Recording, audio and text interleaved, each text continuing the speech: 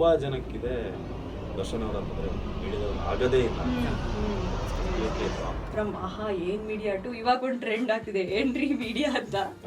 ಏನ್ರಿ ಮೀಡಿಯಾ ಅಂದ ತಕ್ಷಣ ನಿಮ್ಮ ಫಸ್ಟ್ ರಿಯಾಕ್ಷನ್ ಏನಿರುತ್ತೆ? ನಿಮಗೆ ಒಂದೊಂದ್ಸಲ ಈ ತರ ನ್ಯೂಸ್ಗಳು ಬಂದ್ಬಿಡುತ್ತೆ, ಅತ್ತೆ ಮಾಡಿದ ಸಾಂಬಾರಲ್ಲಿ ಸೊಸೆ ಹಾಕಿ ದೊಡ್ಡ ಮನೆ ಅಂತ ಸುಮ್ಮನೆ ಕರೆ ಸುಮ್ಮನೆ ಈಗ ಫೈಟ್ಗಳು ಅದೆಲ್ಲ ನಾನು ನೋಡ್ತಾ ಇರ್ತೀನಿ. ಜರ್ನಲಿಸ್ಟ್ ಅಂದ ತಕ್ಷಣ ಈಗ ಫಾರ್ ಎಕ್ಸಾಂಪಲ್ ಮದುವೆ ಪ್ರಪೋಸಲ್ ಇದೆ, ಮದುವೆಯಲ್ಲಿ ಬಯೋಡೇಟಲ್ ಹುಡುಗ ಜರ್ನಲಿಸ್ಟ್ ಅಂದಾಗ ಫಸ್ಟ್ ರಿಯಾಕ್ಷನ್ ಹೆಂಗಿತ್ತು, ಅಥವಾ ನಿಮ್ಮ ಮದುವೆ ಪ್ರಪೋಸಲ್ ವಿಷಯ ಬಂದಾಗ ನನ್ನ ಕೈಲಿ ಆಗ್ತಾ ಇಲ್ಲ ಕಂಡ್ರು ಏಟ್ರೋ ಇದು ನನ್ನ ಸಿನಿಮಾ ನೋಡಲ್ವಾ ನೀವು, ನಾನೇನು ಬೀದಿಗೆ ಬರಲ್ಲ, ನಾನು ಕೋಟ್ಯಾಧೀಶ್ವರ. ತಾಯಿ ವಿಷಯದಾಗಿ ನಂತರ ಫಸ್ಟ್ ಇಂಟರ್ವ್ಯೂ ಮಾಡಿದ್ದೆ ಟಿವಿನಾಗ. ಚಿಕ್ಕ ಹುಡುಗಂತರ ನನಗೆ ಅವರು ನಾನು ಹಿಂಗೆ ಕೂತಿದ್ದೀನಿ ಎದುರುಗಡೆ ರಂಗನಾಥ್ ಸರ್ ಕೂತಿದ್ದೀನಿ ಪ್ರತಿಯೊಂದು ಹೇಳಿದ್ರು. ಸೊ ಅದನ್ನು ಅಲ್ಲಿಂದ ಅವರು ಹಾಸ್ಪಿಟ್ಲಿಗೆ ಬಂದಿದ್ದು ಕೊನೆಗೆ ಆ ವೇವ್ಲೆ ಅಂತಿದ್ದು ಇದು ಆಪರೇಷನ್ ಥಿಯೇಟರ್ಲಿ ಅದೆಲ್ಲ ಫ್ಲಾಟ್ ಆಗಿದ್ದು. ಪ್ರಾಬಬ್ಲಿ ಅಪ್ಪು ಸರ್ ಅವರ ಆ ಒಂದು ಘಳಿಗೆನ ನಾವು ಮನ್ಸಲ್ಲೂ ನಾವು ನೆನ್ಸ್ಕೊಂಡಿರ್ಲಿಕ್ಕೆ ಸಾಧ್ಯನೇ ಇರಲಿಲ್ಲ. And as A news channel ನಿಮಗೆ ಫಸ್ಟ್ ನ್ಯೂಸ್ ಹೋಗಿರುತ್ತೆ, ನಿಮ್ಮ ಇನ್ಸ್ಟೆಂಟ್ ಎಂಟೈರ್ ಸ್ಟುಡಿಯೋದಲ್ಲಿ ನಿಮ್ಮ ಇನ್ಸ್ಟೆಂಟ್ ರಿಯಾಕ್ಷನ್. ನನಗೆ ಇಲ್ಲಿ ಟಿವಿಲಿ ಬರೋಕ್ಕಿಂತ ಮುಂಚೆ ನನಗಿಲ್ಲಿ ಅಪ್ಡೇಟ್ ಇಲ್ಲ, ಗೊತ್ತಾಗ್ತಾ ಇದೆ ಏನಾಗ್ತಿದೆ. ನಾವು ಏರ್ ಮಾಡಕ್ಕೆ ಯಾರಿಗೂ first of all thank you so much. ನಿಮ್ಮ ಗೆಸ್ಟ್ ರೆಕಮೆಂಡೇಶನ್ಗೆ ಯಾವ ಗೆಸ್ಟ್ ಬೇಕು ಅಂತೆಲ್ಲ ಕಾಮೆಂಟ್ ಮಾಡಿದ್ದೀರಾ. ಬಟ್ ಒಂದೇ ಪ್ರಾಬ್ಲಮ್ ಏನು ಅಂದರೆ, ಈ ಗೆಸ್ಟ್ನ ಅಪ್ರೋಚ್ ಮಾಡಿದಾಗ ಅವ್ರು ಫಸ್ಟ್ ಕೇಳುವಂಥ ಪ್ರಶ್ನೆ ಎಷ್ಟು ಸಬ್ಸ್ಕ್ರೈಬರ್ಸ್ ಇದ್ದಾರೆ ಅಂತ. ಸೊ ನೀವು ಹೇಳಿದ ಗೆಸ್ಟ್ನ ನಾವು ಕರೆಸ್ಬೇಕಾದ್ರೆ ದಯವಿಟ್ಟು ಈ ಚಾನಲ್ನ ಸಬ್ಸ್ಕ್ರೈಬ್ ಮಾಡಿ, ಬೆಲ್ ಐಕನ್ನ ಒತ್ತಿ. ಬಟ್ ಇವತ್ತು ನಮ್ಮ ಜೊತೆ ಇರುವಂಥ ಗೆಸ್ಟ್ ನಾವು ಇನ್ವಿಟೇಷನ್ ಕೊಟ್ಟಾಗ ಎಷ್ಟು ಸಬ್ಸ್ಕ್ರೈಬರ್ ಇದ್ದಾರೆ ಅಂತ ಕೇಳಲೇ ಇಲ್ಲ ಅವರು. ನೀವು ಈ ಹಾಟ್ ಹೆಡ್ಲೈನ್ಸ್ ನೋಡಿರ್ತೀರಾ, ಈ ಬ್ರೇಕಿಂಗ್ ಸ್ಪೀಡಲ್ಲಿ ಬರುವಂತಹ ಬ್ರೇಕಿಂಗ್ ನ್ಯೂಸ್ ನೋಡಿರ್ತೀರಾ, ಪಲ್ಸ್ ರೇಟ್ ಜಾಸ್ತಿ ಮಾಡುವಂತಹ ಪ್ರೈಮ್ ಟೈಮ್ ಡಿಬೇಟ್ ನೋಡಿರ್ತೀರಾ. ಆದರೆ ಇದ್ರ ಹಿಂದೆ ಎಲ್ಲ ಒಂದು ಕತೆ ಇರುತ್ತೆ, ಒಬ್ಬರು ಕಲೆಗಾರರು ಇರ್ತಾರೆ, ಆ ಕಲೆಗಾರರು ಡಿಸೈಡ್ ಮಾಡ್ತಾರೆ ನೀವೇನು ನೋಡಬೇಕು, ಎಲ್ಲಿ ಕತ್ರಿ ಹಾಕಬೇಕು ಅಂತ. ಸೊ ಈ ನ್ಯೂಸ್ ಹವರ್ ಹಿಂದೆ ಏನು ನಡೆಯುತ್ತೆ ಈ ಸ್ಟೋರೀಸ್ನ ಕೇಳೋಣ. ಇವತ್ತು ನಮ್ಮ ಜೊತೆ ಒಬ್ಬರು Kannada very popular Kannada news ಚಾನೆಲ್ನ ವೆರಿ ಪಾಪ್ಯುಲರ್ ಜರ್ನಲಿಸ್ಟ್ ಇದ್ದಾರೆ, ಅವಿನಾಶ್ ಇವನ್ ಅವರು. ನಮಸ್ತೆ ಸರ್. ನಮಸ್ತೆ ನಮಸ್ತೆ. Welcome to mister and missus podcast. Thank you so much sir. First ಪ್ರಶ್ನೆ ಆಕ್ಚುಲಿ ನಾನು ಅರ್ಜುನ್ ಅವರು ಮಾತಾಡ್ಬೇಕಾದ್ರೆ, ನಾವು ಜರ್ನಲಿಸ್ಟ್ನ ಕರಿತಾ ಇದ್ದೀವಿ, ಅದು ಒಂದು popular news channel, current employee, ಎಷ್ಟು ಆನೆಸ್ಟ್ ಆಗಿ ಆನ್ಸರ್ನ ಎಕ್ಸ್ಪೆಕ್ಟ್ ಮಾಡ್ಬೋದು ಅಂತ? ಇಲ್ಲ, ಇನ್ ಮೈ ಲಿಮಿಟೇಷನ್ಸ್ ನಾನು ಮಾಡ್ಬೋದು, ಕೆಲವೊಂದು ನೋಡೋಣ ಹೇಗೆ ಅದ್ರ ಮೇಲೆ ಡಿಪೆಂಡ್ ಆಗುತ್ತೆ. ಇದು ಇವಾಗ ಟ್ರಾನ್ಸಿಷನ್ ಫೇಸ್ ನೋಡಿದ್ರಲ್ಲ, ಫ್ರಮ್ ಆಹಾ ಏನ್ ಮೀಡಿಯಾ ಟು ಇವಾಗ ಒಂದು ಟ್ರೆಂಡ್ ಆಗ್ತಿದೆ ಏನ್ರಿ ಮೀಡಿಯಾ ಅಂತ. ಏನ್ರಿ ಮೀಡಿಯಾ ಅಂದ ತಕ್ಷಣ ನಿಮ್ಮ ಫಸ್ಟ್ ರಿಯಾಕ್ಷನ್ ಏನಿರುತ್ತೆ? ಇಲ್ಲ, ಸ್ಟಾರ್ಟಿಂಗ್ ಅನ್ನಿಸ್ತಾ ಇತ್ತು ಏನಿದು ಫನ್ ಮಾಡ್ತಿದ್ದಾರೆ ಏನು ಅಂತ. ಬಟ್ ಮೀಡಿಯಾದಲ್ಲಿ ಇರೋರು ಯಾರು ಆ ಕಾಮೆಂಟ್ ಗಳನ್ನ ಮಾಡ್ತಾರೆ ಅಥವಾ ಆ ತರದವರೇ ಮೀಡಿಯಾದಲ್ಲಿ ಬಂದು ವರ್ಕ್ ಮಾಡೋದು. ಮೀಡಿಯಾದಲ್ಲಿ ಇರೋರು ಏನು ಬೇರೆ ಪ್ಲಾನೆಟ್ ಇಂದ ಬಂದು ಅಥವಾ ನಮ್ಗೆ ಅಂತಾನೆ ಏನೋ ಸ್ಪೆಷಲ್ ಮಾಡಿದ್ದಲ್ಲ. ಹೇಗೆ ಒಬ್ಬ ವೀಕ್ಷಕರಾಗಿ ಅವ್ರು ನೋಡ್ತಾರ, ನಾನು ಹಿಂದೆ ಒಬ್ಬ ವೀಕ್ಷಕನೇ. ಸೊ ಆಮೇಲೆ ನನ್ನಿಂದ ಏನ್ ಮಾಡಕ್ ಸಾಧ್ಯ ಮೀಡಿಯಾಗೆ ಬಂದು ಅಂತ ನಾನು ಬಂದ. ಸ್ಟಾರ್ಟಿಂಗ್ ಅಲ್ಲಿ ಸ್ವಲ್ಪ ನನ್ಗೆ ಇದನ್ಸೋದು, ಬಟ್ ಆಮೇಲೆ ಇದ್ರದ್ದೇನೋ ಆಗ್ತಿರ್ಬೇಕು. ನೀವು ಟ್ರಾಲ್ ಆಗ್ತಿದಾರ ಅಥವಾ ನಿಮ್ ಬಗ್ಗೆ ಮಾತಾಡ್ತಿದಾರ ಅಂದ್ರೆ ನೀವು ಚಾಲ್ತಿದ್ದೀರಾ ಅಂತ ಅರ್ಥ ಅಂತ ಅನ್ಸುತ್ತೆ. ಬಟ್ ಎಲ್ಲದನ್ನು ತುಂಬಾ ಏನು ಹಾರ್ಡ್ ತಗೊಳ್ಬಾರ್ದು. ಕೆಲವೊಂದು ಹ್ಯೂಮರ್ ಇರ್ಬೇಕಾಗತ್ತೆ, ತಪ್ಪೇನಿಲ್ಲ ಅವ್ರು ಹೇಳ್ತಿರೋದ್ರಲ್ಲೂ. ಕೆಲವೊಂದ್ಸಲ ಮೀಡಿಯಾಗಳು ಮಾಡೋದು ಹಾಗಿರ್ಬೋದು. ಸೊ ಅವ್ರವ್ರ ಪರ್ಸ್ಪೆಕ್ಟಿವ್, ನನ್ಗೇನು ಹಾರ್ಡ್ ಫೀಲಿಂಗ್ಸ್ ಇಲ್ಲ ಆ ಟ್ಯಾಗ್ ಲೈನ್ಗೆ. ನಾವು ನಿಮ್ಮ ಪಾಡ್ಕಾಸ್ಟ್ ಕರಿಬೇಕಾದ್ರೆ ಫಸ್ಟ್ ನಮ್ದು ಥಾಟ್ ಬಂದಿದೆ ಅಂದ್ರೆ, ಇವ್ರಿಗೆ ಸಂಡೇ ರಜೆ ಇರುತ್ತಾ, ಸ್ಯಾಟರ್ಡೆ ಸಂಡೇ ರಜೆ ಇರುತ್ತಾ, ಯಾವ ಡೇಸ್ ರಜೆ ಇರುತ್ತೆ ಅಂತ. ಸೊ ನಿಮ್ ಶಿಫ್ಟ್ ಹೇಗಿರುತ್ತೆ ಸರ್? ಸ್ಯಾಟರ್ಡೆ ಸಂಡೇ ರಜೆ ಸಿಗುತ್ತಾ ನಿಮ್ಗೆ? ಇಲ್ಲ, ನಾರ್ಮಲಿ ನನ್ನ ಶಿಫ್ಟ್ ಸ್ವಲ್ಪ ಮೀಡಿಯಾದವ್ರಿಗೆ ಸ್ಯಾಟರ್ಡೆ ಸಂಡೇ ವಾರಗಳು ಇಲ್ಲ. ಎನಿ ಟೈಮ್ ಡೆವಲಪ್ಮೆಂಟ್ ಆಯ್ತು, ಏನಾದ್ರು ಸಂಡೇ ಬೆಳಗ್ಗೆ ಏನೋ ದೊಡ್ಡ ಇವೆಂಟ್ ಇದೆ ಅಥವಾ ಎಲ್ಲೋ ಅಮೆರಿಕ ಬಂದೊಂದು ಬಾಂಬ್ ಹಾಕ್ಬಿಡ್ತು ಇದ್ರದ್ದೇನೋ ಆದ್ರೆ, ಇಲ್ಲ ಸ್ಯಾಡ್ಲಿ ಯಾರದ ಡಿಮೈಸ್ ಆಯ್ತು, ನಾವು ಬರ್ಲೇಬೇಕಾಗತ್ತೆ. ಸಂಡೇ ಅಂತ ಫಿಕ್ಸ್ ಆಗೋಕ್ ಸಾಧ್ಯ ಇಲ್ಲ. Normally any day of week so ಆತರ ರಜೆ ಇರುತ್ತೆ. ಸೊ ನಾರ್ಮಲಿ ನಮಗೆ ಕಾರ್ಪೊರೇಟ್ ತರ ಸ್ಯಾಟರ್ಡೆ ಸಂಡೇ ಫಿಕ್ಸ್ಡ್ ಇಲ್ಲ. ಸೊ ಎಷ್ಟೊಂದ್ಸಲ ನಾವು ಊರಿಗೆ ಹೊರಟ್ವಿ ಅಂತಂದಾಗ ಹಿಂದಿನ ದಿವಸ ನೈಟ್ ಮೆಸೇಜ್ ಬಂದು ಕ್ಯಾನ್ಸಲ್ ಆಗಿದ್ದು ಇದೆ. ಊರಿಗೆ ಹೋಗಿದ್ದಾಗ ಅಲ್ಲಿಂದ ವಾಪಸ್ ಬಂದಿದ್ದು ಇದೆ. ಎಲ್ಲ ನೆಂಟರು ಬಂದ್ರು, ಇವಾಗ ಒಂದು ಕಾಲ್ ಬಂದು ಅವಿನಾಶ್ ನಾಳೆ ಬರ್ಬೇಕು ಅಂತ ಹೇಳಿದಾಗ ಬಂದಿದ್ದು ಇದೆ. ಸೊ ಜರ್ನಲಿಸಮ್ ಅನ್ನೋದು ಹೊರಗಡೆ ಕಾಣಿಸಿದಷ್ಟು ಒಳಗಡೆ it's not easy. It's a challenging job ನಾನು ನೋಡಿದಾಗ. ಆಮೇಲೆ ಈಗ ನೀವು ದೊಡ್ಡ ದೊಡ್ಡ ನ್ಯೂಸ್ಗಳು ಹೇಳ್ತೀವಿ, ನಾನು ಫನ್ ಇದ್ರಲ್ಲಿ ಕೇಳ್ತೀನಿ. ಅಂದ್ರೆ ಈಗ ದೊಡ್ಡ ದೊಡ್ಡ ನ್ಯೂಸ್ ಅದರಲ್ಲಿ ಈ ಥರದ ಕೇಸಸ್ಗಳು ಇದೆಲ್ಲ ಇರುತ್ತೆ. ಅದನ್ನ ಬಿಟ್ಟು ನಮಗೆ ಈಗ ಆಂಕರ್ ನಮ್ಮ ರಿಲೇಟಿವ್ ಅಲ್ಲಿ ಒಬ್ರಿದ್ದಾನೆ, ಫ್ರೆಂಡ್ ಅಲ್ಲಿ ಒಬ್ನಿದ್ದಾನೆ ಅಂತ ಹೇಳಿದಾಗ ಏನೋ ಒಂದು ನೋಡ್ತಾ ಇರ್ತೀವಿ, ಜಿಯೋ ಪೊಲಿಟಿಕಲ್ ನ್ಯೂಸ್, ಟ್ರಂಪ್ ಹೇಳ್ತಾರೆ ಇದು ಹೇಳ್ತಾರೆ ಅಂತ. ನಿಮಗೆ ಒಂದೊಂದ್ಸಲಿ ಈ ತರ ನ್ಯೂಸ್ಗಳು ಬಂದ್ಬಿಡುತ್ತೆ.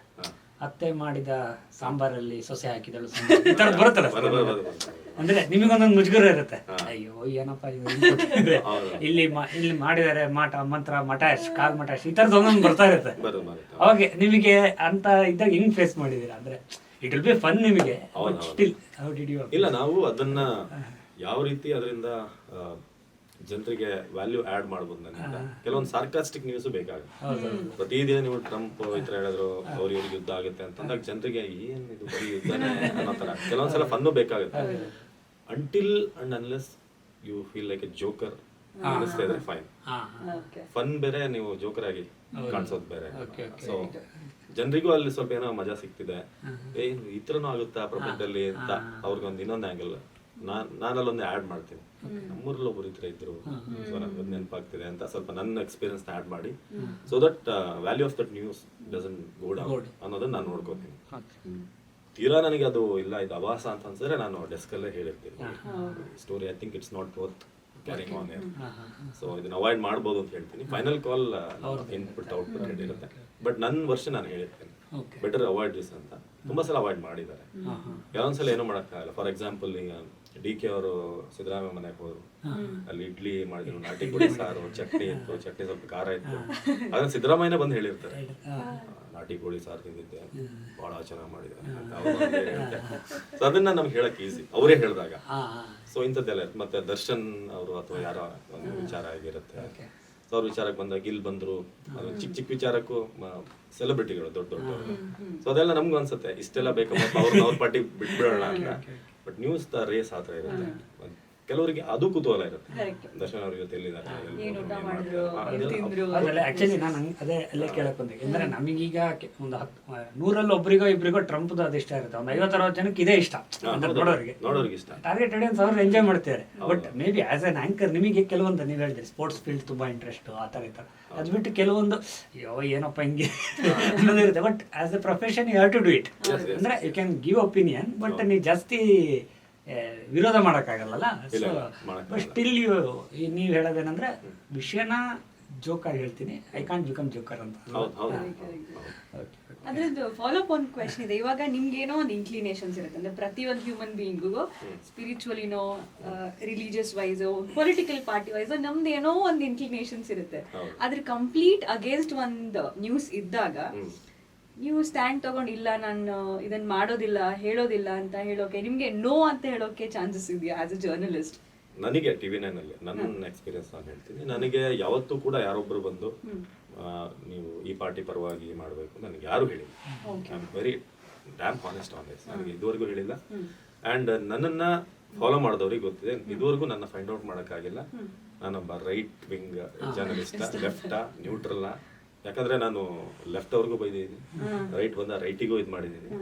ಸೊ ಇದುವರೆಗೆ ನಾನು ಯಾವುದಕ್ಕೂ ನನ್ನೊಳಗಡೆ ಒಂದು ಐಡಿಯಾಲಜಿ ಅನ್ನೋದು ಇದೆ, ಬಟ್ ಅದು ರೈಟಾ ಲೆಫ್ಟಾ ಅನ್ನೋದನ್ನ ನಾನು ಯಾವ್ದು ಸ್ಕ್ರೀನಲ್ಲಿ ತೋರಿಸಿಲ್ಲ. ನಮ್ಮ ಆಫೀಸಲ್ಲೂ ತುಂಬಾ ಜನ ಹೇಳಿದ್ದ ಅದೇನೆ, ನೀವು ಯಾರನ್ನ ಇದು ಅಂತ ಗೊತ್ತೇ ಆಗಲ್ವ ಅಂತ ಇದು ಮಾಡಿದ್ದಿದೆ. ಬಟ್ ನಾರ್ಮಲಿ ನಾನು ಲೆಫ್ಟ್ ಅವ್ರಿಗೆ ಏನಾದ್ರು ಕ್ಲಾಸ್ ತಗೊಂಡ್ರೆ ರೈಟ್ ಅವ್ರು ನನಗೆ ಬೈದಿದ್ದೀನಿ ಸೋಷಿಯಲ್ ಮೀಡಿಯಾದಲ್ಲಿ, ಬಿಡ ನೀನು ಗುಲಾಮ ನೀನು, ಈ ಕಡೆ ಹೇಳಿದೆ ನೀನ್ ಭಕ್ತ ಬಿಡು ಅಂತದ್ದು ಹೇಳಿದ್ದೀವಿ.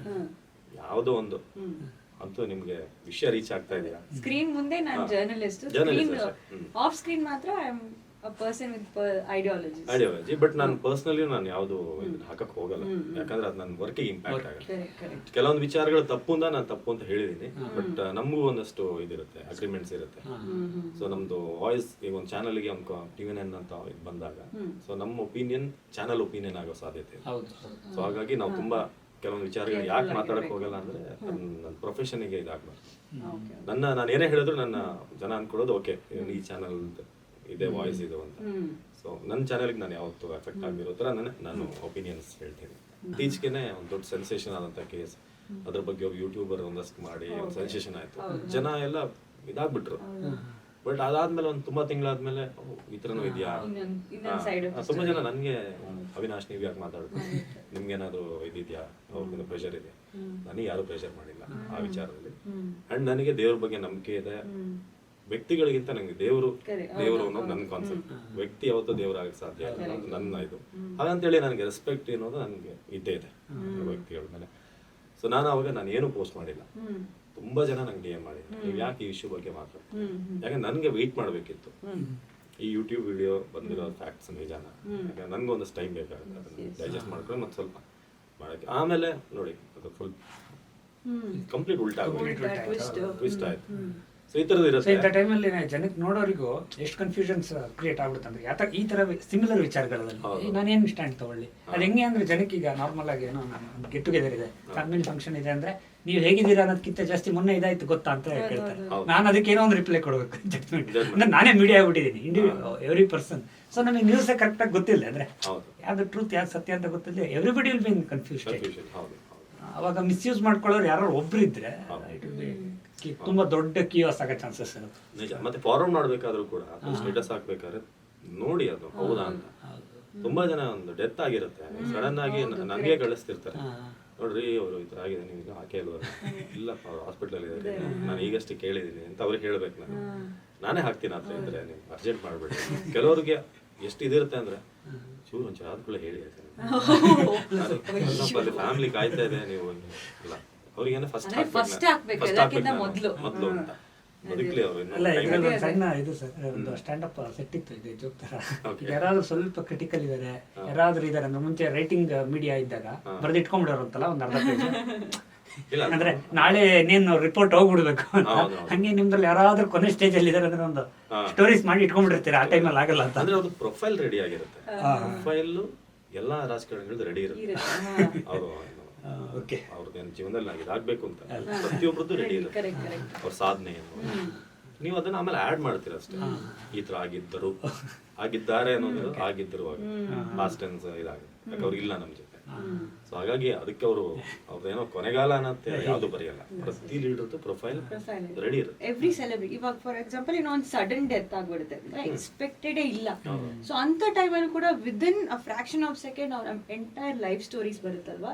ಸೊ ಅಂತ ಟೈಮಲ್ಲೂ ನೀವು ಅಂದ್ರೆ ಎಲ್ಲಾ ಸೆಲೆಬ್ರಿಟಿ ಎಲ್ಲರದ್ದು ಒಂಥರ ಪ್ರೊಫೈಲಿಂಗ್ ರೆಡಿ ಇರುತ್ತಾ? ಪ್ರತಿಯೊಬ್ಬರದ್ದು ಇರಲ್ಲ, ಕೆಲವೊಂದು ಅನ್ಎಕ್ಸ್ಪೆಕ್ಟೆಡ್ ಅದು ಅವಾಗ್ಲೇ ಕೂತ್ ಮಾಡೋದು, ನಾವು ನಿರೀಕ್ಷೆ ಮಾಡಿರಲ್ಲ. ಬಟ್ ಕೆಲವೊಂದು ಏನಂತಂದ್ರೆ ಅವ್ರದ್ದು ಸ್ಟೇಚರ್, ಅವ್ರು ಮಾಡಿರೋ ಸಾಧನೆ, ಅದಕ್ಕೆ ಅಂತ ನಾವು ಮಾಡಿರೋದು ಅವ್ರದ್ದು ಒಂದೇನಾದ್ರೂ 50ನೇ ವರ್ಷ ಬರ್ತ್ಡೇ ಬರ್ಬೋದು, ಅವತ್ತು ನಮಗೆ ಪ್ರೋಗ್ರಾಮ್ ಬೇಕು. ಅಂದ್ರೆ ಪ್ರೊಫೆಷನ್ ಎಷ್ಟು ಟ್ರಿಕಿ ಅಲ್ಲ ಅಂತ ನಿಮ್ಗೆ, ಅಂದ್ರೆ ಆ ಮೂಮೆಂಟ್ ಗೆ ಮಾಡೋದೇ ಕಷ್ಟ. ಹೌದು. ಬಟ್ ಸಡನ್ ಅನ್ಎಕ್ಸ್ಪೆಕ್ಟೆಡ್ ಇದಾದಾಗ ಆಗ್ಲೇ ಮಾಡೋದು. ಸೊ ನೀವು ಜರ್ನಲಿಸಮ್ಗೆ ಬಂದಿದ್ದು ಹೆಂಗೆ ಈ ಸ್ಟೋರಿ ಹಿಂದೆ? ಬಿಕಾಸ್ ಎಲ್ರದ್ದು ಒಂದು ಸ್ಟೋರಿ ಅಂತ ಇರುತ್ತೆ, ಪ್ರಾಬ್ಲಿ ಪ್ಲಾನ್ ಇರ್ಬೋದು, ಕೆಲವ್ರದ್ದು ಆಕ್ಸಿಡೆಂಟಲ್ ಜರ್ನಿ ಇರ್ಬೋದು. ನಿಮ್ ಜರ್ನಿ ಹೇಗೆ ಸ್ಟಾರ್ಟ್ ಆಯ್ತು? ಇಲ್ಲ, ನಂದು ಆಕ್ಸಿಡೆಂಟಲ್ ಜರ್ನಿ. ನಾನು ಚಿಕ್ಕ ವಯಸ್ಸಿಂದ ನನ್ನ ಡ್ರೀಮ್ ನಾನು ಇಂಡಿಯಾ ಕ್ರಿಕೆಟ್ ಆಡಬೇಕು ಅಂತ. Hard core cricket fan. ನಾನು ಹೇಗೆ ಅಂತಂದ್ರೆ ಕಾಲೇಜಲ್ಲಿ ಬಸ್ಸಲ್ಲಿ ಬರ್ಬೇಕಾದ್ರೆ ನನ್ನ ಮೈಂಡಲ್ಲಿ ನಾನು ಸಚಿನ್ ತೆಂಡೂಲ್ಕರ್ ಗಂಗೂಲಿ ಓಪನಿಂಗ್ ಹೋಗಿದ್ದಾರೆ, ನೆಕ್ಸ್ಟ್ ದ್ರಾವಿಡ್ ಹೋಗ್ತಾರೆ, 4ನೇ ನಾನೇ. ಇಲ್ಲ ಕ್ಯಾಪ್ಟನ್ ಏನಾದ್ರು ಗಂಗೂಲಿ, ಇಲ್ಲ ಅವಿನಾಶ್ ನೀವು ಹೋಗು ಅಂತಂದ್ರೆ ಒನ್ ಡೌನ್ ನಾನು ಹೋಗಿ ಸಚಿನ್ಗೆಲ್ಲ ಗ್ಲೌಸ್ ಇತ್ತು, ನಂದಿದು ಫ್ಯಾಂಟಸಿ. ಸೊ ಈ ಥರ ನಾನೊಂದು ದಿನ ಆಗ್ತೀನಿ ಅಂತ. ನಾನು ರೋಡಲ್ಲಿ ಹೋಗ್ಬೇಕಾದ್ರೆ ನಮ್ಮೂರಲ್ಲಿ ಕಲ್ಲೆಲ್ಲ ತೆಗೆದು ಮರಕ್ಕೆ ಗುರಿ ಹಿಡಿಯೋದು, ಅದೆಲ್ಲ ಮಾಡ್ತಾ ಇದ್ದೆ. ಸೊ ಕ್ರಿಕೆಟರ್ ನಂದು ಇದು ಹೋಲ್ ಅಂಡ್ ಸೋಲ್ ಇದು. ಬಟ್ ನಾನು ಶೃಂಗೇರಿಯ ಒಂದು ಸಣ್ಣ ಹಳ್ಳಿಯಿಂದ ಬರೋದ್ರಿಂದ ನಂಗೆ ಬೆಂಗಳೂರಿಗೆ ಬಂದು ಯಾರನ್ನ ಕ್ಲಬ್ಬಿಗೆ ಆಡ್ಬೇಕು ಅದೆಲ್ಲ ನನಗೆ ಗೊತ್ತಿಲ್ಲ. ಬಟ್ ಹೇಳೋರು, ನನ್ನ ಸ್ವಲ್ಪ ಅಲ್ಲಿ ತಿಳ್ಕೊಂಡವ್ರು ಕೇಳಿದಾಗ ಏನ್ ಮಾಡ್ಬೇಕು ಅನ್ನೋ ಕ್ರಿಕೆಟರ್ ಆಗಬೇಕು, ನೀನ್ ಚೆನ್ನಾಗಿ ಆಡ್ತೀಯ, ಬಟ್ ನೀನ್ ಬೆಂಗಳೂರು ಹೋಗ್ಬೇಕು, ಏನಕ್ಕೆ ಕ್ಲಬ್ ಸೇರ್ಬೇಕು. ಯಾಕಂದ್ರೆ ಇಲ್ಲೆಲ್ಲ ಕಾಲೇಜ್ ಓದೋ ಮಕ್ಕಳಿಗೆ, ಸ್ಕೂಲ್ ಮಕ್ಕಳಿಗೆ ಫ್ರಮ್ ಚೈಲ್ಡ್ಹುಡ್ ಬ್ಯಾಕಪ್ ಇರುತ್ತೆ. ಬಟ್ ನಮಗೆಲ್ಲಿ ಆಗ ಬಸ್ಸಿಗೆ ಟಿಕೆಟಿಗೆ ದುಡ್ಡೇ ದೊಡ್ಡ ವಿಷಯ. ಬಟ್ ನನ್ಗೆಲ್ಲೋ ಒಂದ್ ಕಡೆ ಓಕೆ, ನಾನು ಎಲ್ಲೋ ಒಂದ್ ಕಡೆ ಕ್ರಿಕೆಟಿಗೆ ಕನೆಕ್ಟ್ ಆಗ್ತೀನಿ ಅನ್ನೋ ತರ ಇದಿತ್ತು ನನಗೆ. ಬಟ್ ಹೋಗ್ತಾ ಹೋಗ್ತಾ ಹೋಗ್ತಾ ಏನಾಯ್ತು ಅಂತಂದ್ರೆ ನಂದು ಮಾರ್ಕ್ಸ್ SSLC PU ಎಲ್ಲ ಚೆನ್ನಾಗಿತ್ತು. PU ಬರ್ಬೇಕಾದ್ರೆ ಒಂದು ಸೈನ್ಸ್ ತಗೋ ನೀನು ಅಂತ ಅಲ್ಲಿದ್ದವ್ರನ್ನ ಸ್ವಲ್ಪ ಓದ್ದವ್ರು ಹೇಳೋರು ಯಾವಾಗ್ಲೂ. ಬಟ್ ನನ್ನ ಮನೆಯಿಂದ ನನ್ನ ಕಾಲೇಜ್ ಶೃಂಗೇರಿ ಒಂದು 21 ಕಿಲೋಮೀಟರ್. ನಾನು ಬಸ್ ಸ್ಟ್ಯಾಂಡಿಗೆ ಹೋಗ್ಬೇಕಂತಂದ್ರೆ ಒಂದು 6 ಕಿಲೋಮೀಟರ್ ನಡಿಬೇಕು. ನಮ್ಮೂರಿಗೆ ಯಾವುದು ವೆಹಿಕಲ್ ಇಲ್ಲ, ಆಗ ತುಂಬಾ ಕಚ್ಚಾ ರೋಡ್ ಅದು, ಈಗೆಲ್ಲ ರೋಡ್ಗಳಾಗಿದೆ. ಸೊ ನಾನು ನಡ್ಕೊಂಡೇ ಹೋಗ್ತಾ ಇದ್ದು 6, 12 ಹೋಗ್ತಾ 6 ಈ ತರ ಹೋಗ್ತಿದ್ದವ್ ನಾನು. ನನಗೆ ಸೈನ್ಸ್ ಓದಕ್ಕೆ ಇದಾಗಲಿಲ್ಲ. PCM ತುಂಬ ಟೈಮ್ ಆಗ್ತಿರ್ಲಿಲ್ಲ, ಯಾಕಂದರೆ ಬೇರೆಯವೆಲ್ಲ ಟ್ಯೂಷನ್ ಹೋಗೋರು, ಟೌನಲ್ಲಿ ಇರೋರು. ನಾನು ಹಳ್ಳಿಯಿಂದ ನನ್ನ ಮನೆಗೆ ಬರೋದೇ 3:30-4 ಗಂಟೆ ಕಾಲೇಜ್ ಬಿಟ್ಟರೆ ಮನೆಗೆ ಬರೋದು 6-6:30 ಆಗುತ್ತೆ. ಬಂದು ನಾನು ಓದಬೇಕಾಗಿತ್ತು. ಸೊ ಸೈನ್ಸ್ ನಾನು ಇದು ಮಾಡ್ತಾ ನನಗೆ ಈ ಕ್ರಿಕೆಟರ್ದೊಂದು ಇತ್ತಲ್ಲ ತಲೆಯಲ್ಲಿ ಆಗಬೇಕು ಅನ್ನೋದು. ನಾನು ಡ್ರಾಯಿಂಗಲ್ಲೂ ಚೆನ್ನಾಗಿದ್ದೆ. ಸೊ ನನಗೆ ಆಫ್ಟರ್ ಸೆಕೆಂಡ್ PU ಏನು ಮಾಡಬೇಕು ಅನ್ನೋದು ನನಗೆ actually science is not for me ಅಂತ ನನಗೆ ಒಳಗೆ ಅನಿಸ್ತಾ ಇತ್ತು. ತುಂಬ ಟಫ್ ಇದೆ, ಟೈಮ್ ಕೊಡೋಕ್ಕಾಗ್ತಿಲ್ಲ ಅಂತ. ಸೊ ಆಮೇಲೆ ನಾನು ಅಲ್ಲಿಂದ ಸೈನ್ಸ್ನ ಕಂಟಿನ್ಯೂ ಮಾಡಲಿಲ್ಲ. ನಾನು ಬ್ಯಾಂಗ್ಳೂರಿಗೆ ಬಂದೆ. ನನಗೆ ಆ್ಯನಿಮೇಷನ್ ಮತ್ತು ಮಲ್ಟಿಮೀಡಿಯಾ, ಸೊ ಇದ್ರದ್ದೊಂದು ಇದಾಯಿತು. ಸೊ ಆಗ ಹೇಳಿದ್ರೆ ಆ್ಯನಿಮೇಷನ್ಗೆ ಒಳ್ಳೆ ಇದಿದೆ, ಗ್ರಾಫಿಕ್ಸ್ ಮಾಡೋರಿಗೆ, ಎಡಿಟಿಂಗ್ ಮಾಡೋರಿಗೆ. ಸೊ ನನಗೆ ಇಂಜಿನಿಯರ್ ಡಾಕ್ಟರ್ ಎಲ್ಲ ನನ್ನ ತಲೆಯಲ್ಲೇ ಇಲ್ಲ. ಫೋರ್ಸ್ಫುಲಿ ನನಗೆ ನಂದೊಂದಷ್ಟಲ್ಲಿ ಊರಲ್ಲಿದ್ದಂಥವ್ರು ಸ್ವಲ್ಪ ಓದ್ದವ್ರು ಹೇಳಿರೋದು.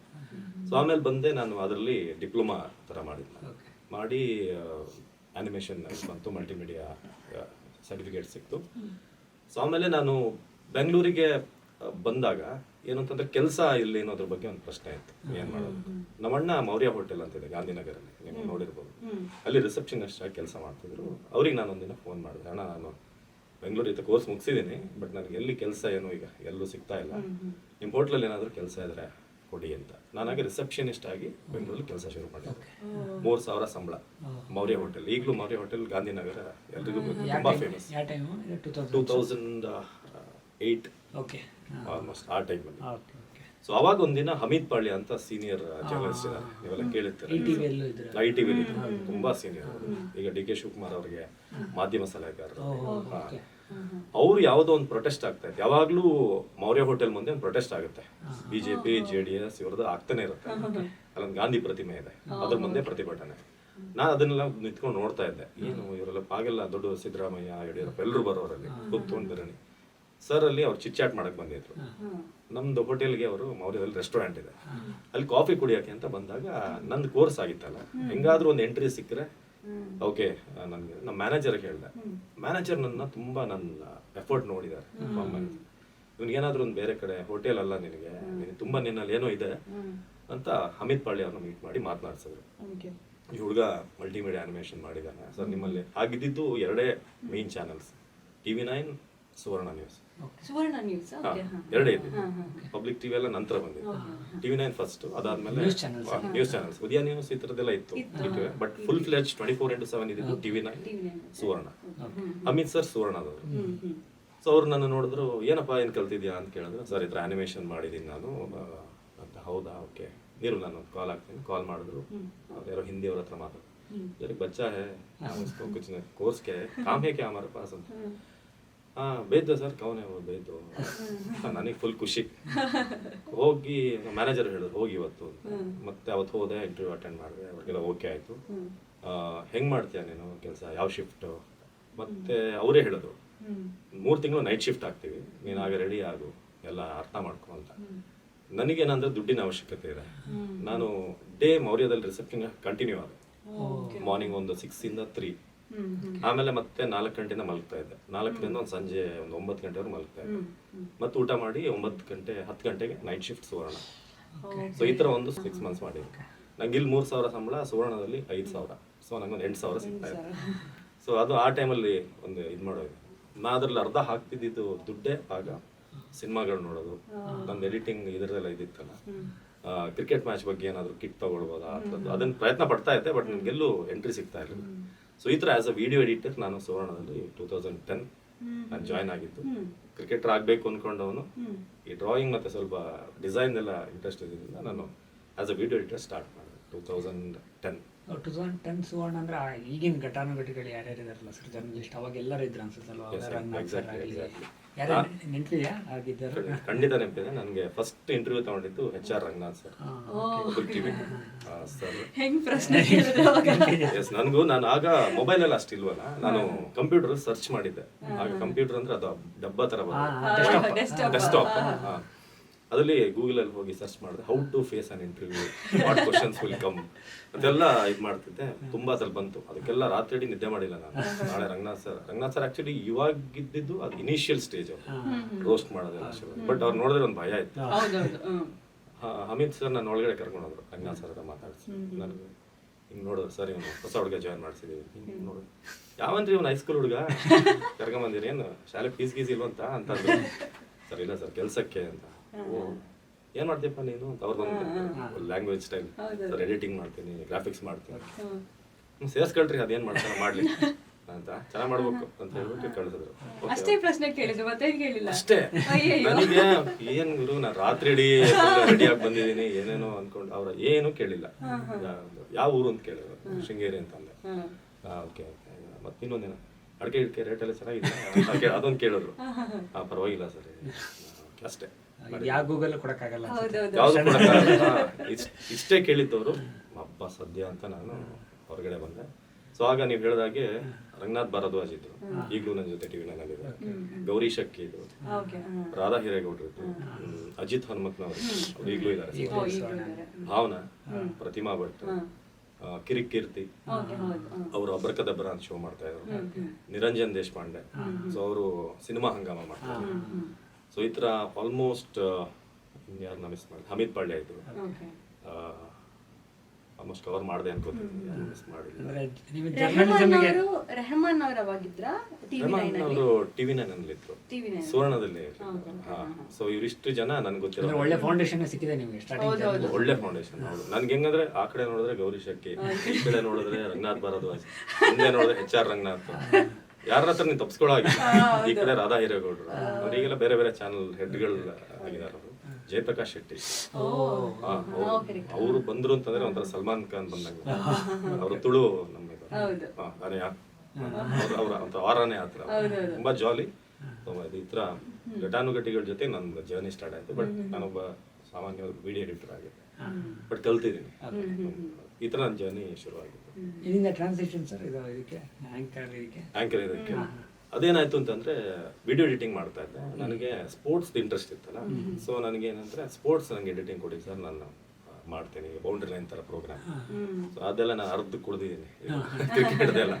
ಸೊ ನಾನು ನೈಟ್ ಶಿಫ್ಟಲ್ಲಿ ಸ್ಪೋರ್ಟ್ಸೇ ತಗೊಳ್ತಾ ಇದ್ದೆ. ಸ್ಪೋರ್ಟ್ಸ್ ಒಂದು 2 ವರ್ಷ ಆದ್ಮೇಲೆ ಒಂದಿನ ಅರವಿಂದ್ ಸೇತುರಾಮ್ ಅಂತ ಪಬ್ಲಿಕ್ ಟಿವಿಲಿ ಆಂಕರ್ ಇದೆ. ಸೊ ಅವರು ಒಂದ್ಸಲ ಯಾವುದೋ ನೈಟ್ ಶಿಫ್ಟ್ ಎಮರ್ಜೆನ್ಸಿ ಹೋಗ್ಬೇಕಾದ್ರೆ ಒಂದು ವಾಯ್ಸ್ ಓವರ್ ಅವರು ಕೊಡಬೇಕಿತ್ತು. ಬಟ್ ಪಾಪ ಅವ್ರು ಮರೆತು ಹೋಗಿದ್ದಾರೆ, ಕ್ಯಾಬ್ ಏನೋ ರೆಡಿ ಆಗಿದೆ ಅಂತ, ಮಿಸ್ ಆಗೇನೋ ಆಗಿದೆ. ಸೊ ಆವಾಗ ಆ ವಾಯ್ಸ್ ಕೊಡೋಕ್ಕೆ ಯಾರೂ ಇಲ್ಲ. ಬೆಳಗ್ಗೆ ನೈಟ್ ಶಿಫ್ಟಲ್ಲಿ ಅವತ್ತು ಆಂಕರ್ಸಲ್ಲಿ ಯಾರು ವಾಯ್ಸ್ ಓವರ್ ಕೊಡೋರು ಇದ್ರು, ಬಟ್ ಅವರು ಕೊಟ್ಟೇನೋ ಹೊರಟಿದ್ದಾರೆ ಏನೋ ಗೊತ್ತಿಲ್ಲ. ಮಾರ್ನಿಂಗ್ ಆಗೋವರೆಗೂ ಭಾವನಾ ಅವರು ಬೆಳಗ್ಗೆ 6 ಗಂಟೆ ಬರಬೇಕು. ಅವ್ರು ಬರ್ತಿದ್ದಾಗೇನೆ ಅವತ್ತು ಅವ್ರಿಗೊಂದು ಡಿವೋಷನಲ್ ಪ್ರೋಗ್ರಾಮ್. ಸೊ ಅವರು ಬಂದರು, ನಾನು ಹೋದೆ, ಮೇಡಮ್ ಇದೊಂದು ವಾಯ್ಸ್ ಓವರ್ ಇದೆ ಅಂತ. ಅಭಿನಾ ಸಾರಿ, ಈಗಲೇ ಸೀರೆ ಎಲ್ಲ ಹಾಕಿ ರೆಡಿ ಆಗಬೇಕು, ಮೇಯ್ನ್ ಪ್ರೋಗ್ರಾಮ್ ಇರುತ್ತೆ, ನಾನು ಬಂದ ಆಮೇಲೆ ಟೈಮ್ ಸಿಕ್ಕರೆ ಕೊಡ್ತೀನಿ, ಮ್ಯಾನೇಜ್ ಮಾಡಿ ಅಂತ ಅವರು ಹೋದ್ರು. ಯಾರ ಹತ್ರ ಕೊಡಿಸೋದು? ಬಟ್ ನನಗೆ ಒಳಗಡೆ ಒಂದು ಆಸೆ ಇದೆ, ನಂಗೆ ಯಾರಾದ್ರೂ ಒಬ್ರು ಹೇಳಿ ನೀನು ವಾಯ್ಸ್ ಓವರ್ ಕೊಡು ಅಂತ. ಬಿಸಿ, ಯಾಕಂದ್ರೆ ನಾನು ಪ್ರಾಕ್ಟೀಸ್ ಮಾಡ್ತಿದ್ದೆ. ಮತ್ತು ನಮ್ಮ ಇನ್ಚಾರ್ಜ್ ಹೇಳಿದ್ರು, ನೀನು ವಾಯ್ಸ್ ಸ್ವಲ್ಪ ಇದಿದೆಯಲ್ಲ, ನೀನೇ ಕೊಡು ಅಂತ.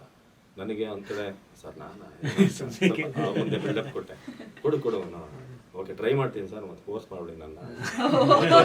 ಮತ್ತೆ ಹೋಗಿ ನಾನೇ ತಗೊಂಡು ವಾಯ್ಸ್ ಒಂದು 100 ರೀಟೇಕ್ ಆಗಿದೆ. ನನಗೆ ಭಯ ಅಂದ್ರೆ ಪರ್ಫೆಕ್ಟ್ ಬರಬೇಕು. ಎಡಿಟಿಂಗ್ ಎಂದ್ಗೂ ನಾನೇ ಅಲ್ವಾ, ಎಷ್ಟು ರೀಟೇಕ್ ಆದ್ರೆ ಏನೋ ಅಂತ ನನಗೆ ಅದೊಂದು ಧೈರ್ಯ. ವಾಯ್ಸ್ ಓವರ್ ಕೊಟ್ಟೆ, ಎಡಿಟ್ ಮಾಡಿಲ್ಲ, ಇದು ವಾಯ್ಸ್ ಓವರ್ ರೆಡಿ ಮಾಡ್ಕೊಂಡೆ. ನಾನು ಎಡಿಟು ಮಾಡೋದು ಪ್ಯಾಕೇಜ್, ಒಳ್ಳೆ ಮ್ಯೂಸಿಕ್ ಹಾಕ್ದೆ. ನೋಡಿದವ್ರು ಯಾರಾದ್ರೂ ಒಪ್ಕೊಳ್ಬೇಕು ಮಾಡಿ ಎಲ್ಲ ರೆಡಿ ಆಯ್ತು. ನಮ್ಮ ಸ್ಪೋರ್ಟ್ಸ್ ಹೆಡ್ ಇದ್ರು, ಅವ್ರ ಮನೆಯಲ್ಲಿ ಪ್ರೋಗ್ರಾಮ್ ನೋಡ್ತಾ ಇದ್ರು. ಬೆಳಗ್ಗೆ 8 ಗಂಟೆಗೆ ಇನ್ನ ಅದು ಪ್ಲೇ ಆಗ್ತಾ ಇದ್ರು ಟೆಲಿಕಾಸ್ಟ್. ಅವ್ರ ಮನೆಯಲ್ಲಿ ನೋಡು ಬಂದ್ರು. ಆಮೇಲೆ 10 ಗಂಟೆ ಬಂದ್ರು. ಅವಿನಾಶ್ ಅದು ಯಾರದು ಒಂದು ಚಿಕ್ಕ ಸ್ಟೋರಿ, ಅದು ಹೊಸ ವಾಯ್ಸ್ ಕೇಳಿದೆ, ಯಾರ್ದದು ಅಂತ. ಸರ್ ನಂದೇ ವಾಯ್ಸ್, ಹಿಂದೆ ವಾಯ್ಸ್ ಅಂತ ಅನ್ಕೊಂಡು ಹೋದ್ರು ಅವರು. ಅಂದ್ರೆ ಅವ್ರು ನಂಬಿಲ್ಲ, ನಾನು ವಾಯ್ಸ್ ಅವ್ರು ಕೊಟ್ಟಿಲ್ಲ. ಸೀರಿಯಸ್ಲಿ ನಂದೇ ಸರ್ ಅಂತ ಅಂದಾಗ ಅವರು ಹೌದಾ ಅಂತ ನಮ್ಮ ಇನ್ಚಾರ್ಜಿಗೆ ಫೋನ್ ಮಾಡಿ ಕೇಳಿದ್ರು. ಹೌದು ಅವಿನಾಶ್ ದ ವಾಯ್ಸ್. ಹೌದು, ಇನ್ಮೇಲೆ ಒಂದು ಕೆಲಸ ಮಾಡು, ಡೈಲಿ 2 ಮಿನಿಟ್ಸ್ ಸ್ಟೋರಿ ನೀನು ಕೊಡು. ನೀನೊಂಥರ ವಾಯ್ಸ್ ಚೇಂಜ್ ಇದೆ, ನಾವು ರೆಗ್ಯುಲರ್ ಎಲ್ಲ ಆಂಕರ್ಸ್ ನೋಡಿದ್ದೀನಿ, ನೀನು ಚಿಕ್ಕ ಸ್ಟೋರಿ ನೀನು ಕೊಡು ಪ್ರತಿದಿನ ಅಂತ. ಸೊ ಅಲ್ಲಿಂದ ನಂದು ವಾಯ್ಸ್ ಓವರ್ ಜರ್ನಿ ಶುರು ಆಯ್ತು. ಆಮೇಲೆ ನಾನು ಸ್ಪೋರ್ಟ್ಸ್ ಇಂದ ಪೊಲಿಟಿಕಲ್ ಕ್ರೈಮ್ ಸ್ವಲ್ಪ ಬೇಸ್ ನಾನು ಡೆವಲಪ್ ಮಾಡ್ಕೊಂಡೆ. ಈ ತರ ಇರ್ಲಿಲ್ಲ ನನ್ನ ವಾಯ್ಸ್, ಸ್ವಲ್ಪ ಹೆದರ್ಕೊಂಡು, ಯಾಕಂದ್ರೆ ಕಾನ್ಫಿಡೆನ್ಸ್ ಇರ್ಲಿಲ್ಲ. ಲೈಫಲ್ಲಿ ಯಾವ ಕಾನ್ಫಿಡೆನ್ಸ್ ಬರುತ್ತೆ, ನಿಮ್ಮ ವಾಯ್ಸ್ ಸ್ಟ್ರಾಂಗ್ ಆಗಿ ಕೇಳಕ್ಕೆ ಶುರು ಆಯ್ತು. ಸೊ ಆಮೇಲೆ ನೋಡಿದವರೆಲ್ಲ ಆಲ್ಮೋಸ್ಟ್ ಪ್ರತಿಮಾ ಭಟ್ ಅವ್ರು ಫಸ್ಟ್ ಟೈಮ್ ನನಗೆ ಬಂದು ಒಂದು ಸ್ಟೋರಿ ನಾನು ಕೊಟ್ಟಿದ್ದಕ್ಕೆ ಹಿಂಗೆ ನೋಡಿದ್ರು. ಪ್ರತಿಮಾ ಭಟ್ ನಿಮಗೆಲ್ಲ ಗೊತ್ತೇ ಇರೋದು.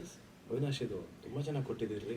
ಅವ್ರು ತುಂಬಾ ಮುಕ್ತ ಕಂಠದಲ್ಲಿ ಯಾವತ್ತು ನನ್ಗೆ ಅವತ್ತು 1-2 ದಿನ ನಿದ್ದೆನೂ ಬಂದಿಲ್ಲ. ನಂಗೆ ಅದೇ ಚೆನ್ನಾಗಿ ಕೊಟ್ಟಿದ್ದೀರಿ ಅಂತ ಕೇಳಿಸ್ತಾ ಇದೆ ನಂಗೆ. ಓಕೆ ನಾನು ಓಕೆ ವಾಯ್ಸ್ ಓವರಲ್ಲಿ ಒಂದು ಹಂತಕ್ಕೆ ನಾನೇನೋ ಇದು ಮಾಡಿದ್ದೀನಿ ಅಂತ. ಸೊ ಆಮೇಲೆ ನನಗೆ ಕೆಲವರು ಹೇಳಕ್ ಶುರು ಮಾಡಿದ್ರು, ನೀನು ಯಾಕೆ ಆ್ಯಂಕರ್ ಆಗಬಾರ್ದು, ನಿನ್ನ ವಾಯ್ಸ್ ಚೆನ್ನಾಗಿದೆ, ಒಳ್ಳೆ ಥ್ರೋ ಇದೆ, ಮತ್ತು ಚೆನ್ನಾಗಿ ನೀನು ಮಂಡಿಸ್ತೀಯ ವಿಚಾರಗಳನ್ನು. ಬಟ್ ನಾನು ಅವಾಗ ಹೆಂಗಿದೆ ತುಂಬಾ ಸಣ್ಣಕ್ಲ, ತುಂಬಾ ಲೂಸ್ ಮಾದವರು ಇನಿಷಿಯಲ್ ದುನಿಯಾದಲ್ಲಿ ಬಂದು ನಂತರ ಇದೆ ನಿಮ್ಗಿಂತನೂ ಸಣ್ಣ. ಸೊ ನನಗೆ ನನ್ನ ಮೇಲೆ ಇದಿಲ್ಲ, ನನ್ನ ಮುಖನೇ ಯಾರು ನೋಡ್ತಾರೆ ಅಂತ. ಬಟ್ ಅದು ಒಂದು ಹಂತಕ್ಕೆ ಏನಾಯ್ತು ಅಂತಂದ್ರೆ, ನಾನು ಸುವರ್ಣದಿಂದ ರಾಜ್ ನ್ಯೂಸಿಗೆ ಹೋದೆ. ಅಮಿತ್ ಪಾಳ್ಯ ಅವರು ಅಲ್ಲಿಗೆ ಹೋದ್ರು, ಸೊ ನಾನು ಅಲ್ಲಿಗೆ ಹೋದೆ. ಸೊ ಅಲ್ಲಿ ಸಣ್ಣ ಸಣ್ಣ ಪ್ರೋಗ್ರಾಮ್ಗಳು ಚಿಕ್ಕ ಚಿಕ್ಕದು ಮಾಡ್ತಾ ಇದ್ದೆ, 10 ನಿಮಿಷದೆಲ್ಲ ಆಂಕರಿಂಗ್ ಮಾಡ್ತಾ ಇದ್ದೆ. ಬಟ್ ಒಂದು ಹಂತಕ್ಕೆ ಹೋಗ್ತಾ ನಾನು ಮತ್ತೆ ಇನ್ನೊಂದು ಚಾನಲ್ಗೆ ಹೋದೆ. ಅಲ್ಲಿ ಹೋದಾಗ ಏನಂತ ನನ್ಗೊಂದು ಮನ್ಸಲ್ಲಿ ತುಂಬಾ ಆಳವಾಗಿ ಆಯ್ತು, ನಾನು ಆಂಕರ್ ಆಗ್ಲೇಬೇಕು ಅಂತ.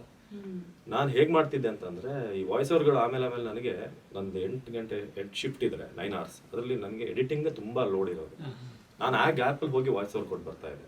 ನನಗೆ ನಮ್ಮ ಎಡಿಟಿಂಗ್ ಇನ್ಚಾರ್ಜ್ ಹೇಳೋರು, ನೀನು ರಿಸ್ಕ್ ತಗೊಂತಾ ಇದೆಯಾ, ನಿನಗೆ ಸಂಬಳ ಕೊಡ್ತಿರೋದು ಎಡಿಟಿಂಗಿಗೆ, ನೀನು ವಾಯ್ಸ್ ಓವರ್ ನೀನು ಎಕ್ಸ್ಟ್ರಾ ಬರ್ಡನ್ ಇದ್ದೀನಿ, ನೀನು ಪೇ ಮಾಡ್ತಿದ್ದಾರೆ ಅಂತ ಅವ್ರು ನನಗೆ ವೆಲ್ ವಿಷರ್ ಆಗಿ ಹೇಳ್ತಾ ಇದ್ದಾರೆ. ಎಡಿಟಿಂಗಲ್ಲಿ ಏನಾದ್ರು ಲೇಟ್ ಆದರೆ ನೀನೇ ಜವಾಬ್ದಾರಿ, ಯಾಕಂದ್ರೆ ನಮ್ಮದು 24/7 ಚಾನಲ್ ಅಂದರೆ ನಿಮಗೆ ಟೈಮ್ ಇಲ್ಲ. 9 ಗಂಟೆ ನ್ಯೂಸ್ ಅಂದರೆ 8:30 ನೀವು ಎಡಿಟಿಂಗ್ ಶುರು ಮಾಡಿದ್ರೆ ನೀವು ಪ್ಯಾಕೇಜ್ಗಳೆಲ್ಲ ವಿತಿನ್ 15 minutes ಹೊಡೆದು ಬಿಸಾಕಬೇಕು. ನಿಮ್ಮ ಕೈ ಪಾದರಸ ಥರ ಇರುತ್ತೆ. ನೀನು ನಾವು ಕೀಪ್ಯಾಡ್ ನೋಡಲ್ಲ, ನಾವೆಲ್ಲ ನೋಡ್ಕೊಂಡು ಹಿಂಗೆ ಎಳಿತಾ ಇರ್ತೀವಿ. ಅದು ಬೇರೆ 2 ಮಾನಿಟರ್ ಇರುತ್ತೆ. ಇವಾಗ ಅದೆಲ್ಲ ಮಾಮೂಲಾಗಿದೆ, ಅವಾಗ ಹೊಸದದು. ಸೊ ಆ ಸ್ಕ್ರೀನ್ ಈ ಸ್ಕ್ರೀನಿಗೆ ಹೇಳೋದು ವಿತಿನ್ ಒಂದು 15-20 minutes ಒಂದು 4 ನಿಮಿಷ story with music, with bites, with montage starting, ಇಷ್ಟನ್ನು ನಾವು ಮಾಡಬೇಕಿತ್ತು. ಸೊ ಅದನ್ನ ನಮ್ಗದು ಆವಾಗ ನಂಗೆ ಒಂದು 5-10 ನಿಮಿಷ ಮಾಂಟೇಜ್ ಮಾಡ್ತಿದ್ದೆ. ಆಮೇಲೆ ವಾಯ್ಸಿಗೆ ಇದನ್ನ ವಿಜುವಲ್ ಕೂರಿಸ್ಕೊಳ್ಳೋದು, ಸೆಂಟ್ರಲ್ಲಿ ಇದು ಬೈಟ್ಗಳು, ಅದನ್ನ ವೈಪ್ ಬರೋದು. ಸೊ ಅದನ್ನ ನಮ್ಗೆ ಅದೊಂಥರ ಇದಾಗ ನೀರು ಕುಡ್ದಷ್ಟು ಅದ್ರ ಮಧ್ಯೆ ನಾನು ವಾಯ್ಸ್ ಕೊಟ್ಟು ಬರಬೇಕು. ಸೊ ಆ ಥರ ಆಗ್ತಾ ಇತ್ತು ನಾನು. ಸೊ ಈ ಥರದ್ದು ಆಗ್ತಾ ತುಂಬಾ ಜನ ಹೇಳಿದ್ದಿದೆ, ನೀನು ವಾಯ್ಸ್ ಓವರ್ ಕೊಡೋದ್ರಿಂದ ನೀನೇ ನಿನ್ನನ್ನು ಇದಾಗ್ತಿದ್ಯಾ ಅಂತ. ಬಟ್ ಅದು ನನಗೆ ಫ್ಯೂಚರಿಗೆ ಹೆಲ್ಪ್ ಆಯಿತು. ಸೊ ಅದೇ ನಾನು ವಿಷಯಕ್ಕೆ ಬಂದಾಗ ಒಂದ್ಸಲ ನನಗೆ ನಾನು ಯಾವ ಚಾನಲ್ ಅದನ್ನು ಹೇಳಬಲ್ಲ, ಮುಂದೆ ನಾನು ಕೆಲಸ ಮಾಡಿ ಚಾನಲ್ ಒಂದು ಇದಾಯ್ತು ನನಗೆ. ನಾನು ಅಂದರೆ ಆ್ಯಂಕರ್ಗಳು ಎಲ್ಲ ಹಿಂಗೆ ಕೂತ್ಕೊಂಡು ಮಾತಾಡ್ತಾ ಇದ್ರು. ನಾನು ಹೆಂಗಂದ್ರೆ ವಿಡಿಯೋ ಎಡಿಟಿಂಗ್ ನಾನು ಮಾಡೋದು ಕೆಲಸ, ನಾನು ಊಟ ಮಾಡಿ ವಾಪಸ್ ಬಂದು ಹಂಗೆ ಅಷ್ಟೇ ನನ್ನ ಲೈಫ್. ಆ್ಯಂಕರ್ಸ್ ಎಲ್ಲ ಬಂದು ಕೂತ್ಕೊಂಡು ಮಾತಾಡ್ತಿರುವಾಗ ನನ್ನ ಕರೆದ್ರು, ನೀನು ಯಾವಾಗಲೂ ಬರೀ ಎಡಿಟಿಂಗು ಕೆಲಸ, ತಿಂಡಿ ಮಾಡೋದು, ಬಂದು ಕೂತ್ಕೊಳ್ಳೋ ಕೆಲಸ ಇಷ್ಟೇ ಇದೆಯಾ, ಬೆರಿಬೇಕು, ಎಲ್ಲರ ಜೊತೆ ಓಪನ್ ಅಪ್ ಆಗಬೇಕು ಅಂತ ಮಾತಾಡ್ತಿರ್ಬೇಕಾದ್ರೆ ಫೀಮೇಲ್ ಆ್ಯಂಕರ್ಸು ಇದ್ರು, ಮೇಲ್ ಆ್ಯಂಕರ್ಸ್ ಇದ್ರು. ಒಬ್ರು ಯಾರೋ ಸೀನಿಯರ್ ಅವ್ರು ಬಂದು ನನ್ನ ಎಬ್ಸಿದ್ರು. ಹಿಂಗೆ ಎಬ್ಬಿಟ್ಟು, ಯಾವ ಡಿಪಾರ್ಟ್ಮೆಂಟ್ ಏನು ಸ್ವಲ್ಪ ಎಡಿಟಿಂಗ್, ಆ್ಯಂಕರ್ಗಳ ಜೊತೆ ನೀನು ಏನು ಕೆಲಸ, ನೀನು ವರ್ಕ್ ಇಲ್ವಾ ನಿಮಗೆ? ಇಲ್ಲ ಸರ್ ನಾನು ಹೋಗ್ತಾ ಇದ್ದೆ ಅಷ್ಟು. ಮತ್ತು ಅವರೇ ಹೇಳಿದ್ರು, ಆ್ಯಂಕರ್ ಸೀನಿಯರ್ ಆ್ಯಂಕರ್ ಅವರು, ಇಲ್ಲ ಸರ್ ನಾನೇ ಕರೆದಿದ್ದವನ್ನ, ಅವ್ನು ಯಾವಾಗಲೂ ಒಂಥರ ಸ್ಟೂಡಿಯಸ್ ಆಗಿರ್ತಾನೆ, ಫಸ್ಟ್ ರ್ಯಾಂಕ್ ಹುಡುಗರ ಥರ, ಅದಕ್ಕೆ ನಾನೇ ಸ್ವಲ್ಪ ಬೆರಿಯೋ ಅಂತ ಕರೆದಿದ್ದೆ. ಅವ್ರು ಹಿಂಗೆ ಕಿಟಕಿ ಹೋಗಿ ಆಗಿದ್ರು, ನೀನು ಹೋಗಿ ನಿನ್ನ ಪ್ಲೇಸಲ್ಲಿ ಕೂತ್ಕೋ, ವರ್ಕ್ ಮಾಡಬೇಕು, ಇಲ್ಲಿ ಬಂದು ಹರಟೆ ಹೊಡೆಯೋಕ್ಕೆಲ್ಲ ಬಂದಿರೋದು. ನಾನು ಅವತ್ತು ಇಡೀ ಆಫೀಸ್ ನೋಡ್ತಿದ್ದೆ. ನಾನು ಅವತ್ತು ಹೋಗಿ ವಾಶ್ರೂಮಲ್ಲಿ ಹತ್ಕೊಂಡ್ಬಿಟ್ಟೆ. ಅಂದರೆ ನಾನು ಆ್ಯಂಕರ್ ಅಲ್ಲ, ಅವನೊಂದು ರೀಸನಿಗೆ ಮಾತ್ರ ಅಲ್ವಾ ನಾನು ಎಬ್ಸಿದ್ದು ಅಂತ. ಎಲ್ಲ ಬಂದು ಸಮಾಧಾನ ಮಾಡಿದ್ರೆ ಆಗುತ್ತೆ ಕಾಣೋ ಅಂತ. ಅವತ್ತೇ ಸಂಜೆ ನನ್ನ ಅಪ್ಪನಿಗೆ ಫೋನ್ ಮಾಡಿ, ಈ ಥರ ಒಂದು ಆಯ್ತು ಅಪ್ಪ, ನಮ್ಮಪ್ಪ ಸ್ವಾಭಿಮಾನಿ, ಅವರು ಇವತ್ತೇ ರಿಸೈನ್ ಕೊಡು, ಬಾ, ಲೋನ್ ಮಾಡಿಸಿ ಆದರೂ ನಿಂಗೊಂದು ಅಡಿಕೆ ಅಂಗಡಿ ಆದರೂ ಮಂಡಿನೇ ಒಂದು ಹಾಕ್ಸ್ಕೊಡ್ತೀನಿ, ಎಲ್ಲಿ ನಿನಗೆ ಇದಿಲ್ವೋ ನಿನ್ನ ಅಲ್ಲಿ ಇದೇನಿದಿಲ್ಲ, ಮತ್ತು ನೀನು ಆ್ಯಂಕರ್ ಆಗಬೇಕು ಅಂತಿದ್ಯಾ, ನೀನು ಹಣೆಯಲ್ಲಿದ್ರೆ ನೀನು ಆಗ್ತೀಯಾ, ನೀನು ತುಂಬ ಸ್ಟ್ರಗಲ್ ಪಡ್ತಾ ಇದೆಯಾ, ಬಟ್ ಇನ್ನೂ ಚಾನ್ಸ್ ಸಿಗ್ತಾ ಇಲ್ಲ ಅಂತ ನಾನು ರಿಸೈನ್ ಮಾಡಿದೆ. ನಾನು ತುಂಬ ಅವತ್ತು HR-ಗೆ ಹೋಗಿ ರಿಸೈನ್ ಮಾಡಿದೆ. ನಾನು ಕೆಲವೊಂದು ವಿಚಾರದಲ್ಲಿ ವೆರಿ ಪರ್ಟಿಕ್ಯುಲರ್. ಹೋಗಿ ನಾನೊಂದು 3 ತಿಂಗಳು ನಮ್ಮ ಊರಲ್ಲಿ ಓಡಾಡಿದ್ದೀನಿ, ಕಾಡು ಇದರಲ್ಲಿ. ಅವಾಗ ನಾನು ಏನು ಮಾಡ್ತಿದ್ದೆ, ರೆಹಮಾನ್ ಸರ್ ಅವ್ರ ವಿಡಿಯೋಗಳನ್ನ ಆಗ ಯೂಟ್ಯೂಬ್ ಸ್ವಲ್ಪ ಇದಕ್ಕೆ ಬರ್ತಾ ಇತ್ತು, ಈಗಷ್ಟಿದಿಲ್ಲ, ಬಟ್ ಯೂಟ್ಯೂಬ್ ಸರ್ಚ್ ಮಾಡ್ಕೊಂಡು ನೋಡೋಷ್ಟಿತ್ತು. ಅವರು TV9 ವಿಡಿಯೋಸ್ಗಳನ್ನ ನೋಡ್ತಾ ಇದ್ದೆ. ನೋಡ್ತಾ ಕಾಡಲ್ಲಿ ಅಲ್ಲೇ ಮರದ ಮೇಲೆ ಹತ್ಕೊಂಡು ಕೂತ್ಕೊಂಡು ಅವ್ರು ಹೆಂಗೆ ಓದ್ತಾರೆ, ಬಾತ್ರೂಮಲ್ಲಿ ಸ್ನಾನ ಮಾಡಬೇಕಾದ್ರೂ ಕೂಡ ನಾನು, ಈಗ ನೀವು ನೋಡ್ತಾ ಇದ್ದೀರಾ, ಈಗ ಒಂದು ಸುದ್ದಿ ಬರ್ತಾ ಇದೆ ಅಂತ, ನಮ್ಮಮ್ಮ ಏನೋ ನಿಂದ ಒಳಗಡೆ ಏನಿಲ್ಲ ಪ್ರಾಕ್ಟೀಸ್ ಮಾಡ್ತಾ ಇದ್ದೀನಿ ಸುಮ್ಮನೆ ರೀ ಅಂತ. ನನ್ನ ತಲೆಯಲ್ಲಿ ಅವಾಗ ನಾನು ಬಂದಿದ್ದು ಒಂದೇ ಥಾಟ್, ನಾನು ಬೆಂಗಳೂರಿಗೆ ವಾಪಸ್ ಕಾಲಿಟ್ರೆ ನಾನು ಆ್ಯಂಕರ್ ಆಗಿ ಅದೇನೇ ಆಗಲಿ, ಎಷ್ಟೇ ಟೈಮ್ ಆಗಲಿ ನಾನು ಆ್ಯಂಕರ್ ಅಂದರೆ ನನಗೆ ಒಂದು ಕಿಚ್ಚು ಬಂತು. ಅಲ್ಲಿವರೆಗೆ ನನಗೆ ಬರೀ ಇದಿತ್ತು, ಅವ್ರು ಹೇಳೋದು ನೀನು ಯಾಕೋ ಟ್ರೈ ಮಾಡ.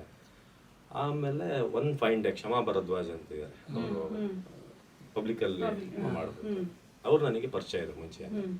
ಅವ್ರೊಂದಿನ ಫೋನ್ ಮಾಡಿದ್ರು, ಅವ್ರಿಗೆ ಈ ಥರ ಹೇಳಿದ್ದೆ, ನನಗೆ ಎಲ್ಲಾದರೂ ಆ್ಯಂಕರಿಂಗ್ ಚಾನ್ಸ್ ಇದ್ರೆ ಕೊಡಿ, ಸಣ್ಣದಾರು ಪರವಾಗಿಲ್ಲ, ನಾನು ಮಾಡಿ. ಕಸ್ತೂರಿ ನ್ಯೂಸಲ್ಲಿ ಸ್ಪೋರ್ಟ್ಸಿಗೆ ಒಬ್ರು ಆ್ಯಂಕರ್ ಬೇಕು ಅಂತ. ಸ್ಪೋರ್ಟ್ಸ್ ಅಂದ್ಮೇಲೆ ನನಗೆ ಒಂದು ಬಲ್ಬ್ ಆನ್ ಆಯ್ತು, ಮ್ಯಾಮ್ ನಾನು ಬರ್ತೀನಿ ಮಾಡ್ತೀನಿ ಅಂತ. ಬನ್ನಿ ಸ್ಪೋರ್ಟ್ಸ್ ಬರೀಬೇಕು ವಿತ್ ಆ್ಯಕ್ಟಿಂಗ್. ನಾನು ಮತ್ತೆ ಕಸ್ತೂರಿಗೆ ಆಫ್ಟರ್ ಒಂದು 6 months ವಾಪಸ್ ಬಂದೆ. ಕಸ್ತೂರಿ ಬಂದು ಅಲ್ಲಿಂದ ನನ್ನ ಆ್ಯಂಕರಿಂಗ್ ಜರ್ನಿ ಶುರುವಾಗಿತ್ತು. ಕಸ್ತೂರಿಲಿ ಬಂದು ಅಲ್ಲೂ ಸ್ವಲ್ಪ ನಂಗೆ ಸ್ಟ್ರಗಲ್ ಇತ್ತು. ಆಮೇಲೆ ಮಂಗಳೂರಿಂದ ಒಂದು ಆಫರ್ ಬಂತು, ಒಂದು ಚಾನಲ್ ನಡೆಸಬೇಕು ಅನ್ನೋದು. ಸೊ ನನಗೇನಂತಂದ್ರೆ ಸ್ವಲ್ಪ ಊರ್ ಕಡೆನೂ ಟೈಮ್ ಕೊಡಬೇಕಾಗಿತ್ತು. ಸೊ ಮಂಗಳೂರಿಗೆ ಹೋದೆ, ಮಂಗಳೂರಲ್ಲೇ ಸೆಟ್ಲ್ ಅಂತ ಇದ್ದಿದ್ದು ನನಗೆ. ಆಗಲೇ ಸ್ಫೂರ್ತಿಯವರು ನಂಗೆ ಪರಿಚಯ ಆಗಿದ್ದೆ ಅಲ್ಲಿ. ಸೊ ಆಮೇಲಿಂದ ನ್ಯೂಸ್ 18 ಒಂದು ಕಾಲ್ ಬರುತ್ತೆ 2017 ಒಬ್ಬ ಆಂಕರ್ ಬೇಕು, ಎಲೆಕ್ಷನ್ ಕವರೇಜ್ಗೆ ಅಂತಾನೆ ಬೇಕು ಅಂತ. ಸೊ ನಾನು ಬ್ಯಾಂಗ್ಳೂರ್ ಬೇಡ ಅಂತಿದ್ದವನು ಮತ್ತೆ ನ್ಯೂಸ್ 18 2017 ಬಂದಿದ್ದೆ. ನೆಕ್ಸ್ಟ್ ಇದೆ ಹೇಳ್ದಂಗೆ ಆಂಕರ್ ಆಗಿ ಕಾಲಿಟ್ರಿ ಬೆಂಗಳೂರಿಗೆ. ಅದು ಗೊತ್ತಿಲ್ಲ, ಅದು ಹಿಂಗೆ ದೇವರೇ ಮಾಡಿದ ಗಾಡ್ಸ್ ಪ್ಲಾನ್ ಅಂತ. ಪ್ರಾಬ್ಲಿ ಆ ಮೂಮೆಂಟ್ ಐ ಥಿಂಕ್ ಅದಕ್ಕೆ ಬಂದಿತ್ತೇನೋ ನಿಮ್ಮೊಳಗೆ ಒಂದು ಕಿಚ್ ಹಚ್ಚೋಕೆ ಅಲ್ವಾ? ಅವ್ರು ಹಂಗ್ ರಿಯಾಕ್ಟ್ ಮಾಡ್ಲಿಲ್ಲ ಅಂದ್ರೆ ಇನ್ನೂ ಟೈಮ್ ಆಗ್ತಿತ್ತು ಆ ಕಿಚ್ ಬರೋದಕ್ಕೆ. ಇಲ್ಲ ನಾನೇ ಪ್ರಿಪೇರ್ ಆಗ್ತಿರ್ಲಿಲ್ಲ. ನನ್ಗೆ ಅವ್ರ ಮೇಲೆ ಹೇಳಿದ ವ್ಯಕ್ತಿ ಮೇಲೆ ನನ್ಗೆ ಏನೂ ಬೇಜಾರಿಲ್ಲ, ಯಾಕಂದ್ರೆ ಅವರೇ ನಾನು ಇಗ್ನೈಟ್ ಮಾಡಿದ್ರು. ತುಂಬಾ ಟೈಮ್ ಆದ್ಮೇಲೆ ಅಲ್ಲಿ ವರ್ಕ್ ಮಾಡೋರು ನಾನು ಸ್ಕ್ರೀನ್ ಅಲ್ಲಿ ನನ್ನ ನೋಡಿ ಅವರು ಕೇಳಿದ್ರಂತೆ, ಈ ಹುಡುಗನ ಎಲ್ಲ ನೋಡಿದೀನಿ ನಾನು, ಗೊತ್ತಾಗ್ತಿಲ್ವಲ್ಲ ಸರ್? ಇಲ್ಲೇ ವಿಡಿಯೋ ಎಡಿಟರ್ ವರ್ಕ್ ಮಾಡ್ತಿದ್ದ, ನೀವು ಬೈದಿದ್ದು ಹೇಳಿಲ್ಲ ಅವರು. ಓಕೆ ಅಂತ ಹೇಳ್ತೀರಂತ. So thanks for that person. ಅಂದ್ರೆ ಈಗ ಅದನ್ನ ನೋಡಿದ್ಮೇಲೆ ನಿಮಗೂ ಎಷ್ಟೋ ಕಡೆ ನಾವು ಹೇಗೆ ಬಿಹೇವ್ ಮಾಡ್ತೀವಿ, ಡಿಗ್ನಿಟಿ ಆಫ್ ಲೇಬರ್ ಅಂತಾರಲ್ಲ, ಎಲ್ಲರೂ ಒಂದೇ ಜಾಬ್ ಅಂತ ನೋಡೋದ್ರಲ್ಲಿ ಎಲ್ಲಾ ಪ್ರೊಫೆಷನಲ್ಲೂ ಸ್ವಲ್ಪ ಮೇಲೆ ಕೆಳಗೆ ಇದೆ ಅನ್ನೋದು ಇದೆ ಅಲ್ವಾ? ಖಂಡಿತ. ಯಾಕಂದ್ರೆ ನೀವು ಎರಡೂ ಕಡೆ ಕೆಲಸ ಮಾಡಿದಿರ, ಬ್ಯಾಕ್ ಎಂಡ್ ಕೂಡ ಮಾಡಿದಿರ, ಫ್ರಂಟ್ ಎಂಡ್ ಕೂಡ ಮಾಡಿದಿರ. ಬ್ಯಾಕ್ ಎಂಡ್ ಅಲ್ಲಿ ಕೆಲವೊಂದ್ಸಲ ಜಾಸ್ತಿನೇ ವರ್ಕ್ ಇರುತ್ತೆ. ನೀವು ಹೇಳ್ದಂಗೆ ನೈಟ್ ಶಿಫ್ಟ್ ಅಲ್ಲಿ 10 minutes ಅಲ್ಲಿ ಕೊಡ್ಬೇಕು, ಫ್ರಂಟ್ ಎಂಡ್ ಅಲ್ಲೂ ಇರುತ್ತೆ, ಇಲ್ಲ ಅಂತಿಲ್ಲ. But work is work. ಹೌದು.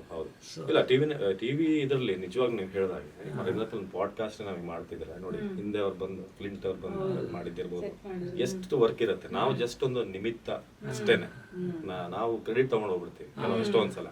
ಬಟ್ ಹಿಂದೆ ಸ್ಕ್ರಿಪ್ಟ್ ಬರೆಯೋರು ಇರ್ತಾರೆ, ಎಡಿಟ್ ಮಾಡೋರು ಇರ್ತಾರೆ, ಕ್ಯಾಮ್ರಾಮನ್ ಇರ್ತಾರೆ, ಒಬ್ಬ ಸೆಕ್ಯೂರಿಟಿ ಒಬ್ಬ ಚಾನಲ್ ಅಲ್ಲಿ, ಅವರು ವೆರಿ ಇಂಪಾರ್ಟೆಂಟ್. ಯಾಕಂದ್ರೆ ಚಾನಲ್ ತುಂಬಾ ಸೂಕ್ಷ್ಮ ಪ್ರದೇಶ, ಎನಿಬಡಿ ಕ್ಯಾನ್ ಕಮಾಂಡ್ ಇದು ಮಾಡ್ಬೋದು, ಅಥವಾ ಚಾನ್ಸಸ್ ಇದೆ. ಅವರು ನಮ್ಮ ಡ್ರೈವರ್ಗಳು, ಪ್ರತಿಯೊಬ್ರು ಒಂದು ಹೋಟೆಲ್ ಕ್ಯಾಂಟೀನ್ ಅಲ್ಲಿ ಕೆಲಸ ಮಾಡೋ ನಮ್ಮ ಹೌಸ್ ಕೀಪಿಂಗ್ ಸ್ಟಾಫ್, ಅವರೆಲ್ಲ ಇದ್ರೇನೆ ನಾವು ಖಾಲಿ ಎದುರುಗಡೆ ನಾವು ಬರೀ ನೆಪ ಮಾತ್ರ. ಈ ನ್ಯೂಸ್ ಚಾನೆಲ್ ಒಂದು ತುಂಬಾ ಸೂಕ್ಷ್ಮ ಪ್ರದೇಶ ಅಂತ ಹೇಳ್ತಾ ಇದ್ರಿ, ಅದ್ರ ಬಗ್ಗೆ ಒಂದು ಪ್ರಶ್ನೆ ಇತ್ತು. ಈ ನ್ಯೂಸ್ ಚಾನೆಲ್ ಅಂದ ತಕ್ಷಣ ಎಸ್ಪೆಷಲಿ ಪೊಲಿಟಿಕಲ್ ಬೀಟ್ ಕವರ್ ಮಾಡ್ತೀರಾ, ರಿಲಿಜಿಯಸ್ ಬೀಟ್ ಕವರ್ ಮಾಡ್ತೀರಾ. ಸೊ ನಿಮ್ಗೆ ಥ್ರೆಟ್ನಿಂಗ್ ಕಾಲ್ಸ್ ಅಂತೆಲ್ಲ ಬರುತ್ತಾ ನಿಮ್ ಚಾನೆಲ್ಗೆ? ಇಲ್ಲ, ಒಬ್ಬ ಜರ್ನಲಿಸ್ಟ್ ಅಂತ ಬಂದ್ಮೇಲೆ ತುಂಬಾ ಜನ ಹೇಳ್ತಾ ಇರ್ತಾರಲ್ವಾ, ಈಗ ನೀವು ಇವ್ರ ಬಗ್ಗೆ ಮಾತಾಡಲ್ಲ, ಇವ್ರ ಬಗ್ಗೆ ಮಾತಾಡೋದು, ಅದ್ರ ಬಗ್ಗೆ ಧ್ವನಿ ಅಂತ ಹೇಳ್ತಾರೆ. ಬಟ್ ನಿಮ್ಗೆ ಸಾಮಾನ್ಯ ಜನರಿಗೂ ಒಬ್ಬ ಜರ್ನಲಿಸ್ಟ್ಗೂ ತುಂಬಾ ಡಿಫ್ರೆನ್ಸ್ ಇಲ್ಲ. ಈಗ ನನ್ನ ಮೇಲೆನೆ ಒಂದು 2-3 ಕೇಸ್ ಆಗಿದೆ. ನಾನು ಕೋರ್ಟಿಗೆ ಈಗಲೂ ಕೂಡ ಒಂದಷ್ಟು ಓಡಾಡ್ತಾ ಇದ್ದೀನಿ. ಎಷ್ಟೊಂದ್ಸಲ ನನ್ನ ತಪ್ಪಿಲ್ಲದೆ, ನಂದೇನು ಇದಿಲ್ಲ. ಈಗ ಒಂದು ಸುದ್ದಿ ಅಂತ ಬಂದ ಕೂಡಲೇ ನಿಮ್ಗೆ ಇನಿಷಿಯಲಿ ಗೊತ್ತಿರೋದು ಇಷ್ಟೇ, ಒಂದು 10% ಮಾತ್ರ. ಬಟ್ ಅದು ಎಲ್ಲಾ ಚಾನಲ್ ಕ್ಯಾರಿ ಆಗುತ್ತೆ, ಇದ್ರ ತರ ಒಂದು ದೊಡ್ಡ ಸೆನ್ಸೇಷನ್ ಆಗುತ್ತೆ. ಆಗ ನೀವು ಮಾತಾಡ್ಲೇಬೇಕಾಗುತ್ತೆ. ಬಟ್ ಹೋಗ್ತಾ ಹೋಗ್ತಾ ಆ ಸ್ಟೋರಿಯ ಆಯಾಮ ಚೇಂಜ್ ಆಗ್ಬೋದು. ಯಾರೊಬ್ಬ ತಪ್ಪಿತಸ್ಥ ಅಲ್ದಿರೋನು ತಪ್ಪು ಆಗಿರ್ಬೋದು, ಅಥವಾ ಯಾರೋ ತಪ್ಪು ಮಾಡದಿರೋ, ನಾವು ಆ ಒಂದು ಫೈರ್ ಇದರಲ್ಲಿ ನಾವು ಹೀಟ್ ಆಫ್ ದ ಮೊಮೆಂಟ್ ಅಂತಾರಲ್ಲ, ಅದನ್ನು ಬ್ರೇಕಿಂಗ್ ಹೊಡೆದು ಬಿಟ್ಟಿರ್ತೀವಿ.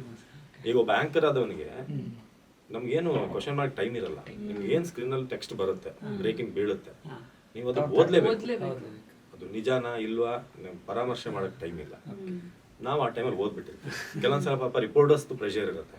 ಸೊ ಸುದ್ದಿ ಕ್ಯಾರಿ ಆಗ್ಬೇಕು, ಫಸ್ಟ್ ಕೊಡ್ಬೇಕು ಅನ್ನೋದ್ರಲ್ಲಿ ಕೆಲವೊಂದ್ಸಲ ಮಿಸ್ ಆಗ್ಬಿಡುತ್ತೆ. ತೀರಾ ಬ್ಲಂಡರ್ ಆಗುವಂತ ಮಿಸ್ ಸಣ್ಣ ಪುಟ್ಟದ್ದು, ಕೆಲವೊಂದ್ಸಲ ಸಣ್ಣ ಪುಟ್ಟದ್ದೇ ನಿಮ್ಗೆ ಕೋರ್ಟ್ ಅವ್ರಿಗೆ. ಅಂದ್ರೆ ಸೆನ್ಸೇಷನಲ್ ಜರ್ನಲಿಸಂ ಅಂತಾರಲ್ಲ ಸರ್, ನಾವು ಫಸ್ಟ್ ಹೇಳ್ಬೇಕಂದ್ರೆ ಎಲ್ಲರಿಗೂ ಇದೆ, ಇನ್ಕ್ಲೂಡಿಂಗ್ ಯೂಟ್ಯೂಬರ್ಸಿಗೂ ಸ್ಟಾರ್ಟ್ ಆಗ್ಬಿಟ್ಟಿದೆ. ನಾನು ಫಸ್ಟ್ ಹೇಳ್ಬಿಡ್ಬೇಕು, ಏನ್ ಹೇಳ್ತೀನಿ ಅನ್ನೋದು ನೆಕ್ಸ್ಟ್ ಫಸ್ಟ್ ಹೇಳ್ಬೇಕನ್ನೋದು ಫಸ್ಟ್ ಅದಾಗ್ಬಿಟ್ಟಿದೆ.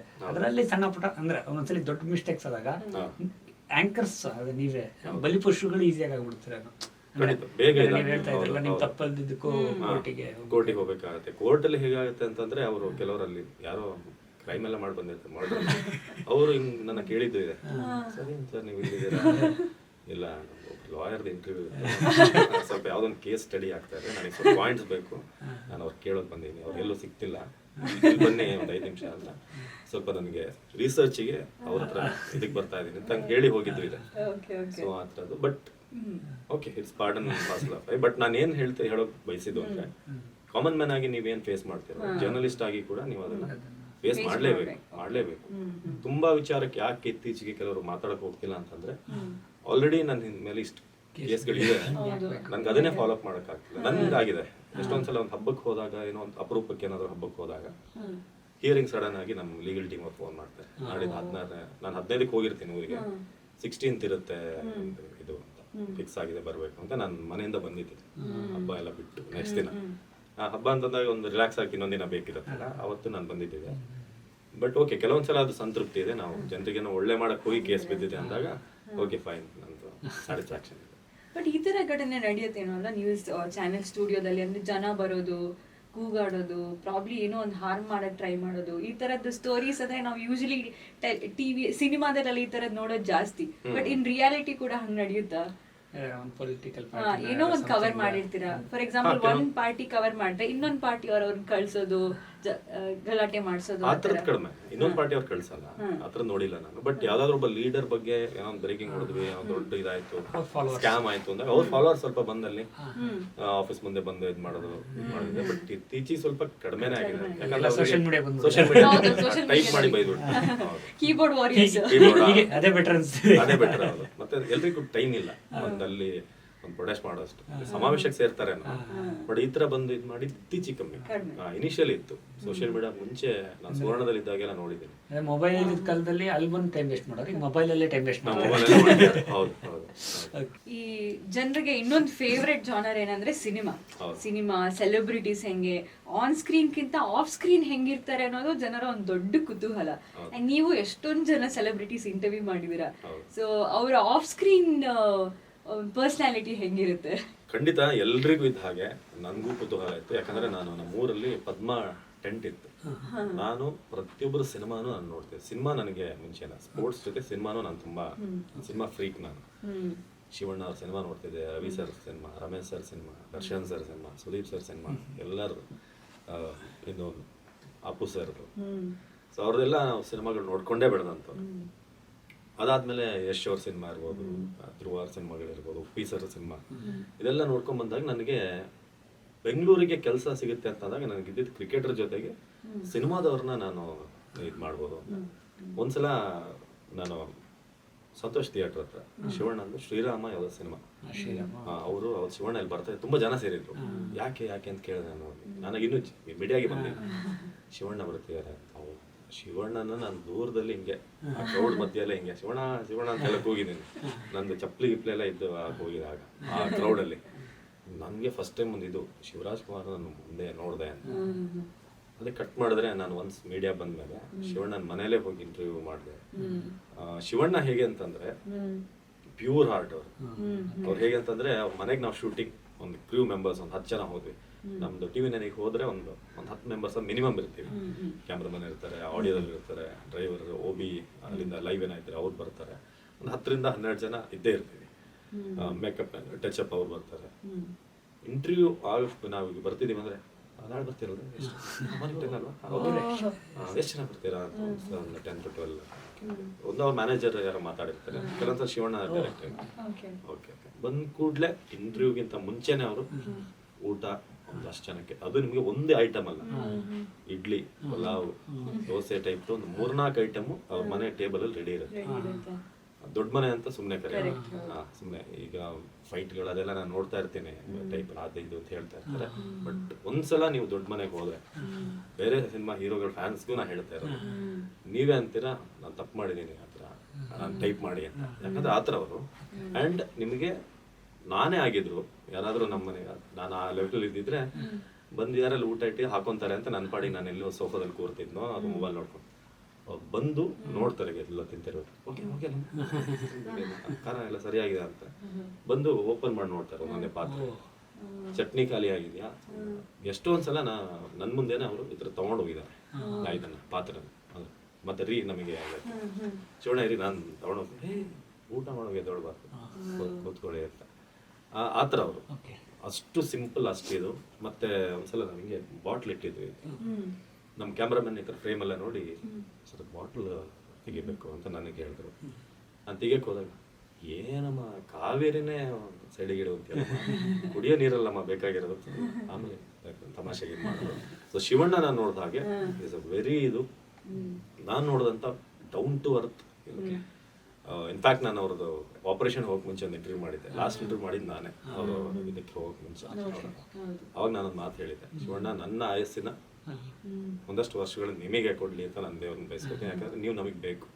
ಅಪ್ಪು ಸರ್ನ ಕಳ್ಕೊಂಡಿದ್ದೀವಿ, ನೀವು ತುಂಬ ವರ್ಷ ಸಿನಿಮಾ ಮಾಡಬೇಕು, ತುಂಬ ಪ್ರಾಜೆಕ್ಟ್ಗಳು ನಿಮ್ಮನ್ನು ನೋಡ್ತಾನೆ ಇರ್ಬೇಕು ನಾವು ಅಂತ ನಾನು ಅಷ್ಟು. ಯಾಕಂದ್ರೆ ನನಗೆ ಅದೆಲ್ಲ 10 ದಿನಗಳು ನೆನಪಾಯ್ತು. AK-47ಗೆ ಜನ್ಮದ ಜೋಡಿಗೆ ಹೋಗಿ ಅಲ್ಲಿ ಟೆಂಟಲ್ಲಿ ನಾವು ಎಲ್ಲ ಡ್ಯಾನ್ಸ್ ಮಾಡ್ತಿದ್ದಿದ್ದು.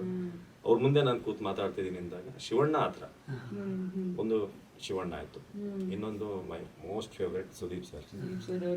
ಸುದೀಪ್ ಸರ್ ನಂಗೆ ಯಾಕೆ ಫೇವ್ರೇಟ್ ಅಂತಂದ್ರೆ ಬರೀ ಸಿನಿಮಾ ಫ್ಯಾನ್ ಇದು ಅಂತಲ್ಲ, ನನಗೂ ಅವ್ರಿಗೂ ತುಂಬ ಕನೆಕ್ಷನ್ ಇದೆ. ಇನಿಷಿಯಲಿ ನಾನು ಮೀಡಿಯಾದಲ್ಲಿ ಬಂದಾಗ ನಾನು ಆಂಕರ್ ಮೆಟೀರಿಯಲ್ ಎಲ್ಲ ಉದ್ದಕ್ಕಿದ್ದಾನೆ ಅಂತ ನಾನು ರಿಜೆಕ್ಟ್ ಆಗಿದ್ದು ಇದೆ.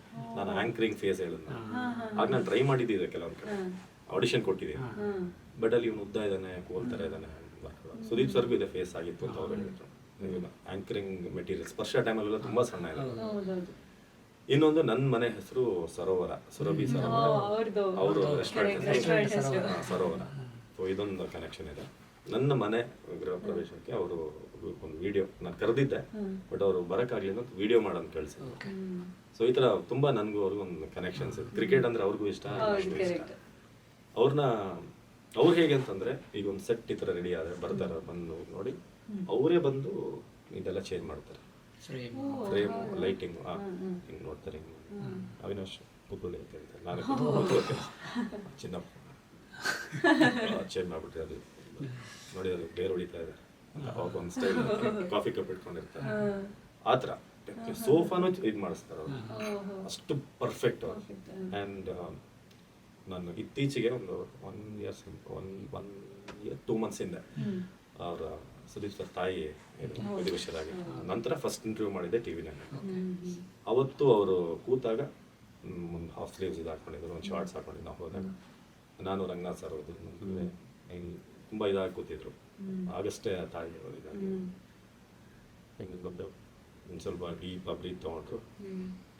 ಬ್ಲ್ಯಾಕ್ ಕಾಫಿ ಹಾಂ ಸರ್, ಬ್ಲ್ಯಾಕ್ ಕಾಫಿ ಸರ್ ನಿಮಗೆ 2 minutes ಅವರೇ ಮಾಡ್ಕೊಂಡು ಅವರೇ ತಗೊಂಡು, ಅವ್ರದ್ದೊಂದು ಕಿಚನ್ ಇದೆ, ಅವರೇ ಕುಕ್ ಮಾಡೋದು, ಅವರೇ ವಾಶು ಮಾಡೋದು, ಯಾರನ್ನೂ ಬಿಡಲ್ಲ. ಅವ್ರ ಮೇಲೆ ಪೆಂಟೋ ಇದ್ರ ಮೇಲೆ ಟೆರೇಸ್ ಅಲ್ಲಿ ವಾಶು ಮಾಡ್ತಾರೆ. ನಾನು ನೋಡಿದ್ದೀನಿ, ವಾಶು ಮಾಡಿ ಇಟ್ಕೊಂಡು ಅವರೇ ಕೊಟ್ಟರು. ಚಿಕ್ಕ ಹುಡುಗಂತರ ನನಗೆ ಅವರು, ನಾನು ಹಿಂಗೆ ಕೂತಿದ್ದೀನಿ, ಎದುರುಗಡೆ ರಂಗನಾಥ್ ಸರ್ ಕೂತಿದ್ದಾರೆ, ಪ್ರತಿಯೊಂದು ಹೇಳಿದ್ರು. ನಾನು ಬಿಗ್ ಬಾಸ್ ಅಲ್ಲಿ ಇದ್ದೆ, ಚಕ್ರವರ್ತಿ ಚಂದ್ರಚೂಡ್ ಅವ್ರ ಜೊತೆ ಈ ಪರ್ಸನಲ್ ಇದೆಲ್ಲ ನೋಡ್ಕೊಂಡು ಅವರು ಹಿಂಗೆ ಬ್ಯಾಕ್ಗ್ರೌಂಡಲ್ಲಿ ಸ್ಟುಡಿಯೋದಲ್ಲಿ ಹಿಂಗೆ ಕೈಯೆಲ್ಲ ತೋರಿಸೋರಿ ಏನು ಅಂತ ನಾನು ಇದು ಮಾಡಿದೆ, ಚೂರು ಬನ್ನಿ ಈ ಥರದ್ದು ಏನೋ ಒಂದು ಸಿಗ್ನಲ್ ಕೊಡ್ತಾ ಇದ್ರು ಅಂತ. ಮತ್ತು ಮೊಬೈಲ್ ಬಂದು ನೋಡಿದಾಗ ಒಂದು 30-40 ಮಿಸ್ ಕಾಲ್ ಅವರು ಅಕ್ಕಂದು ಮನೆಯಿಂದ ವೈಫ್ದು. ಏನು ನೋಡಿದ್ರೆ ಅಮ್ಮ ಸೀರಿಯಸ್ ಆಗಿದ್ದಾರೆ. ಬಟ್ ಆದರೂ ಅವರು ಅದನ್ನು ನಿಲ್ಲಿಸಿ ಬಂದು ಶೋ ಮಾಡಿದ್ರು. ಶೋ ಮಾಡಿ ಆ ಶೋ ಟೆಲಿಕಾಸ್ಟ್ ಆಯಿತು. ಸೊ ಅದನ್ನು ಅಲ್ಲಿಂದ ಅವರು ಹಾಸ್ಪಿಟ್ಲಿಗೆ ಬಂದಿದ್ದು, ಕೊನೆಗೆ ಆ ವೇವ್ಲೆಂತ್ ಇದು ಆಪರೇಷನ್ ಥಿಯೇಟ್ರಲ್ಲಿ ಅದೆಲ್ಲ ಫ್ಲ್ಯಾಟ್ ಆಗಿದ್ದು. ಅದನ್ನು ಒಂದು ಅರ್ಧ ಗಂಟೆ ಒಬ್ಬ ಚಿಕ್ಕ ಹುಡುಗನ ಥರ ನನಗೆ ವಿವರಿಸೋದು. ನನಗೆ ಆಗ ಕಣ್ಣು ಮುಂದೆ ಎಲ್ಲ ಬಂತು. ಸೊ ಈ ಥರ ಒಂದು ಗ್ಲಿಮ್ಸ್ ನೋಡಬೇಕು ಅಂತ ನಾವು ಅಲ್ಲಿ ಇದ್ದವರು.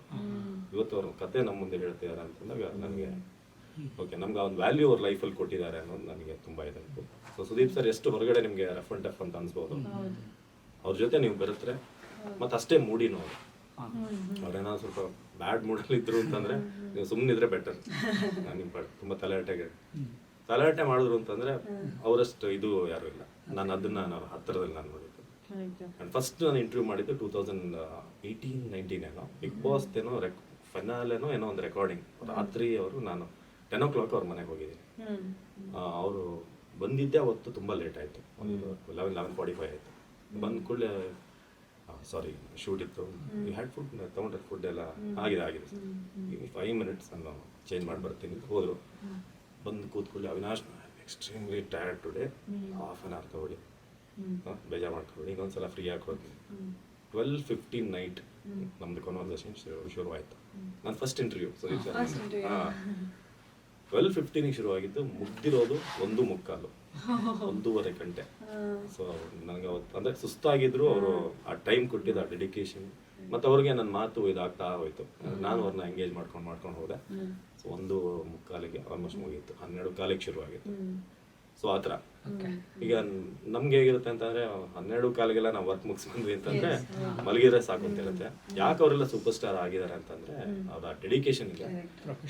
ನನ್ಗೋಸ್ಕರ ಒಬ್ರು ಬಂದಿದ್ದಾರೆ, ಅವನಿಗೆ ನಾನು ವ್ಯಾಲ್ಯೂ ಕೊಡ್ಬೇಕು ಅವರಿಗೆ. ಸೊ ಇದು ನಾನು ಸುದೀಪ್ ಸರ್ ಅವ್ರದ್ದು.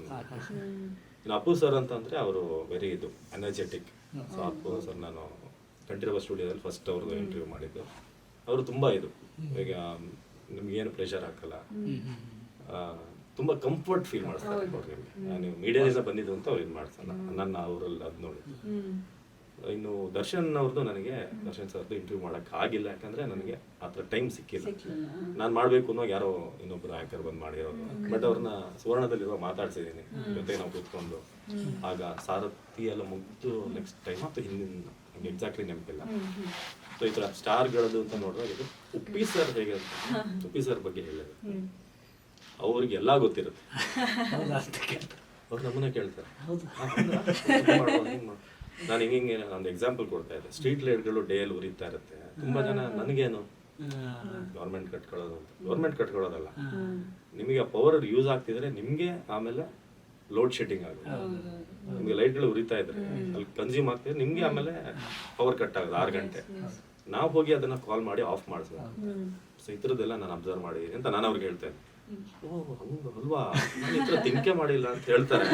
ಬಟ್ ಅವ್ರಿಗೆಲ್ಲ ಗೊತ್ತಿರೋದು. ಸೊ ಆ ಥರ ಉಪ್ಪಿ ಸರ್ ಆ ಥರ ಅವರು ಯಾವತ್ತೂ ನಿಮ್ಮ ಮುಂದೆ ಅವ್ರು ಇದನ್ನ ಬಿಟ್ಕೊಡಲ್ಲ. ಬಟ್ ನೀವೇನ ಕ್ರಾಸ್ ಮಾಡಕ್ಕೆ ಅವ್ರ ಹತ್ರ ಶುರು ಮಾಡಿದ್ರಿ ಅಂದ್ರೆ ಅವ್ರದ್ದು ಒರಿಜಿನಲ್ ಓಜಿ ವರ್ಷನ್ ಹೊರಗಡೆ ತುಂಬಾ ಇಂಟ್ರಾಕ್ಟಿವ್, ಇನ್ಫಾರ್ಮೇಟಿವ್. ಎಷ್ಟು ಕೇಳ್ತಾ ಇದ್ರು ಅವರಿಗೆ ಏನಾರ ಒಂದು ಆನ್ಸರ್ಸ್ ಇರುತ್ತೆ. ಆಮೇಲೆ ಅವರು ಆನ್ಸರ್ ಹುಡುಕ್ತಿರ್ತಾರೆ. ಆ ಥರ ಇರುತ್ತೆ. ವೆರಿ ಎಂಗೇಜಿಂಗ್ ಇಂಟರ್ವ್ಯೂಸ್ ಇರುತ್ತೆ. ಆಮೇಲೆ ಅದೇ ಕೇಳಕ್ ಕೊಟ್ಟೆ ಸರ್, ಈಗ ಇಂಟರ್ವ್ಯೂ ನೀವು ಸೆಲೆಬ್ರಿಟಿ ಇಂಟರ್ವ್ಯೂಸ್ ಎಲ್ಲ ಮಾಡ್ಬೇಕು. ನಿಮಗೆ ಒಂದು ಚಾಲೆಂಜ್ ಏನಂದ್ರೆ ಮೇ ಬಿ ಒಂದು ಸಿನಿಮಾಗೆ ಬಂದಿರ್ತಾರೆ ಅವರು, ಅದೇ ಥರ ಸೀರೀಸ್ ಅಲ್ಲಿ 10 ಇಂಟರ್ವ್ಯೂಸ್ ಕೊಡ್ತಾ ಇರ್ತಾರೆ. ಅಂದ್ರೆ ಬೇರೆ ಚಾನಲ್ಗಾಗಲಿ ಬೇರೆ ಯೂಟ್ಯೂಬ್ಗಾಗಲಿ you have to be different. ನೀವು ಆ್ಯಂಕರ್ ಆಗಿ ಹೋದಾಗ, ಯಾಕಂದ್ರೆ ಇಲ್ಲಾಂದ್ರೆ ಅವ್ರಿಗೆ ಕೊಟ್ಟು ಬೋರ್ ಆಗಿಬಿಟ್ಟಿರುತ್ತೆ. ನಾವು ಅದೇ ಕೇಳ್ತಿರ್ತೀವಿ. ಅಂದರೆ ಆ್ಯಸ್ ಅನ್ ಆ್ಯಂಕರ್ ಆದರೂ ಅದೇ ಕೇಳ್ತಿರ್ತೀವಿ. ನಿಮ್ಮ ಮೂವಿಯಲ್ಲಿ ಆಗಿದ್ದು ಫನ್ ಮೂಮೆಂಟ್ಸ್ ಹೇಳಿ, ಈ ಥರದ್ದು ಹೇಳಿ, ಇದು ಹೇಳಿ ಅಂತ. ನೀವು ಎಷ್ಟು ಪ್ರಿಪೇರ್ ಆಗಿ ಹೋಗ್ತೀರಾ ಸರ್? ಅಂದರೆ ಏನು ಕೇಳ್ಬೋದು, ಹೇಗೆ ಅಂತ ನೀವು ಹೆಂಗೆ ಡಿಫ್ರೆಂಟ್ ಆಗಿ ಟ್ರೈ ಮಾಡ್ತೀರಾ? ನಾರ್ಮಲಿ ಅದೇ ನೀವು ಹೇಳಿದಾಗೆ ನಾವು ಎಲ್ಲರೂ ಕೇಳೋ ರುಟೀನ್ ಕ್ವಶನ್ ಇಂದ ಬೇರೆ ಕೊಡಬೇಕು ಅಂತ. ಅದನ್ನ ನಾವು ಆಕ್ಚುಲಿ ಸ್ವಲ್ಪ ಈ ರ್ಯಾಪಿಡ್ ಫೈರ್ ಅದರಲ್ಲಿ ಅದನ್ನ ಸ್ವಲ್ಪ ಬೇರೆ ತರ ತರೋಣ ಅಂತ ಟ್ರೈ ಮಾಡ್ತೀವಿ. ಕೆಲವೊಂದ್ಸಲ ನಾವು ನಮ್ಗಿಂತ ಮುಂಚೆ ದಿವಸ ಅವ್ರು ಶೂಟ್ ಆಗಿದ್ರೆ ಆ ಇಂಟರ್ವ್ಯೂ ಸ್ವಲ್ಪ ಹಂಗೆ ಗ್ಲಾಸ್ ಮಾಡ್ಕೊಂಡು ಹೋಗ್ತೀವಿ. ಇವ್ರೇನ್ ಕವರ್ ಮಾಡಿದ್ದಾರೆ, ಇದನ್ ಬಿಟ್ಟು ನಾನೇನ್ ಕೇಳ್ಬೋದು ಅಂತ. ಬಟ್ ಬಹುತೇಕ ನಿಮ್ಗೆ 50% ಕ್ವಶನ್ ಅದ್ರ ಸುತ್ತಾನೆ ಇರುತ್ತೆ. ಬಟ್ ಕೇಳೋ ರೀತಿ ಹೇಗೆ ಅದ್ರ ಮೇಲೆ ಡಿಪೆಂಡ್. ಎಷ್ಟು ಫನ್ನಿಯಾಗಿ ನೀವು ಕೇಳ್ತಾರೆ, ಎಷ್ಟು ವಿಷಯ ತೆಗಿತೀರಾ ಅಂತ. ಬಟ್ ಅದು ಚಾಲೆಂಜೇನೆ, ಯಾಕಂದ್ರೆ ಈಗ ಚಾನೆಲ್ಗಳ ಸಂಖ್ಯೆ ಜಾಸ್ತಿ ಆಗಿರೋದ್ರಿಂದ ಅದನ್ನ ಅವ್ರಿಗೂ ಅನ್ಸಿರುತ್ತೆ. ಅವರೇ ಒಂದೊಂದ್ಸಲ ಹೇಳ್ತಾರೆ ನಂಗೆ ನೆಕ್ಸ್ಟ್ ನಮ್ದು ಇಂಟರ್ವ್ಯೂ ಇದ್ರೆ ಕೇಳಿ ಅಂತ ಹೇಳಿ ಹೋಗ್ತಾರೆ. ಅದೊಂದು ಚಾಲೆಂಜ್ ಇದೆ. ಆಮೇಲೆ ನೀವು ಸ್ಕ್ರೀನಲ್ಲಿ ನೋಡಿದವ್ರು ಎದುರುಗಡೆ ನೋಡ್ಬೇಕಾದ್ರೆ ಅಷ್ಟು ಫಸ್ಟ್ ಟೈಮ್ ಯಾರನ್ನ ನೋಡಿದಾಗ ಅಂದ್ರೆ ಆಫ್ ದ ಇದು ನರ್ವಸ್ನೆಸ್ ಕ್ರಿಯೇಟ್ ಆಗಿದೆಯಾ ಅಂದ್ರೆ ನಮಗೊಂದು ಆಗ್ಬಿಡುತ್ತಲ್ಲ, ಒಂದೇ ಸಲ ನೋಡ್ತಾ ಇರ್ತೀವಿ ಫಸ್ಟ್ ಟೈಮ್ ಮಾಡ್ಬೇಕಾದ್ರೆ. ಈಗ ಯೂಸ್ ಟು ಇಟ್ ಆಗ್ಬಿಟ್ಟಿದ್ದೀರಾ ಬಿಡಿ, ಪ್ರೊಫೆಷನಲ್ ಆಗಿ. ಸ್ಟಾರ್ಟಿಂಗ್ ಡೇಸ್ ಹೇಳ್ತಾ ಇದ್ದೀನಿ, ಸಡನ್ ನರ್ವಸ್ನೆಸ್ ಕ್ರಿಯೇಟ್ ಆಗೋದು ಆ ಥರ ಯಾವ್ದಾರ ಒಂದು ಯಾವ್ದಾರ ಇನ್ಸಿಡೆಂಟ್ ಇದ್ರೆ ಹೇಳ್ಬೋದಾ? ನನಗೆ ರಾಹುಲ್ ದ್ರಾವಿಡ್ ಅವ್ರನ್ನ ನೋಡಿದಾಗ ಅವ್ರದ್ದು ಇಂಟರ್ವ್ಯೂ ಮಾಡಿಲ್ಲ, ಇದು ಜಸ್ಟ್ ಒಂದು ಚಿಟ್ ಚಾಟ್ ತರ. ಅದು ಯಾವಾಗ ಅಂತಂದ್ರೆ ಅವಾಗ ಇನ್ನು ಯೂಟ್ಯೂಬ್ಗೆಲ್ಲ ಅಪ್ಲೋಡೇ ಆಗ್ತಿರ್ಲಿಲ್ಲ. ಇನಿಷಿಯಲ್ ಸ್ಟೇಜ್ ಸ್ಪೋರ್ಟ್ಸ್ ರಿಪೋರ್ಟಿಂಗ್ ಎಲ್ಲ ಹೋಗ್ತಾ ಇದ್ದೆ ಅವಾಗ. ಅವ್ರು ನೋಡಿದಾಗ ನಾನು ಒಂಥರ ಮೂಕ ವಿಸ್ಕಸ್. ನಂಗೆ ದ್ರಾವಿಡ್ ಅವ್ರನ್ನ ಅದೇ ನಾನು ಹೇಳಿದ್ನ ನೆಕ್ಸ್ಟ್ ಬ್ಯಾಟಿಂಗ್ ನಾನೇ ಅಲ್ಲಿಂದ ನೋಡಿದವನಿಂದ ಆಮೇಲೆ ನೋಡ್ಕೊಂಡೇ ನಿಂತೆ ನಾನು. ಅಂದ್ರೆ ಎಲ್ರು ನನ್ನ ಬರ ಹೋಗೋಣ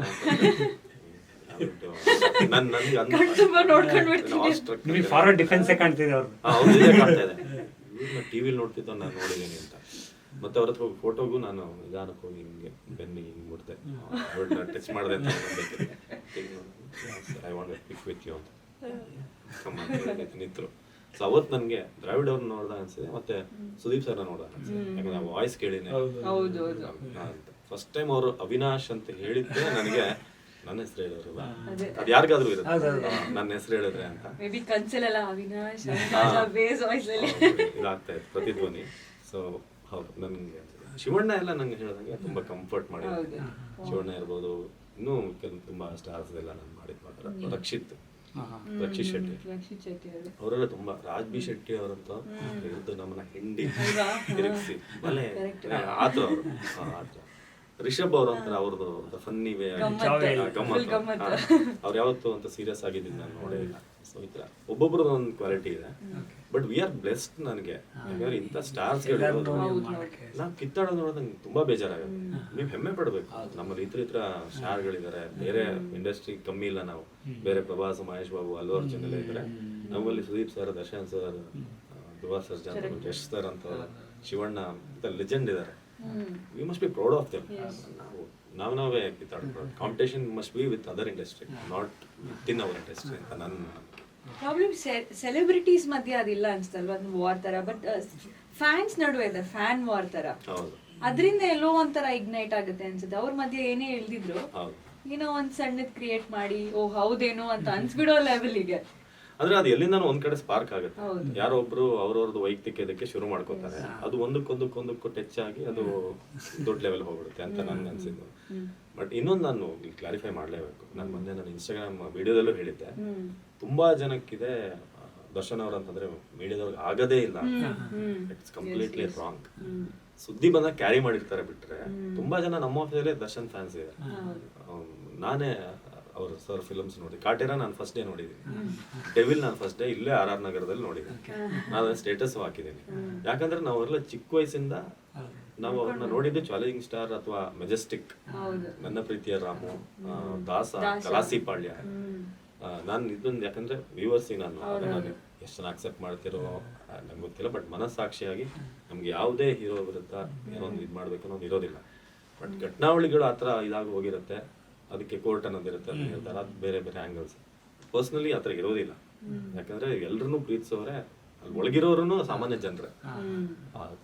ಸೊ ಅದೊಂದು ನನಗೆ ಅನ್ಸಿದ್. ಯಾವಾಗ ನೀವು ಹೀರೋ ಬಗ್ಗೆ ಹೇಳಿದ್ರಿ ಸರ್, ಆಕ್ಟ್ರೆಸ್ ವಿಷಯಕ್ಕೆ ಬಂದೆ, ಯಾರನ್ನೆಲ್ಲ ಒಬ್ರು ಯಾರು ಇವ್ರನ್ನ ಇಂಟರ್ವ್ಯೂ ಮಾಡ್ಲೇಬೇಕು ಅಂತ ನೀವು ಅನ್ಕೊಂಡಿದ್ರ? ನಿಮ್ಮ ಒಂದು dream interview?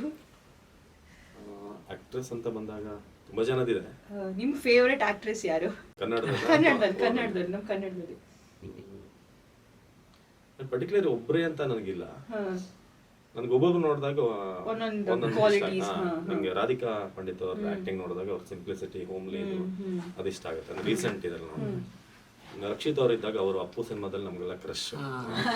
Appu sir coffee ಕುಡಿಯಲ್ವಾ ಅಂತ ಹೇಳೋದು ಅವರು ಆ ಟೈಮಲ್ಲಿ ಆ ಒಂದು ಕ್ರಶ್. ಹಿಂದಿನ ಸಿನಿಮಾಗಳು ಪ್ರೇಮ ಅವರು ತುಂಬಾ ಇಷ್ಟ ಆಗ್ತಾ ಇತ್ತು. ಪ್ರೇಮ ಅವ್ರ ಆಕ್ಟಿಂಗ್, ನಮ್ಮೂರ ಮಂದಾರ ಹೂವೆ, ಉಪೇಂದ್ರ ಸಿನಿಮಾದಲ್ಲಿ ಅವರು ತುಂಬಾ ಸೆಟಲ್ ಕ್ಯಾರೆಕ್ಟರ್, ರಿಯಲಿಸ್ಟಿಕ್. ಹಿಂದೆ ಮಂಜುಳಾ ಮೇಡಮ್, ಕಲ್ಪನಾ ಮೇಡಮ್ ಅವರೆಲ್ಲ ನಾವು ತುಂಬಾ ಚಿಕ್ಕವರಿದ್ದಾಗ ಸಿನಿಮಾಗಳು ನೋಡಿತ್ತು. ಸೌಂದರ್ಯ ಅವರು ನಂಗೆ ತುಂಬಾ ಇಷ್ಟ. ಅವ್ರನ್ನ ಪಡೆಯಪ್ಪ ಸಿನಿಮಾದಲ್ಲಿ, ಇನ್ನೊಂದ್ ಕಡೆ ಆಪ್ತ ಮಿತ್ರ, ಎಲ್ಲಾ ಇದ್ರಲ್ಲೂ ಅವ್ರು ಬ್ಲೆಂಡ್ ಆಗೋರು. ಈಗ ನನಗೆ ಒಂದೊಂದು ಇದ್ರಲ್ಲಿ ನೋಡೋ ಒಬ್ಬೊಬ್ರು ಇಷ್ಟ ಆಗ್ತಾರೆ. ನನಗೆ ದೀಪಾ ಸನ್ನಿಧಿ ತುಂಬಾ ಇಷ್ಟ. ಪರಮಾತ್ಮ ಕ್ಯಾರೆಕ್ಟರ್ ನನ್ಗೆ ತುಂಬಾ ಆಶ್ಚರ್ಯ, ಯಾಕೆ ಅವರು ಸಿನಿಮಾ ಅಲ್ಲಿಗೆ ನಿಲ್ಸಿದ್ದಾರೆ, ಯಾಕೆ ಮಾಡ್ತಿಲ್ಲ ಅಂತ. ಪರಮಾತ್ಮ ನನಗೆ ಸಿನಿಮಾನೇ ಇಷ್ಟ. ಪರಮಾತ್ಮ ಭಟ್ರು ಅದು ಎಪಿಕ್. ಮುಂಗಾರು ಮಳೆ ಯಾವ ರೀತಿ ಒಂದು ಇದೋ ಪರಮಾತ್ಮ ಈಗಲೂ ನಾನು ಒಂದೊಂದ್ಸಲ ಯೂಟ್ಯೂಬಲ್ಲಿ ಹಾಕೊಂಡು ನೋಡ್ತೀನಿ. ನನಗೆ ತುಂಬಾ ತುಂಬಾ ಆಶೀರ್ವಾದ. ನಿಮ್ದು one of the favourite interview celebrity including directors ಆಗಲಿ, ಆಕ್ಟರ್ಸ್ ಆಗಲಿ, ಯಾವ್ದು ಸರ್ ಒಂದು ನಿಮ್ಮ ಪರ್ಸನಲ್ ಫೇವ್ರೇಟ್? ಪರ್ಸನಲ್ ಅಂದ್ರೆ ನಾಟ್ ನೆಸೆಸರಿಲಿ ಹೀರೋ ಅಂತ ಹೇಳ್ತೀರಾ, ಎನಿಥಿಂಗ್ ನಿಮಗೆ ಎಂಜಾಯ್ ಅಂದ್ರೆ ತುಂಬಾ ನಿಮಗೆ ರಿಕಲೆಕ್ಟ್ ಆಗುವಂಥದ್ದು, ಇನ್ಫಾರ್ಮೇಟಿವ್ ಆಗಲಿ, ನೀವು ಎಂಜಾಯ್ ಮಾಡಿದಾಗಲಿ, ಆ ಥರದ್ದು ಯಾವ್ದು ಅನ್ಬೋದು? ನಾನು ಸುದೀಪ್ ಸರ್ 25ನೇ ವರ್ಷದ್ದು ಇದೆ ಬೆಳ್ಳಿ ಹೆಜ್ಜೆ ಅಂತ ಒಂದು ಮಾಡಿದ್ದೆ. ಅದು ಇಂಟರ್ವ್ಯೂ ನಂಗೆ ತುಂಬಾ ಹತ್ರ. ಯಾಕಂದ್ರೆ ಅವ್ರ ಫುಲ್ ಜರ್ನಿ ನಾನು ಮಾತ್ರ ಹಾಕೊಂಡ್ ಬಂದಿದ್ದೆ. ರಂಗ SSLC ಇಂದ ಹಿಡಿದು ಪ್ರತಿಯೊಂದು ಅದ್ರಲ್ಲಿ ಒಂದಷ್ಟು ನಾನು ಎನಾಕ್ಟ್ ಮಾಡಿದ್ದೆ. ಅಂದ್ರೆ ನಾನು ನಿಮ್ಗೆ ಆಕ್ಟ್ ಮಾಡಿ ತೋರಿಸ್ತೀನಿ, ನೀವು ಯಾವ ಸಿನಿಮಾ ಅಂತ ಫೈಂಡ್ ಔಟ್ ಮಾಡಬೇಕು. ನಾನು ಮಾತಾಡ್ ಮಲ್ಲಿಗೆ ಅದು ಇತ್ತು ನನ್ನ ತಲೆ. ನಾನು ಅದನ್ನ ಹಿಂಗ್ ತೋರಿಸಿ ಮಲ್ಲಿಗೆ ಇತ್ತ ಮಾಡಿ ಹಿಂಗೆ ಹಾಕೊಳ್ಳೋದಲ್ಲ, ಅದನ್ನ ತೋರಿಸ್ತಾ ಇದ್ದೆ ನಾನು. ಅದು ಅವ್ರಿಗೆ ಕ್ಯಾಚೇ ಆಗ್ಲಿಲ್ಲ. ಮತ್ತವರು ಹೇಳ್ದೆ ಯಾವ್ದ್ರಿ ಸಿನಿಮಾ ಅದು? ಸರ್ ಮಾತಾಡ್ ಹಂಗ ತೋರಿಸೋದು ಅವ್ರದ್ದೊಂಥರ ಆಕ್ಷನ್ ಮಾಡಿ ಅವ್ರದ್ದು ಗೊತ್ತಲ್ಲ, ಹಿಂಗೆ ಕೈಯಲ್ಲಿ ಕಣ್ಣಲ್ಲಿ ಹೆಂಗ್ ಮಾಡಿ ನಾವು ಹಿಂಗೂ ತೋರಿಸ್ಬೋದ ನಂಗೆ ಅಂತ ಆಮೇಲೆ ಗೊತ್ತಾಗಿತ್ತು. ಸೊ ಅದು ಒನ್ ಆಫ್ ದ ಫೇವ್ರೇಟ್ ನನಗೆ. ಪೊಲಿಟಿಕಲ್ ಕೆಲವೊಂದು ನನಗೆ ಇದಾಗಿದೆ. R. ಅಶೋಕ್ ಅವ್ರದ್ದು ಇಂಟರ್ವ್ಯೂ ಮಾಡಿದ್ದೆ. ಜಗದೀಶ್ ಶೆಟ್ಟರ್ ಇದಾಗಿದ್ದಾಗ ನೆಟ್ವರ್ಕ್ ಬೊಮ್ಮಾಯಿ ಅವ್ರು CM ಆಗಿದ್ದಾಗ ಅವ್ರ ಮನೇಲೆ ಒಂದು ಇಂಟರ್ವ್ಯೂ ಮಾಡಿದ್ದೆ, ಮನೇಲೆ ಅವರೇ ಕರೆಸಿ ಮಾತಾಡಿದ್ರು. ಈ ಥರದ್ದು ಒಂದಷ್ಟು ಇದೆ. ಸಡನ್ ನನಗೆ ಕೆಲವು ರಿಕಾಲ್ ಆಗ್ತಿಲ್ಲ, ನಾನು ಹೋಗ್ತೇನೆ. ಪರವಾಗಿಲ್ಲ, ಹಂಗೆ ಯಾವ್ದಾದ್ರು ಈಗ ಪೊಲಿಟಿಕಲ್ ಇದು ಹೇಳ್ತಾ ಇದ್ದೆ, ಈ ಪೊಲಿಟಿಕಲ್ ಡಿಬೇಟ್ಸ್ ಎಲ್ಲ ನಾವು ನೋಡ್ತಾ ಇರ್ತೀವಲ್ಲ ಸರ್, ಇವ್ರು ಹೊಡಿತಾರೆ ಅಂತ ನೋಡಿದ್ರೆ ಮುಗ್ದಿದ ತಕ್ಷಣ ಗಲಾಟೆ ಅವ್ರ ಫಾಲೋವರ್ಸ್ ಬಂದು ಹೊಡೆದಾಟ ಆಗಿ ಏನಾಗುತ್ತೆ ಅಂತ ನೋಡೋರ್ಗೆ ಅನ್ಸುತ್ತೆ. ಬಟ್ ಒಂದು ಕಾಮನ್ ನಮಗೆ ಅನ್ಸೋದಂದ್ರೆ ಆಮೇಲೆ ಚೆನ್ನಾಗಿರ್ತಾರೆ ಅಂತ. ನೀವು ಅಲ್ಲೇ ನೋಡಿರ್ತೀರ ಅಂದ್ರೆ ಆಮೇಲೆ ಅದನ್ನು ಡೈಲಿ ಅದೇ ಕೇಳ್ತಾ ಇರ್ತೀರ. ನೀವು ಹೇಳಿದ ಸ್ಟೇಟ್ಮೆಂಟ್, ಈಗ ಏನೋ ಬಜೆಟ್ ಬಂತಂದ್ರೆ ಒಂದು ಜೋಕ್ ಇದೆಯಲ್ಲ, ಅಪೋಸಿಷನ್ ಲೀಡರ್ ಆಲ್ರೆಡಿ ಒಂದು ಸ್ಟೇಟ್ಮೆಂಟ್ ರೆಡಿ, ಇದು ಬಡವರನ್ನಾಗಿ ಮಾಡುವ ಬಜೆಟ್, ಶ್ರೀಮಂತರಾಗಿ ಮಾಡು. ಈ ತರದ್ದು ಒಂದೊಂದು ಸಿಚುಯೇಷನ್ ಬಂದಾಗೂ ಅದು ನೀವು ಜರ್ನಲಿಸಮ್ ಅಲ್ಲಿ ಇರೋದ್ರಿಂದ ಡೈಲಿ ಕೇಳ್ಬಿಟ್ಟಿರ್ತೀರ. ಬಟ್ ನಮಗೆ ಆಡಿಯನ್ಸ್ಗೆ ಏನ್ ಅನ್ಸ್ತಿರುತ್ತೆ, ತುಂಬಾ ದೊಡ್ಡ ಫೈಟ್ ಇದೆ, ಹೊರಗಡೆ ಹೆಂಗಿರ್ತಾರೆ ಸರ್? ತಕ್ಷಣ ಜಸ್ಟ್ ಈಗ ಮುಗೀತು, ಈಗ ಹೆಂಗಿರ್ತಾರೆ? ಕ್ಯಾಮ್ರಾ ಆಫ್ ಆಗಿದ ತಕ್ಷಣ ಇಲ್ಲ, ಆಕ್ಚುಲಿ ಅವ್ರು ತುಂಬಾ ಸ್ನೇಹಿತರು ಇರ್ತಾರೆ. ಅವ್ರಿಗೂ ಅನಿವಾರ್ಯತೆ ಇರುತ್ತೆ ನಮ್ಮ ಪಕ್ಷವನ್ನು ಅವ್ರು ಡಿಫೆಂಡ್ ಮಾಡ್ಕೊಳ್ಳೋದಕ್ಕೆ. ಹೈಕಮಾಂಡ್ ಅವರು ನೋಡ್ತಾ ಇರ್ತಾರೆ, ತುಂಬಾ ನೀವು ಬಿಟ್ಕೊಡಕ್ ಆಗಲ್ಲ. ಸೊ ನೀವು ವಿಧಾನಸೌಧದ ಇದಕ್ಕೆ ಹೋದ್ರೆ ಲಾಬಿಯ ಲಾಂಜ್ ಇರುತ್ತೆ, ನೀವೇನಾದ್ರೂ ಅವಕಾಶ ಸಿಕ್ಕರೆ ಹೋಗಿ. ಸೆಷನ್ ಆದ್ಮೇಲೆ ಅವ್ರು ಹೆಂಗಿರ್ತಾರೆ ನೋಡಿ. ಹಾಗಂತ ವಿ ಕಾಂಟ್ ಬ್ಲೇಮ್ ದೆಮ್. ನೀವು 24/7 ರಾಜಕಾರಣ ಆಗಿರೋಕ್ಕಾಗಲ್ಲ ಅಲ್ಟಿಮೇಟ್ಲಿ. ಬಟ್ ಒಂದೇನು ಅಂತಂದ್ರೆ ನಿಮ್ ಸ್ನೇಹ ಇದೇನೇ ಇರ್ಲಿ, ಅದು ಅಲ್ಲಿವರೆಗೆ ಇರ್ಲಿ. ಬಟ್ ಒಬ್ಬರ ಸ್ಕ್ಯಾಮ್ ಅನ್ನ ಇನ್ನೊಬ್ರು ಮುಚ್ಚಾಕೋ ರೀತಿ, ನಾನ್ ಬಂದಾಗ ನಿನ್ನನ್ನು ತಡೀತೀನಿ, ನೀನ್ ಅಧಿಕಾರಕ್ಕೆ ಬಂದಾಗ ನಮ್ದನ್ನ ಅನ್ನೋದು ಆದರೆ ಆ ಥರದ್ದೇನಾದ್ರು ಆದಾಗ ಇಟ್ಸ್ ರಾಂಗ್ ಅಂತ ನನ್ಗನ್ಸುತ್ತೆ. ಸ್ನೇಹ ಇದು ಇರಲೇಬೇಕು. ಅವರೇನು ಬೇರೆ ದೇಶದವರಲ್ಲ, ಇನ್ನೊಂದು ಪಕ್ಷದವರು. But it's very good until and unless you are not safeguarding from any corruption ಅಥವಾ ಇದು ಅಲ್ಲಿವರೆಗೆ ಹೋಗದೆ ಇದ್ರೆ ಅದು ಬೆಟರ್. ಯಾಕಂದ್ರೆ ಕೆಲವು ನೋಡಿದೀವಿ ನಾವು, ಯಾಕಂದ್ರೆ ತುಂಬಾ ಸಾಫ್ಟ್ ಆಗಿರ್ತಾರೆ ಕೆಲವರು ಬಂದಾಗ, ಅಪೋಸಿಷನ್ ಅಲ್ಲಿ ಇದ್ದಾಗಲೂ ಕೂಡ. ಯಾಕಂದ್ರೆ ಅವ್ರ ಜುಟ್ಟು ಇವ್ರಿಗೆ ಇರುತ್ತೆ ಅಂಥದ್ದೆಲ್ಲ. ಸೊ ಅಂಥದ್ದು it's not good for country, ಅವರ ಸಿಸ್ಟಮ್. ಯಾಕಂದ್ರೆ ನೀವು ಒಬ್ರನ್ನೊಬ್ರು ಸೇಫ್ ಗಾರ್ಡ್ ಮಾಡೋದಾದ್ರೆ ವೋಟಿಂಗ್ ಪ್ರೊಸೀಜರ್ ಯಾಕೆ? ವೋಟ್ ಮಾಡೋದೇ ಬೇಡವಲ್ಲ, ಇಬ್ಬರು ಸೇಮ್ ಅಂತ ಆದ್ರೆ ಕಾರ್ಯಕರ್ತರಿಗೆ ಒಂದು ಹಾರ್ಡ್ ಇದ್ದಿರುತ್ತೆ, ನಂಬಿಕೆ ಇರುತ್ತೆ, ನಮ್ಮಣ್ಣ ಹಿಂಗೆ ಅಂತ. ಬಟ್ ಅವ್ರ ಜೊತೆಗಿರ್ತಾರೆ, ಕ್ಲಬ್ಬಲ್ಲಿ ಮಾತಾಡ್ತಿರ್ತಾರೆ, ಇಲ್ಲಿ ಇವ್ರು ಕಿತ್ತಾಡ್ತಾ ಇರ್ತಾರೆ. ಸೊ ಅವ್ರಿಗೂ ಮೋಸ ಆಗುತ್ತೆ, ವೋಟರ್ಸ್ಗೂ ಮೋಸ ಆಗುತ್ತೆ ನೀವು ಆ ಥರ ಮಾಡಿದ್ರೆ. ಕೆಲವರು ಇರ್ತಾರೆ ಪೊಲಿಟಿಷಿಯನ್ಸ್, ಅವ್ರು ಕಡ್ಡಿ ಮುರಿದ್ರು ಅವರು ಬಿಡಲ್ಲ. ಅವ್ರು ಯಾರು ಬಾ ಮನೆಗೆ ಬಾ, ಬೇಕಾದ್ರೆ ಕಾಫಿ ಕೊಡ್ತೀನಿ, ಊಟ ಕೊಡ್ತೀನಿ. ಬಟ್ ವಿಧಾನಸೌಧ ಅಂತ ಬಂದ್ರೆ ಈಗ ಕೆಲವರು ಆ ಥರ ವೆರಿ ರೇರ್ ಆ ಥರ ಕೇಸ್. ಅಂದ್ರೆ ಯೂಶಲಿ ನೀವು ನಿಮ್ಗೆ ಇದರಲ್ಲಿ ಗೋತ್ರ ಮಾಡಿದ್ರ ಸರ್ ಡಿಬೇಟ್ಸ್ ಅಲ್ಲೆಲ್ಲ, maybe if they are wrong, yes ಅದ್ರಲ್ಲಿ ನಂದು ತಪ್ಪಿತ್ತು ಇದನ್ನ ಒಂದ್ ಹೇಳ್ಬಿಡ್ತಾರೆ. ಈಗ ಅಂದ್ರೆ ಫಸ್ಟ್ ಸ್ಟೇಟ್ಮೆಂಟ್ ಬಂದಾಗ್ಲೇ ಒಂದ್ ರಾಂಗ್ ಹೇಳ್ಬಿಡ್ತಾರೆ. 1 hour ಅವರಿಗೂ ಗೊತ್ತಿರುತ್ತೆ ರಾಂಗ್ ಡಿಫೆಂಡ್ ಮಾಡ್ತಾರೆ. ನೋಡೋನಿಗೂ ಗೊತ್ತಾಗ್ತಿರುತ್ತೆ, ಅವನ ಎಕ್ಸ್ಪ್ರೆಷನ್ ಎಲ್ಲ ಗೊತ್ತಾಗ್ತಿರುತ್ತೆ. ಓಲಿ ಬಿಡುಗರು ಒಪ್ಕೊಂಡ್ಬಿಡು ಅನ್ನೋದು. ಬಟ್ ಕೆಲವೊಬ್ರು ರೆಸ್ಪೆಕ್ಟಬಲ್ ಅಂದ್ರೆ ಸೆನ್ಸಿಬಲ್ ಇರ್ತಾರೆ, ಎಸ್ ಅಲ್ಲಿ ಮೇಡ್ ಎ ಮಿಸ್ಟೇಕ್ ಅಂತ ಹೇಳಿ ಕಂಟಿನ್ಯೂ ಆಗೋರು ಇರ್ತಾರೆ. ಇಲ್ಲ ಹೇಳ್ತಾರೆ, ತುಂಬಾ ಜನಕ್ಕೆ ಅದಿದೆ. ಕೆಲವರು ಆಫ್ ದ ರೆಕಾರ್ಡ್ ಆದ್ರೂ ಬ್ರೇಕ್ ಅಲ್ಲಿ ಆದ್ರೂ ಹೇಳ್ತಾರೆ ಸಾರಿ ಸರ್, ನಾನು ಬೇರೆ ಆಪ್ಷನ್ ಇಲ್ಲ ನನಗೆ, ನಾನು ಇದನ್ನೇ ಡಿಫೆಂಡ್ ಮಾಡಬೇಕು, ರಾಂಗ್ ಅಂತ ನನಗೂ ಗೊತ್ತು, but I have to defend ಅಂತ. ಆ ಥರದ್ದು ಇದೆ. ಪರಮಾತ್ಮ ಸಿನಿಮಾ ಬಗ್ಗೆ ಕೇಳ್ಬೇಕಂದ್ರೆ ಈ ಪ್ರಶ್ನೆ ಕೇಳ್ಬೇಕು ಅಂತ ಅನ್ಕೊಂಡಿದ್ದೆ. ಪ್ರಾಬಬ್ಲಿ ಅಪ್ಪು ಸರ್ ಅವರ ಆ ಒಂದು ಘಳಿಗೆನ ನಾವು ಮನ್ಸಲ್ಲೂ ನಾವು ನೆನ್ಸ್ಕೊಂಡಿರ್ಲಿಕ್ಕೆ ಸಾಧ್ಯನೇ ಇರ್ಲಿಲ್ಲ. And as A news channel ನಿಮಗೆ ಫಸ್ಟ್ ನ್ಯೂಸ್ ಹೋಗಿರುತ್ತೆ, ನಿಮ್ಮ ಇನ್ಸ್ಟೆಂಟ್ ಎಂಟೈರ್ ಸ್ಟುಡಿಯೋದಲ್ಲಿ ನಿಮ್ಮ ಇನ್ಸ್ಟೆಂಟ್ ರಿಯಾಕ್ಷನ್ ಹೆಂಗಿತ್ತು? Because I remember one of the journalist ಅವ್ರ ಇಂಟರ್ವ್ಯೂ ಹೇಳ್ಬೇಕಾದ್ರೆ, ಆ ನ್ಯೂಸ್ ಬಂದಿದ ತಕ್ಷಣ ನಮ್ಮ ಸ್ಟುಡಿಯೋದಲ್ಲಿ ಹುಡುಗರೆಲ್ಲ ಅಳೋಕ್ ಶುರು ಮಾಡ್ಬಿಟ್ರು. For the very first time ನಮ್ಮ ಎಂಟೈರ್ ಕರಿಯರ್ ಅಲ್ಲಿ ನಾನು ಆ ತರ ಒಂದು ಸಿಚುವೇಶನ್ ನೋಡಿದ್ದು. ಸೊ ನೀವು ವರ್ಕ್ ಮಾಡಿದಂತ ಸ್ಪೇಸ್ ಅಲ್ಲಿ ನಿಮಗೆ ಹೆಂಗ್ ಸರ್, ನೀವು ಹೆಂಗ್ ನ್ಯೂಸ್ ಕನ್ಸ್ಯೂಮ್ ಮಾಡ್ತೀರಿ? ನೀವು ಎಲ್ಲಿದ್ರಿ ಇವಾಗ? ಅಂದ್ರೆ ನಂದು ಬಹಳ ಶತ್ರುಗೂ ಬರಬಾರದು ಅಂತ ಒಂದು ಸ್ಥಿತಿ ನಾನಿದ್ದೆ. ಅಪ್ಪು ಸರ್ ತೀರ್ಕೊಂಡಾಗ ನನ್ನ ಚಿಕ್ಕಪ್ಪ ತೀರ್ಕೊಂಡಿದ್ರು. ನನ್ನ ತುಂಬಾ ಚಿಕ್ಕ ವಯಸ್ಸಿಂದ ವಿಶ್ವನಾಥ್ ಅಂತ ನಾನು ಅವರು ಫ್ರೆಂಡ್ಸ್ ತರ, ಅಷ್ಟು ಕ್ಲೋಸ್. ಅವರು ಹೆಲ್ತ್ ಸ್ವಲ್ಪ ಇಶ್ಯೂ ಆಗಿ ಅವರು ಹಿಂದಿನ ದಿವಸ ಅವರು ಇದಾಗಿದ್ದು, ಅಪ್ಪು ಸರ್ ತೀರ್ಕೊಂಡು. ಅದಕ್ಕೆ ನಾನು ಊರಿಗೆ ಹೋಗಿದ್ದೆ. ನಾವು ಅವ್ರದ್ದು ಇದೆಲ್ಲ ಮಾಡಿ ಚಿತೆಗೆಲ್ಲ ಬೆಂಕಿ ಕೊಟ್ಟು ಬೆಳಗಿನ ದಿವಸ ಹೋಗಿ ನೋಡ್ತೀವಿ ನೋಡಿ ಅಲ್ಲಿ ಎಷ್ಟು ಸುಟ್ಟಿದೆ ಏನೋ ಓದಿ ಅದೆಲ್ಲ ಇದು ಮಾಡೋಕ್ಕೆ. ಅಲ್ಲೂ ಹೋಗುವಾಗ ನನಗೆ ಸ್ವಲ್ಪ ಮಧ್ಯಾಹ್ನದಷ್ಟೊತ್ತಿಗೆ ಅದೆಲ್ಲ ಮುಗಿಸಿ ನಾವು ಮನೆಗೆ ಬಂದಿದ್ವಿ. ಅವಾಗ ಈ ಥರ ಒಂದು ಸಡನ್ ಒಂದು ಮೆಸೇಜ್ ಬಂತು ಗ್ರೂಪಲ್ಲಿ, ನ್ಯೂಸ್ ಗ್ರೂಪಲ್ಲಿ, ಅಪ್ಪು ಸರ್ ಇದ್ದಾರೆ, ಸೀರಿಯಸ್ ಇದ್ದಾರೆ. ನನಗೆ ಫಸ್ಟ್ ನೋಡಿದಾಗ ಅಪ್ಪು ಸರ್ ಹೌದಾ ಇದು ಏನಾದರೂ ಟೈಪಿಂಗ್ ಮಿಷನ್, ಪುನೀತ್ ರಾಜ್ಕುಮಾರ್ ಬಂದು ಬೇರೆ ಏನಾದರೂ ಇಲ್ಲ, ಅಪ್ಪು ಸರೇ ಅಷ್ಟು ಫಿಟ್ ಇದ್ದಾರೆ, ಅಂದ್ರೆ ನಮ್ಗಾಗ ಇಷ್ಟು ಎಕ್ಸ್ಟ್ರೀಮ್ ಅಂತ ಗೊತ್ತಿಲ್ಲ, ಹುಷಾರಿಲ್ಲ ಅಂತ ಅಷ್ಟೇ. ನಾನು ಅನ್ಕೊಂಡೆ ಶೂಟಿಂಗ್ ಆಗ್ಬೇಕಾದ್ರೆ ಮೇ ಬಿ ಏನೋ ಜಂಪ್ ಮಾಡ್ಬೇಕಾದ್ರೆ ಅವ್ರ ಓನ್ ಸ್ಟಂಟ್ಗಳನ್ನ ಮಾಡೋದು ನನಗೆ ಗೊತ್ತಿತ್ತು, ಎಲ್ರಿಗೂ ಗೊತ್ತು. ಮೇ ಬಿ ಏನೋ ಏಟ್ ಆಗಿದೆ ಅಂತದೇನೋ ಸಣ್ಣದು ಅಂತ, ಅಡ್ಮಿಟ್ ಆಗಿದ್ದಾರೆ ಅಂತ ಸೀರಿಯಸ್ ಇದೆ ಅಂತ ಒಂದು. ಇನ್ನೊಂದು ನನಗೆ ಇಲ್ಲಿ ಟಿವಿಲಿ ಬರೋಕ್ಕಿಂತ ಮುಂಚೆ ನನಗಿಲ್ಲಿ ಅಪ್ಡೇಟ್ ಇಲ್ಲಿ ಗೊತ್ತಾಗ್ತಾ ಇದೆ ಏನಾಗ್ತಿದೆ. ನಾವು ಏರ್ ಮಾಡಕ್ಕೆ ಯಾರಿಗೂ ಇದಾಗ್ತಿಲ್ಲ. ಮತ್ತೆ ಇನ್ನೊಂದು ನಮ್ದು ಮೈನ್ ಗ್ರೂಪ್ ಅಲ್ಲಿ ಬಂತು, Appu sir is no more ಅಂತ ನೋಡಿದೆ. ಆಗ್ಲೂ ನಮಗೆ ನಾನೇ ರಿಪ್ಲೈ ಮಾಡಿದೆ, ಸರಿ ಚೆಕ್ ಮಾಡಿ, ನೋ ಚಾನ್ಸ್. ಅಪ್ಪು ಸರ್ ಹೇಗೆ ಅದು ಕಾರ್ಡಿಯಾಕ್ ಇದಾಗಿದೆ, ಹಾರ್ಟ್ ಅಟ್ಯಾಕ್ ಆಗಿದೆ ಅಂತಲೇ ಹೇಳಿದ್ದು. ಡಬಲ್ ಚೆಕ್ ಮಾಡಿ, ಚಾನ್ಸ್ ಇಲ್ಲ ಅಂತ ನಾನು ನೋನು ಈ ಅಫಿಷಿಯಲಿ ಐ ಗಾಟ್ ನ್ಯೂಸ್ ಅಂತ ಇಲ್ಲ ಬರ್ತಾ ಇದೆ. ಮತ್ತು ನಾನು ಇದ್ರಲ್ಲಿ ಕಾಂಟ್ಯಾಕ್ಟಲ್ಲಿ ಇದ್ದೀನಿ ಆಫೀಸ್ ಜೊತೆಗೆ. ನಾನು ಯಾರಿಗೂ ಅದನ್ನು ಏರ್ ಮಾಡೋಷ್ಟು ಎದೆಗಾರಿಕೆ ಸಾಲ್ತಿಲ್ಲ, ಅಂದರೆ ಅದನ್ನು ಹೇಗೆ ಹೇಳೋದು. ಸೊ ನಾನು ಆ್ಯಕ್ಚುಲಿ ನಾನು ಕೂಡಲೇ ಪ್ಯಾಕಪ್ ಮಾಡಿ ಹೊರಟೆ. ನಾನು ಇನ್ನೊಂದು 2 ದಿನ ಇರೋನು, ಚಿಕ್ಕಮಗಳೂರಿಂದ ಹೊರಟು ನಾನು ಅವತ್ತು ನಮ್ಮ ತಂದೆ ಡ್ರೈವಿಂಗ್ ಮಾಡ್ತಾರೆ. ನನಗೆ ಯಾವಾಗ ಕನ್ಫರ್ಮ್ ಮಾಡ್ಬಿಡ್ತು ಒಂದು ಹಂತಕ್ಕೆ. ನಾನು ಅಪ್ಪನ ಹತ್ರ ಹೇಳಿದೆ, ಅಪ್ಪ ನನಗೆ ಕಾನ್ ಡ್ರೈವ್ ಟುಡೇ, ಯಾಕಂದ್ರೆ ನಾನು ನಿಮ್ಗೆಲ್ರಿಗೂ ಆಗಿರೋಲ್ಲ, ತಲೆ ಓಡ್ತಾ ಇಲ್ಲ, ಕೇಳ್ತೇನೆ ನಾನು ಡ್ರೈವ್ ಮಾಡೋಕ್ಕಾಗಲ್ಲ, ನೀವು ಬರ್ತೀರಾ ನನ್ನ ಜೊತೆ. ನಮ್ಮಪ್ಪ ಒಪ್ಪೋದು, ನಾನು ಡ್ರೈವ್ ಮಾಡ್ತೀನಿ. ನಾನು ನಮ್ಮದು ಟಿ ವಿ ಇದರಲ್ಲಿ ಸ್ಕ್ರೀನಲ್ಲಿ ಹಾಕ್ಕೊಂಡು ಕಾರಲ್ಲೇ ಹಾಕ್ಕೊಂಡು ನಾನು ಅಲ್ಲಿಂದ ಶೃಂಗೇರಿಯಿಂದ ಒಂದು 4.5 hours ಬಂದು ಇಲ್ಲಿ ಬಂದು ನಾನು ಮನೆಗೆ ಹೋಗಿ ಬಿಟ್ಟು ನಾನು ಸ್ಟುಡಿಯೋಗೆ ಹೋಗಿದ್ದು ಸೀದಾ. ನಾನು ಹೋಗೋ ಆಲ್ಮೋಸ್ಟ್ ಅವ್ರದ್ದು ಇದೆಲ್ಲ ಆಗಿ ನಾನು ನೆಕ್ಸ್ಟ್ ಇದ್ದಿದ್ದು ಅವ್ರದ್ದು ಇದನ್ನು ಕಂಟಿನ್ಯೂ ಆಗ್ತಿರೋದಾ ಏನು ಅನ್ನೋದು. ಹೋಲ್ ನೈಟ್ ಲೈವ್ ಮಾಡಿದ್ದೀನಿ. ನನಗೆ ನನ್ನ ಆಫೀಸಿಂದ ಕಂಠೀರವ ಸ್ಟೇಡಿಯಂ ಏನಿದೆ ಅದೊಂದು ವಾಕೆಬಲ್, ಒಂದು 1/2 ಕಿಲೋಮೀಟರ್ ಇಲ್ಲ. ನನಗೆ ಹೋಗಕ್ಕೆ ಭಯ, ಅಂದರೆ ನನಗೆ ಅಪ್ಪು ಸರ್ನ ಲಾಸ್ಟ್ ನಾನು ಹತ್ರ ನೋಡಬಾರ್ದು ಅಂತ. ನಮ್ಮ ಆಫೀಸಲ್ಲಿ ಕರಿತಿದ್ದಾರೆ, ಬಾರೋ ತೆಗಿ ಸಂಜೆ ಒಳಗಡೆ ಇದಾಗುತ್ತೆ, ಬಾ ಒಂದ್ಸಲ ಹೋಗೋಣ ಲಾಸ್ಟ್. ನಾನು ಬರಲ್ಲ. ನಾನು ಯಾಕಂದರೆ ಅದೇ ಕಂಠೀರವ ಸ್ಟೇಡಿಯಮಲ್ಲಿ ಎಲ್ಲಿ ಅವ್ರದ್ದು ಅಂತಿಮ ದರ್ಶನ ಆಯ್ತು, ಅಲ್ಲೇ ನಾನು ಅವ್ರ ಫಸ್ಟ್ ಇಂಟರ್ವ್ಯೂ ಮಾಡಿದ್ದೆ. ನಾನು ಅವ್ರ ಫಸ್ಟ್ ನೋಡಿದ್ದೆ ಅಲ್ಲೇ. ಸೊ ನಾನು ಅವ್ರನ್ನ ನಗುಮುಖದಲ್ಲಿ ನೋಡಿದ್ದೀನಿ. ನನಗೆ ಅದೇ ಕಂಠೀರವ ಸ್ಟೇಡಿಯಮಲ್ಲಿ ನನಗೆ ಅವ್ರ ಕೊನೆದೇನು ನೋಡೋಕ್ಕೆ ಇಷ್ಟ ಇಲ್ಲ, ನಾನು ಹೋಗಲಿಲ್ಲ. ಸೊ ನನ್ನ ಮೆಮೊರಿ ಫಸ್ಟ್ ಗ್ಲಿಮ್ಸ್ ಅವ್ರನ್ನ ನೋಡಿದ್ದು ಕಂಠೀರವ ಸ್ಟೇಡಿಯಮಲ್ಲಿ. ಕೊನೆಯದಾಗಿ ನಾನು ರ್ಯಾಪಪ್ ಮಾಡಿದ್ದು ಅಲ್ಲೇ. ಎಷ್ಟೊಂದ್ಸಲ ರ್ಯಾಪಪ್ ಮಾಡ್ಬೇಕಾದ್ರೆ ನಾನು ಟಿಶ್ಯೂ ಇಟ್ಕೊಂಡೇ ಮಾಡಿದ್ದೀನಿ. ಬಟ್ ಆ ಹುಡುಗ ಅಳಬಾರ್ದು ಅಥವಾ ತೋರಿಸ್ಕೋಬಾರ್ದು ಅಂತ ನಾನು ಇದು ಮಾಡಿದ್ದೀನಿ. But one of my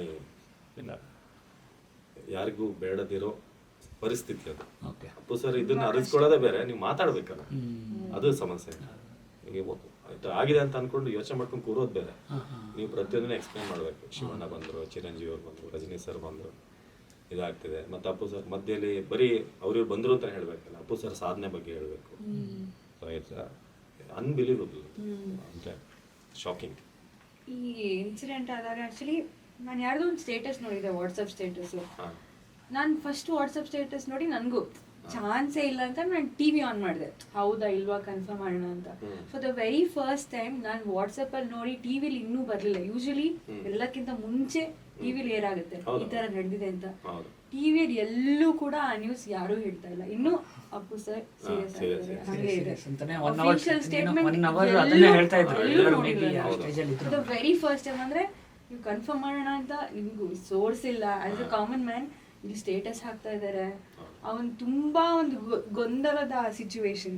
I think ನಾವು ನೋಡಿದ್ದು ಈ ಟೈಮಲ್ಲಿ ಪ್ರಾಬ್ಲಿ ನಿಮ್ಗೆ ಬಹಳ ಕಷ್ಟವಾಗಿರುವಂತ ಒಂದು ನ್ಯೂಸ್ ಅಂದ್ರೆ ಎಕ್ಸಾಕ್ಟ್ಲಿ ತುಂಬಾ ತುಂಬಾ ಕಷ್ಟ ಆಗಿದ್ದು. ಯಾಕಂದ್ರೆ ನಾನೊಬ್ಬ ನಾರ್ಮಲ್ ಅವ್ರನ್ನ ದೂರದಿಂದ ನೋಡಿದವನು, ಕೂತು ಅವ್ರ ಜೊತೆನೆ ಮಾತಾಡೋದವನು. ನನಗೆ ಅದು ತುಂಬಾ ಇದಾಯ್ತು. ಅದು ಆ ಏಜ್ ಮತ್ತೆ ತುಂಬಾ ಕನಸುಗಳಿತ್ತು ಅವ್ರಿಗೆ. ಸೊ ಅವ್ರಿಗೆ ಈಗಿನ ಸಿಚುವೇಶನ್ ಅಪ್ಪು ಸರ್ ಇರಬೇಕಾಗಿತ್ತು ಅಂತ ನನಗೆ. ಹೌದು, ಕನ್ನಡ ಸಿನಿಮಾ ಬರ್ತಾ ಇರೋ ರೀತಿ ನೋಡಿದ್ರೆ ಬಹಳ ಖುಷಿ ಪಡ್ತಾ ಇದ್ರು. ಸಿನಿಮಾ ಲವರ್ ಅಲ್ವಾ, ಎಲ್ಲಾ ಭಾಷೆ ಸಿನಿಮಾ ಸೀರೀಸ್ ತಂದು ನೋಡ್ತಾ ಇದ್ರು. ಮತ್ತೆ ನಾನು ಅಪ್ಪು ಸರ್ ಡಿಮೈಸ್ ಆದ್ಮೇಲಿಂದ ನಾನು ಅಳವಡಿಸ್ಕೊಂಡಿರೋದೇನಂತಂದ್ರೆ, ನಾನು ಮುಕ್ತ ಕಂಠವಾಗಿ ಇವಾಗ ಹೋಗ್ಲಿಕ್ಕೆ ನನ್ನ ಮುಂದಾಗಿದ್ದೀನಿ. ಎನಿ ಕಾಂಟೆಂಟ್ ಕ್ರಿಯೇಟರ್ ಈಗ ನಾನು ನೋಡ್ತೀನಿ, ಯಾರು ಹುಡುಗರು ಪಾಪ ನಾನು ಏನ್ ಮಾಡ್ತೀನಿ, ತುಂಬಾ ಚೆನ್ನಾಗಿ ಮಾಡ್ತೀರಾ, ಕೀಪ್ ಡೂಯಿಂಗ್ ಅಂತ. ಇದು ನಾನು ಅಪ್ಪು ಸರ್ ಇಂದ ಕಲ್ತಿದ್ದೆ. ಅವ್ರ 46ಗೆ ಅವರೊಂದು ಜರ್ನಿ ಅಂತ್ಯ ಆಗಿದೆ. ಏನಿದೆ ಲೈಫಲ್ಲಿ, ನಾನು ಪಾಸಿಟಿವಿಟಿ ಇರಲೇಬೇಕು. ಹಿಂದೆಲ್ಲ ನಾನು ಯೋಚನೆ ಮಾಡ್ತಿದ್ದೆ, ನೋಡ್ತಿದ್ದೆ. ಬಟ್ ಇವಾಗ ನಾನು ಓಪನ್ ಹಾರ್ಟೆಡ್ಲಿ ಐ ಪ್ರೈಸ್ ನೀವು ಚೆನ್ನಾಗಿ ಮಾಡ್ತಿದ್ದೀರಾ, ಚೆನ್ನಾಗಿ ಮಾಡ್ತಿದ್ದೀರಾ. ಸೊ ಅದು ನಾನು ಅಪ್ಪು ಸರಿಂದ ನಾನು ಕಲ್ತಿದ್ದು. ಮತ್ತು ಇನ್ನೊಂದು ಲೈಫ್ನ ಎಕ್ಸ್ಪ್ಲೋರ್ ಮಾಡಬೇಕು. ನಂಗೆ ಗಂಧದ ಗುಡಿ ನೋಡ್ಬೇಕಾದ್ರೆ ನನ್ಗೆ ಅನ್ಸಿದ್ದು ಸುತ್ತಬೇಕು ನಾವು, ಕೆಲಸ ಅಂತಾನೆ ಇರಬಾರ್ದು, ನೋಡ್ಬೇಕು ಕರ್ನಾಟಕ ಎಷ್ಟು ಚೆನ್ನಾಗಿದೆ ಅನ್ನೋದು ನೋಡಬೇಕು ಅನ್ನೋದು ನನಗೆ ಅನಿಸಿದ್ದು ಗಂಧದ ಗುಡಿ ನೋಡಿದಾಗ. ಸೊ ತುಂಬ ಲೈಫ್ ಚೇಂಜ್ ಮಾಡಿದೆ. ಆ್ಯಂಡ್ ನನಗೆ PBMP ಇಂದ ಒಂದು ಪ್ರಶಸ್ತಿ ಬರುತ್ತೆ, ಪುನೀತ್ ರಾಜ್ಕುಮಾರ್ ಪ್ರಶಸ್ತಿ ನನಗೆ ಬರುತ್ತೆ 2024-3 ಎಂಟಲ್ಲಿ ಅನಿಸುತ್ತೆ. ಸೊ ನನಗೆ ಅದೊಂದು ಇದು ಓಕೆ ಅಪ್ಪು ಸರ್ ಕಡೆಯಿಂದ, ಯಾಕಂದರೆ ನಾನು ಒಂದಷ್ಟು ಈ ಲ್ಯಾಂಡ್ ಸ್ಲೈಡ್ ಎಲ್ಲ ಆದಾಗ ಕೊಡಗು ಚಿಕ್ಕಮಗಳೂರಲ್ಲೆಲ್ಲ ಇದಾಗಿತ್ತು, ಪ್ರವಾಹ ಥರ ಆಗಿತ್ತು, ಫುಲ್ ಮಳೆ ಎಲ್ಲ ಬಂದು ಮನೆಗಳೆಲ್ಲ ಕೊಚ್ಚೋಗಿದ್ದು. ಆಗ ಒಂದಷ್ಟು ನಾನು ಸಾಮಾಜಿಕ ಕೆಲಸಗಳು ಮಾಡಿದ್ದೆ. ಅಲ್ಲಿ ಬೇಕಾಗಿ ಫುಡ್ ಐಟಮ್ಸ್ ಕಳಿಸೋದು, ಆರ್ಗನೈಸ್ ಮಾಡೋದು ನಾನೇ ಇಲ್ಲಿಂದ ಫೋನ್ ಮಾಡಿ ಮಾಡ್ತಾ ಇದ್ದೆ. ಸೊ ಅದನ್ನು ರೆಕಗ್ನೈಸ್ ಮಾಡಿ ಒಂದು ಇದು ಕೊಟ್ಟಿದ್ದು ಸೋಷಿಯಲ್ ಕಾಸ್ ನಾನು ಇದು ಮಾಡಿದೆ ಅಂತ. ಆ ಭಾಗದ ಜನರು ನಾನು ಈಗ ಹೋದರೂ ಕೂಡ ಮನೆಗಳಿರಲಿಲ್ಲ ಸರ್, ನೀವೊಂದು ರಿಪೋರ್ಟ್ ಮಾಡಿ ನಮಗೆ ಮನೆಗಳಾಗಿದೆ, ಅಕ್ಕಿ ಇದು ಸ್ಯಾನಿಟರಿ ಪ್ಯಾಡ್ಸ್ ಹೆಣ್ಮಕ್ಳಿಗೆ ಅದೆಲ್ಲವೂ ಕೂಡ ಇರಲಿಲ್ಲ, ಎಲ್ಲ ಇದರಲ್ಲಿರೋ ನಿರಾಶ್ರಿತರ ಕೇಂದ್ರದಲ್ಲಿ. ಅದನ್ನೆಲ್ಲ ನಾವು ಲಾರಿಲಿ ಜನ ಕೊಟ್ಟಿದೆ, ಅದು TV9 ವ್ಯೂವರ್ಸೇ ಕೊಟ್ಟಿದ್ದು. ಬಟ್ ನಾವು ಆರ್ಗನೈಸ್ ಮಾಡಿದ್ವಿ, ಯಾವ ಪ್ಲೇಸಿಗೆ ಬೇಕು. ಬೆಳಗಾವಿಲೆಲ್ಲ ಒಂದು ಸಮಸ್ಯೆ ಆಗಿತ್ತು, ಧಾರವಾಡಲ್ಲೆಲ್ಲ ಅಲ್ಲಿಗೆಲ್ಲ ಕಳಿಸಿದ್ವಿ. ಸೊ ಅದೊಂದು ಸ್ಯಾಟಿಸ್ಫ್ಯಾಕ್ಷನ್ ಇದೆ. ಸೊ ಆ ಥರ.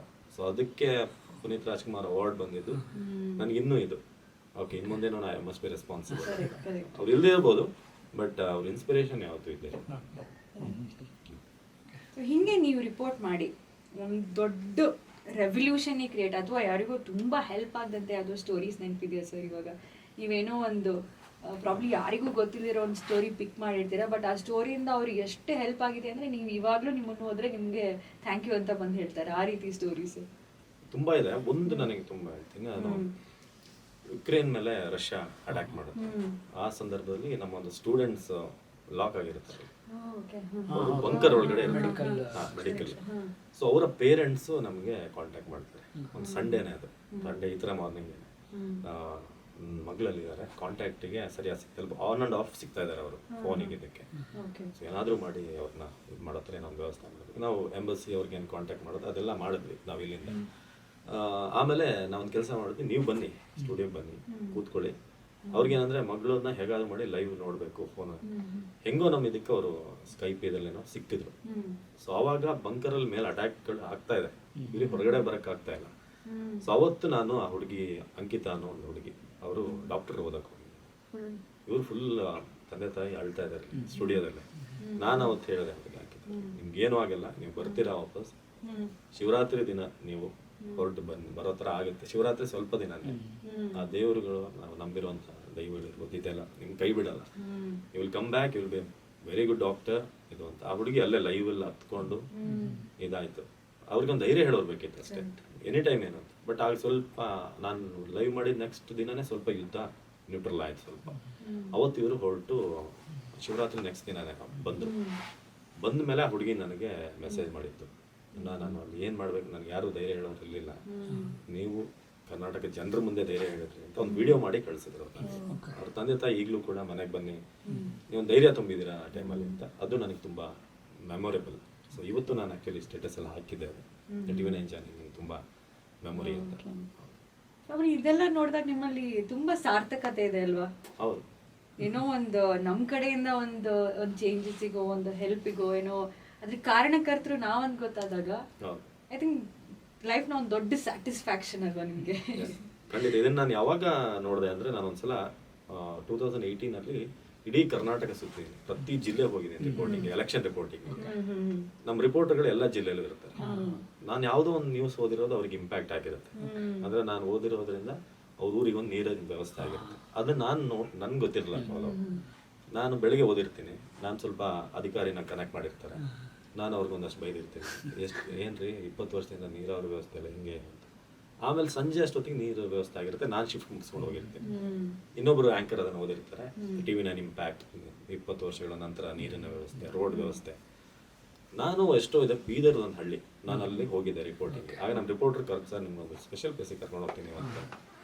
ಎಲ್ಲಿಗೆ? ಬೀದರ್ದು ಏನಾದರೂ ಅಲ್ಲಿ ಏನಾದರೂ ಕೋಟೆ ಗಿಟ್ಟೆ ಐತೆ ಬಂದಿರಿ ಅಂತ ಒಂದು ಹಳ್ಳಿ ಕರ್ಕೊಂಡು ಹೋದ್ರು. ರೋಡ್ ಎಲ್ಲ ಮಾಡಿ ಅಲ್ಲಿ ಹೋದಾಗ ಅಲ್ಲಿ ಫುಲ್ ಏನೇನು ಅವ್ರದ್ದು ಬೆಳೆ ಇದೆ ಅದನ್ನು ಮೂಟೆ ಕಟ್ಟಿ ರೆಡಿ ಇಟ್ಟಿದ್ದಾರೆ. ನಾನು ಎಲ್ಲ ತಂದು ಇದಕ್ಕೆ ಹಾಕಿದ್ರು, ಫಸ್ಟಿಗೆ ಡಿಕ್ಕಿಗೆ ಹಾಕಿದ್ರು ಗಾಡಿ, ಏನೇನು ಅವ್ರು ಬೆಳೆದಿದ್ದು. ಇದೇನಕ್ಕೆ ಯಾರಿಗೆ ಇದೆ ನಮ್ಮ ಅದಕ್ಕೆ ಮಾರ್ಕೆಟಿಗೆ ತೊಗೊಳಬೇಕ ಅಂತ ಮಾರ್ಕೆಟಿಗೆ ಇಲ್ಲ ಸರ್ ಇದು ನಿಮಗೆ ಅಂತ ಅವರೆಲ್ಲ ಕೈ ಮುಗಿತಿದ್ರು.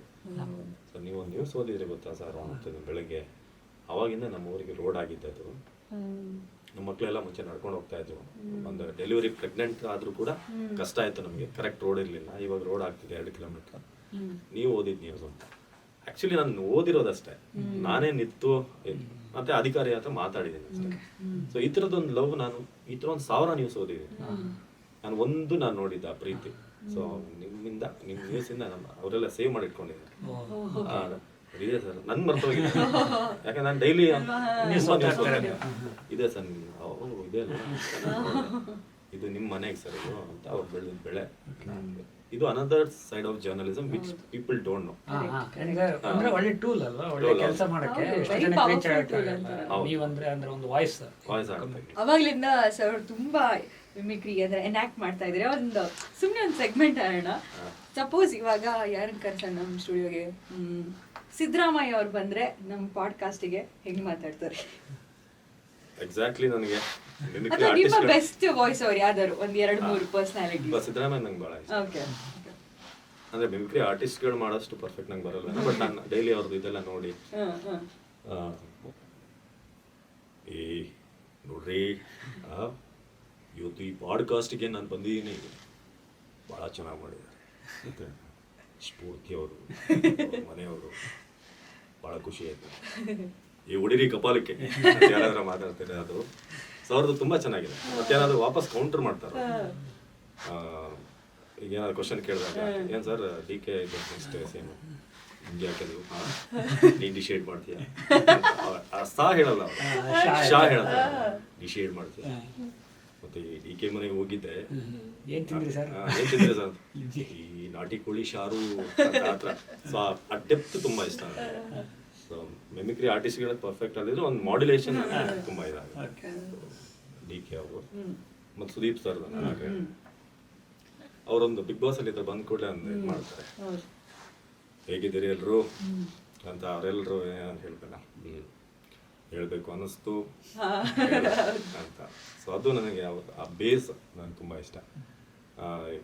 ಸಿನಿಮಾ ಡೈಲಾಗ್ಗಳೆಲ್ಲ ಬರುತ್ತಲ್ಲ ಅದೆಲ್ಲ ಅವರೊಂದು ಸ್ಟ್ರೆಸ್ ಮಾಡ್ತಾರೆ.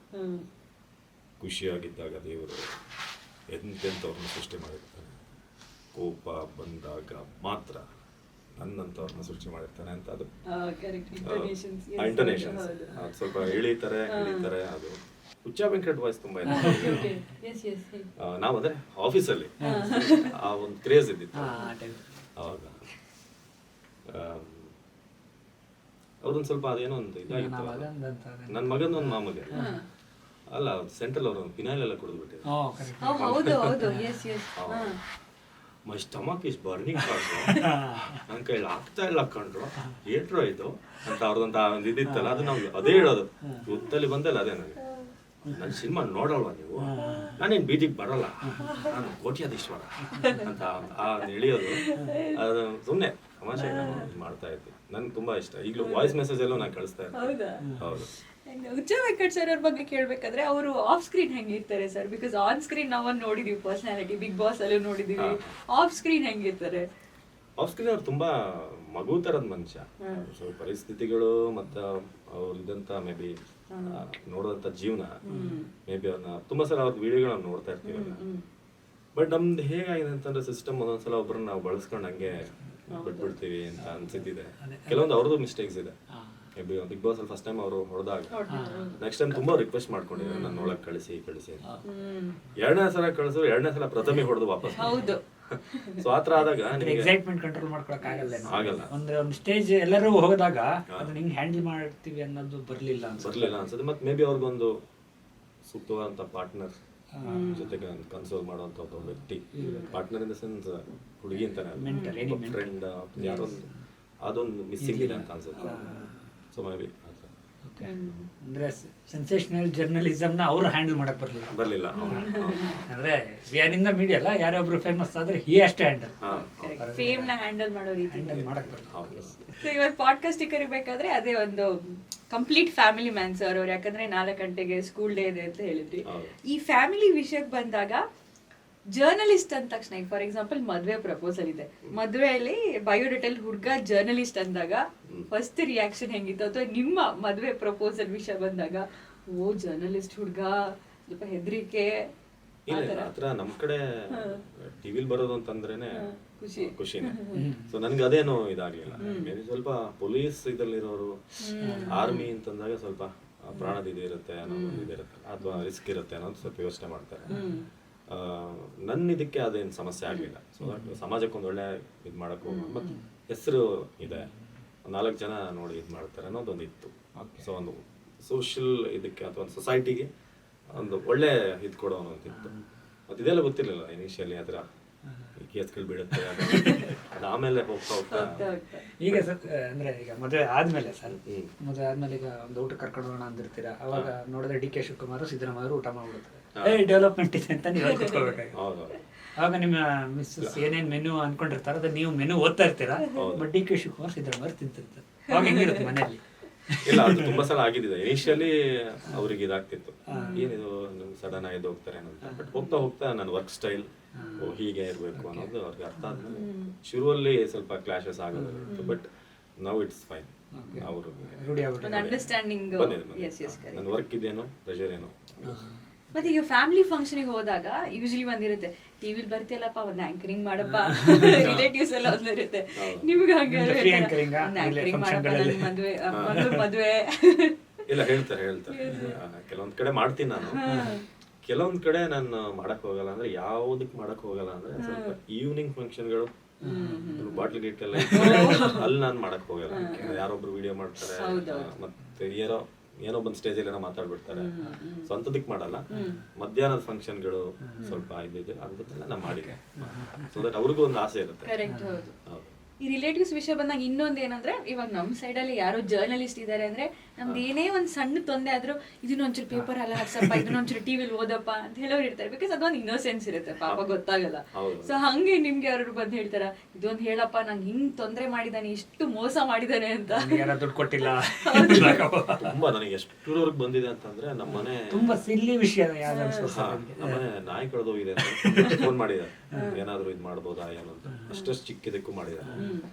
ಮತ್ತೆ ನನ್ಗೆ ಏನಂತಂದ್ರೆ, ಒಬ್ಬ ಜರ್ನಲಿಸ್ಟ್ಗೆ ನಿಮಗೆ ಬರೋ 99 ಕಾಲ್ಸ್ ನೀನ್ ಹೇಗಿದೆ ಅಂತ ಕೇಳೋದಕ್ಕಲ್ಲ, ಅವ್ರ ಸಮಸ್ಯೆ ಹೇಳೋದಕ್ಕೆ ಫೋನ್ ಮಾಡಿರ್ತಾರೆ. ಒಂದೊಂದು ಹಂತಕ್ಕೆ ನಿಮ್ಗೆ ಹೇಗಾಗಿರುತ್ತೆ ಅಂದ್ರೆ, ನಮ್ದೇ ಇಲ್ಲಿ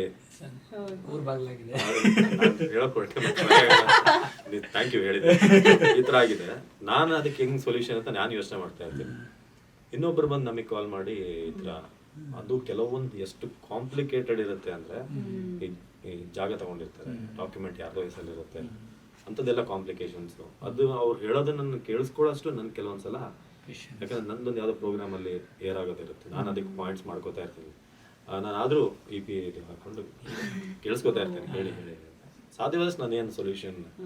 ತುಂಬಾ ಜನಕ್ಕೆ ಒಂದು ಇದಿದೆ ಏನಂತಂದ್ರೆ, ನಾನು ಮೀಡಿಯಾದಲ್ಲಿ ಬಂದು ಹೇಳಿದ ಕೂಡಲೇ ಅದಕ್ಕೆ ಸೊಲ್ಯೂಷನ್ ಸಿಕ್ಬಿಡುತ್ತೆ. ಇಲ್ಲ, ಸಿಗಲ್ಲ. ಅದು ಅಂದ್ರೆ ಎಲ್ಲ ಕೇಸಲ್ಲ, ತುಂಬಾ ಇದ್ರಲ್ಲಿ ಸಿಗೋದು ಕಷ್ಟ ಇದೆ. ಯಾಕಂದ್ರೆ ಅದ್ರಲ್ಲಿ ತುಂಬಾ ಒಳಗಡೆ ಕಾಂಪ್ಲಿಕೇಶನ್ಸ್ ಇರುತ್ತೆ. ನನಗೆ ದಿನಕ್ಕೊಂದು 15-20 ಥರದ ನ್ಯೂಸ್ಗಳು ಬಂದಿರುತ್ತೆ. ಅಲ್ಲಿ ಅವ್ರದ್ದೇ ಆದಂತ ಒಂದು ಇದೆ ಸಿಗುತ್ತೆ. ನಾನು ಎಲ್ಲಾನು ಫಾಲೋ ಅಪ್ ಮಾಡೋಕ್ಕಾಗಲ್ಲ. ನಾನು ಹೇಳ್ಬೋದು, ನೋಡಿ ಈ ಥರ ಮಾಡಿ ನಮ್ಮ ರಿಪೋರ್ಟ್ ನಂಬರ್ ಕೊಡ್ತೀನಿ ಅಂತ. ಬಟ್ ಆಮೇಲೆ ಫಾಲೋ ಅಪ್ ಮಾಡೋದು ಅವರಿಗೆ. ತುಂಬಾ ಜನ ಅನ್ಸುತ್ತೆ ಇವ್ರಿಗೆ ಹೇಳಿದೆ ಅದು ಆಗ್ಲಿಲ್ಲ ಅಂತ. ಬಟ್ ಆ ಥರ ಆಗಲ್ಲ. ನೀವು ಫಸ್ಟ್ ಏನಿದ್ರು ನಿಮ್ಮ ಪೊಲೀಸ್ ಸ್ಟೇಷನ್ ಏನಿರುತ್ತೆ ಅಲ್ಲಿ ಹೋಗಿ, ಅಲ್ಲಾಗಿಲ್ಲ ಅಂದ್ರೆ ನಾವು ಪೊಲೀಸ್ ಅವ್ರಿಗೆ ಹೇಳ್ಬೋದು, ಈ ಸ್ಟೇಷನ್ ಕ್ರಮ ಕೈಗೊಳ್ತಿಲ್ಲ ಅಂತ. ಕೆಲವರು ಅದನ್ನ ಟ್ರೈನೇ ಮಾಡಲ್ಲ. ಚಿಕ್ಕದಾಗಿರುತ್ತೆ, ನಂಗೆ ಫೋನ್ ಮಾಡಿ ಈ ತರ ಆಗಿದೆ, ನೀವು ಮಾಡ್ಬೋದು ಅಂತ. ಮತ್ತೆ ಇನ್ನೊಂದು ಕೆಲವೊಂದು ಹೆಣ್ಮಕ್ಳು ವಿಚಾರ ಅಂತ ಬಂದಾಗ ನಾನೇ ತಗೊಳ್ಳಲ್ಲ. ಏನೊಂದು ಲವ್ ಕೇಸ್ ಆಗಿರುತ್ತೆ, ಸರ್ ಇದು ಟಿವಿಲಿ ಹಾಕುತ್ತದ ಅಂತ. ನಿಮ್ಮನೆ ಹೆಣ್ಮಕ್ಳನ್ನ ನೀವು ಯಾಕೆ ಟಿವಿಲಿ ತಂದು ಊರಿಡಿ ಗೊತ್ತಾಗೋ ಥರ ಮಾಡ್ತಾರೆ, ಪ್ರಪಂಚಕ್ಕೆಲ್ಲ ಗೊತ್ತಾಗೋ ಥರ ಅಲ್ಲ. ಅವನಿಗೊಂದು ಬುದ್ಧಿ ಕಲಿಸ್ಬೇಕು, ಅವ್ನು ಮೋಸ ಮಾಡಿದ್ದಾನೆ, ಇದು ಮಾಡಿದ್ದಾನೆ, ಬುದ್ಧಿ ಅವನಿಗೆ ಕಲಿಸ್ತೀರ. ಬಟ್ ನಿಮ್ಮ ಹೆಣ್ಮಕ್ಳ ವಿಷಯ ಇಡೀ ಪ್ರಪಂಚಕ್ಕೆ ಗೊತ್ತಾಗುತ್ತಲ್ಲ. ಸೊ ಅದನ್ನ ನಾನು ಸಾಧ್ಯವಾದಷ್ಟು ಅಲ್ಲಿಂದ ಅಲ್ಲಿಗೆ. ಇತ್ತೀಚೆಗೆ ಈ ತರ ಸ್ವಲ್ಪ ಜಾಸ್ತಿ ಆಗ್ಬಿಟ್ಟಿದಲ್ಲ ಸರ್. ಈಗ ಮದುವೆಯಲ್ಲಿ ಏನೋ ಒಂದು ಗಲಾಟೆ ಆಯ್ತು, ಟಿವಿಗೆ ಹಾಕು, ಟಿವಿ ಅವರಲ್ಲ ಮದುವೆಯಲ್ಲಿ ಇರೋರು ಕರ್ಸ ಫೋನ್, ಅವ್ರು ಇವ್ರು ಕರ್ಸು ಅಂದ್ರೆ ಅಲ್ಲಿ ಫಸ್ಟ್ ಆಫ್ ಆಲ್ ಅಲ್ಲಿ ಏನಾಗಿದೆ ಅಂತ ಇವರು ಕ್ಲಾರಿಟಿ ಇಲ್ಲ, ಕರ್ಸ್ಬಿಡ್ತಾರೆ. ಹೌದು, ಊರವರಿಗೆಲ್ಲ ಗೊತ್ತಾಗುತ್ತೆ, ಊರವರೆಲ್ಲ ಕಮೆಂಟ್ ಮಾಡ್ತಿದ್ದಾರೆ. ಹೌದು, ನಾನು ತುಂಬಾ ಸಲ ಅದನ್ನ ಅವಾಯ್ಡ್ ಮಾಡಕ್ ಟ್ರೈ ಮಾಡ್ತೀನಿ ಸಾಧ್ಯವಾದಷ್ಟು. ಇವಾಗ ಜರ್ನಲಿಸ್ಟ್ ಅಂದ್ರೆ ಅವಾಗ್ಲೇ ಹೇಳ್ದಂಗೆ ಅದೊಂದು ಪರ್ಸನಾಲಿಟಿ, ಬರೀ ಒಂದು ಮೀಡಿಯಾಗೆ ಸೀಮಿತವಾದಂತ ಪರ್ಸನ್ ಅಲ್ಲ, ಒಂದು ಪರ್ಸನಾಲಿಟಿ. ನಿಮಗೆ ಗೊತ್ತಿಲ್ದಂಗೆ ಆಫ್ ಕ್ಯಾಮ್ರಾ ನೀವು ಹೊರಗಡೆ ಇದ್ದಾಗ ಅದು ಇನ್ಸ್ಟಿಂಕ್ಟ್ ಬರುತ್ತಲ್ವಾ. ನೀವು ಅಂದ್ರೆ ಈ ಫುಲ್ ಟೈಮ್ ಜರ್ನಲಿಸ್ಟ್ ಆಗೋಕ್ಕಿಂತ ಮುಂಚೆ ಏನಾದ್ರೂ ನಿಮ್ದು ಪರ್ಸನಲ್ ನಿಮ್ಗೆ ಏನೋ ಒಂದು ಚಿಕ್ಕ ಮೋಸ ಆಗಿರುತ್ತೋ ಏನೋ, ಅವಾಗ ನೋಡು ನಾನು ಜರ್ನಲಿಸ್ಟು, ಪೇಪರಿಗೆ ಹಾಕ್ಸ್ತೀನಿ, ಟಿವಿಗೆ ಹಾಕ್ಸ್ತೀನಿ, ಹಂಗೆ ಯೂಸ್ ಮಾಡ್ಕೊಂಡಿದ್ದೀವಿ ಆ ಫ್ರೇಸ್ ಅಲ್ಲಿ ಅಂತ? ಇಲ್ಲ, ನನಗೆ ಅದೊಂದು ಭಾಳ ಮುಜುಗರ ಆಯ್ತಾ. ನನಗೆ ಎಷ್ಟು ಮಟ್ಟಿಗೆ ಅಂತಂದ್ರೆ ಟ್ರಾಫಿಕ್ ಪೊಲೀಸ್ ಅವ್ರ ಹತ್ರನೂ ಹೋಗಿ ನಾನು ಹೆಲ್ಮೆಟ್ ಹಾಕಿಲ್ಲ ಅಂತ ನನ್ನ ಮೀಡಿಯಾ ಸ್ಟಿಕ್ಕರ್ ಪ್ರೆಸ್ ಅಂತ ಇರುತ್ತೆ, ತುಂಬಾ ಜನ ಮಾತಾಡಿಸಿ ಸರ್ ಆರಾಮಿದ್ದೀರಾ ಅಂತ ಮಾತಾಡ್ಸಿದ್ದಾರೆ. ತುಂಬಾ ಜನಕ್ಕೆ ನಾನು ಹಿಂಗೆ ಕ್ಯಾಶುವಲ್ ಡ್ರೆಸ್ಸಲ್ಲಿ ಗೊತ್ತಾಗಿರಲ್ಲ, ವಾಯ್ಸ್ ಕೇಳಿ ಕೆಲವರು ಫ್ರೆಂಡ್. ಬಟ್ ನನಗದು ಪರ್ಸ್ನಲಿ ನಂಗೆ ಇಷ್ಟ ಇಲ್ಲ. ತುಂಬಾ ಜನ ನನ್ನ ಫ್ರೆಂಡ್ಸೇ ಏನಾದ್ರೂ ಒಂದು ನೈಟ್ ಇದ್ರ ಗೆಟ್ ಟುಗೆದರ, ನೀನಿದೆಯಲ್ಲ ಮಗ, ನೀನಿದ್ರೆ ನಂಗೆ ನಾನಿದ್ದೀನಿ ಹಾಗಂತೇಳಿ. ನಾನು ಒಬ್ಬ ಸಿಟಿಸನ್, ಕೇಳಿದವ್ರಿಗೇನೋ trying to be too good ಅಂತ ಅನ್ಸ್ಬೋದು. ಬಟ್ ಇದು ನಾನು ಇರೋದು ನಿಜ. ನನ್ನ ಫ್ರೆಂಡ್ಗಳನ್ನ ಕೇಳಿದ್ರೆ ಹೇಳ್ತಾರೆ, ನಾನು ಕ್ಯಾಬಲ್ಲೇ ಹೋಗೋದು, ಮಾತಾಡೋದು ಇದ್ರೆ ಓಲಾ ಮಾಡ್ಕೊಂಡೇ ಹೋಗೋದು, ನಾನು ಕಾರ್ ತೊಗೊಂಡು ಹೋಗೋದು. ಒಂದು ನನ್ನ ಸೇಫ್ಟಿನು, ಇನ್ನೊಂದು ನನಗೆ ಅವ್ರ ಮುಂದೆ ಹೋಗಿ ತಲೆಗೆರೆಯಕ್ಕೆ ಅಥವಾ ನಾನು ಇದು ಹೇಳೋದು. ಕೆಲವರು ಇರ್ತಾರೆ ಅಂದ್ರೆ ಸ್ವಲ್ಪ ಸೀನಿಯರ್ ಇದ್ದವ್ರು, ಅವ್ರಿಗೆ ಸರ್ ನೀವೇ ಇಷ್ಟು ಜವಾಬ್ದಾರಿ ಇರೋರೆ, ನೀವೇ ಹಿಂಗೆ ಬರ್ತೀರಲ್ಲ ಅಂತ ಹೇಳಿದಾಗ ನಮ್ಗೊಂಥರ ಮುಖ ಕೊಡ್ದಂಗೆ. ಸೊ ಅವ್ರ ಮುಂದೆ ನಾನು ಅದು ಹೇಳ್ತಾರಲ್ಲ, ಆ ಪೊಸಿಷನ್ ನನಗೆ ಇಷ್ಟ ಇಲ್ಲ. ಇಲ್ಲ ನಾನು ಫೈನ್ ಕಟ್ ನಾನು ಬರಬೇಕು. ಸೊ ಫೈನ್ ಏನು ಕಟ್ಟಬೇಕು, ತಪ್ಪು ಯಾಕೆ ಮಾಡಬೇಕು ಅನ್ನೋದು ಒಂದು ಇರುತ್ತೆ. ಸೊ ಅದು ನೀವು ಹೇಳಿದಾಗೆ ನಾನು ಜರ್ನಲಿಸ್ಟು, ನನಗೆ ಇದು ನಾನು ಯಾವತ್ತೂ ಮಾಡಿಲ್ಲ. ಈಗ ಪ್ರೊಫೆಷನ್ ಅಲ್ಲಿ ಕೆಲವೊಂದು ಆಗ್ಬಿಟ್ಟಿದ್ದಾರೆ ಸರ್. ಈಗ ಪರ್ಸೆಪ್ಷನ್ ಜನಕ್ಕೆ ಪೊಲೀಸ್ ಅಂದ್ರೆ ಹೆದರಿಕೆ ಆದ್ರೆ ನಾವು ಪೊಲೀಸ್ ಹತ್ರ ಹೋಗ್ಬೇಕು. ಈಗ ನಾವು ಜನ ನಾರ್ಮಲ್ ಆಗಿ ಪೊಲೀಸ್ ಹತ್ರ ಹೋದ್ರೆ ಹೆದರ್ಕೊಂತಿದ್ವಿ, ಸರ್ ತಪ್ಪಲ್ಲ ಸರ್, ಪೊಲೀಸ್ ಸರ್ ಮೀಡಿಯಾಗೆ ಹೆದರ್ಕೊಂತೀವಿ ಸರ್, ಬಿಡಿ ಹೋಗಿ ಸರ್ ಅಂತ. ಆ ಪರ್ಸೆಪ್ಷನ್ ಹೋಗ್ಬೇಕಂದ್ರೆ ನಿಮ್ ಈ ತರ ಎಕ್ಸಾಂಪಲ್ಗಳು ಸೆಟ್ ಆಗುತ್ತೆ. ಈಗ ನಾನು ನಿಮ್ಮ ಹತ್ರ ಮಾತಾಡಿದ್ರೆ ನಾರ್ಮಲ್ ಪರ್ಸನ್ ತರನು ನಾನು ಮಾತಾಡ್ಬೋದು ಅನ್ನಂಗೆ ಬರಬೇಕು. ಎಲ್ಲೋ ಹೆದರಿಕೆ ಬರ್ದೆ ನಂದೇನೋ ಹೇಳ್ಬಿಡ್ತಾರ ಅಂತ. ಅವಾಗ ಪ್ರೊಫೆಷನ್ ಬಗ್ಗೆ ರೆಸ್ಪೆಕ್ಟ್ ಜಾಸ್ತಿ ಆಗ್ತದೆ. ಈ ಥರದ್ದು ನೀವು ಹೇಳಿದಾಗ ಕೆಲವೊಂದ್ಸಲ ಅನಿವಾರ್ಯ ಏನೋ ಒಂದು ಹಾಸ್ಪಿಟ್ಲ್ ಹೋಗಿರುತ್ತೆ, ಯಾರೊಬ್ಬ ಫ್ರೆಂಡ್ ಅವ್ನು ಬೈಕ್ ಎಳೆದ್ಬಿಟ್ಟಿರ್ತಾನೆ. ಅವಾಗ ಏನಾಗುತ್ತೆ ಅಂದ್ರೆ ನಾನು ಫೋನ್ ಕೊಡು ಅವ್ರಿಗೆ ಅಂತ ಹೇಳ್ತೇನೆ. ಅವ್ರು ಈಗೀಗ ಹೆಂಗಾಗಿದ್ದಾರೆ ಅಂದ್ರೆ ಫೋನು ತೊಗೊಳಲ್ಲ ಅವರು. ನೀನ್ ಯಾರಿಗೋ ನಿನ್ ಫ್ರೆಂಡಿಗೆ ಮಾಡಿರ್ತೀನಿ ಅಂದ್ರೆ ಅವ್ರು ಜರ್ನಲಿಸ್ಟ್ ಏನಲ್ಲ, ನಾನು ಹೆಂಗ್ ನಂಬೋದು ಅಂತ ತುಂಬಾ ಸಲ ಹತ್ರ ಆಗಿದ್ದು ಇದೆ. ಅದಕ್ಕೆ ನಾನು ಸಾಧ್ಯವಾದಷ್ಟು ಹೇಳೋದು, ನೀವೇ ರೂಲ್ಸ್ಗಳನ್ನ ಫಾಲೋ ಮಾಡಿ. ನಾನು ಇದ್ದೀನಿ, ಫ್ರೆಂಡು ಮೀಡಿಯಾದಲ್ಲಿದ್ದಾನೆ ಅಂತ ಇದು ಮಾಡಕ್ ಹೋಗ್ಬೇಡಿ. ಬಟ್ ನೀವು ಜರ್ನಲಿಸ್ಟ್ ಅಂದ ತಕ್ಷಣ ಫ್ರೆಂಡ್ಸ್ ಅಲ್ಲಿ ಸ್ವಲ್ಪ ಹೆದರಿಕೆ ಇದೆಯಾ ಸರ್? ಅಂದ್ರೆ ನಿಮ್ ಮುಂದೆ ಸ್ವಲ್ಪ ವೆರಿ ಡೀಸೆಂಟ್ ಆಗಿ ಬಿಹೇವ್ ಮಾಡ್ತಾರೆ ಬಿಕಾಸ್ ಜರ್ನಲಿಸ್ಟ್ ಇದ್ದಾರೆ ಅಂತ. ನನ್ನ ಫ್ರೆಂಡ್ಸ್ ಇಲ್ಲ, ಬಟ್ ಫಾಲೋವರ್ಸ್ ಇದ್ದಾರೆ. ಫಾಲೋವರ್ಸ್ ಈಗ ಕೆಲವರು ನನ್ನ ಮಾತಾಡ್ತಾರೆ, ಸರ್ ನಿಮ್ ನ್ಯೂಸ್ ಇಷ್ಟ ಇದೆ ಅಂತ.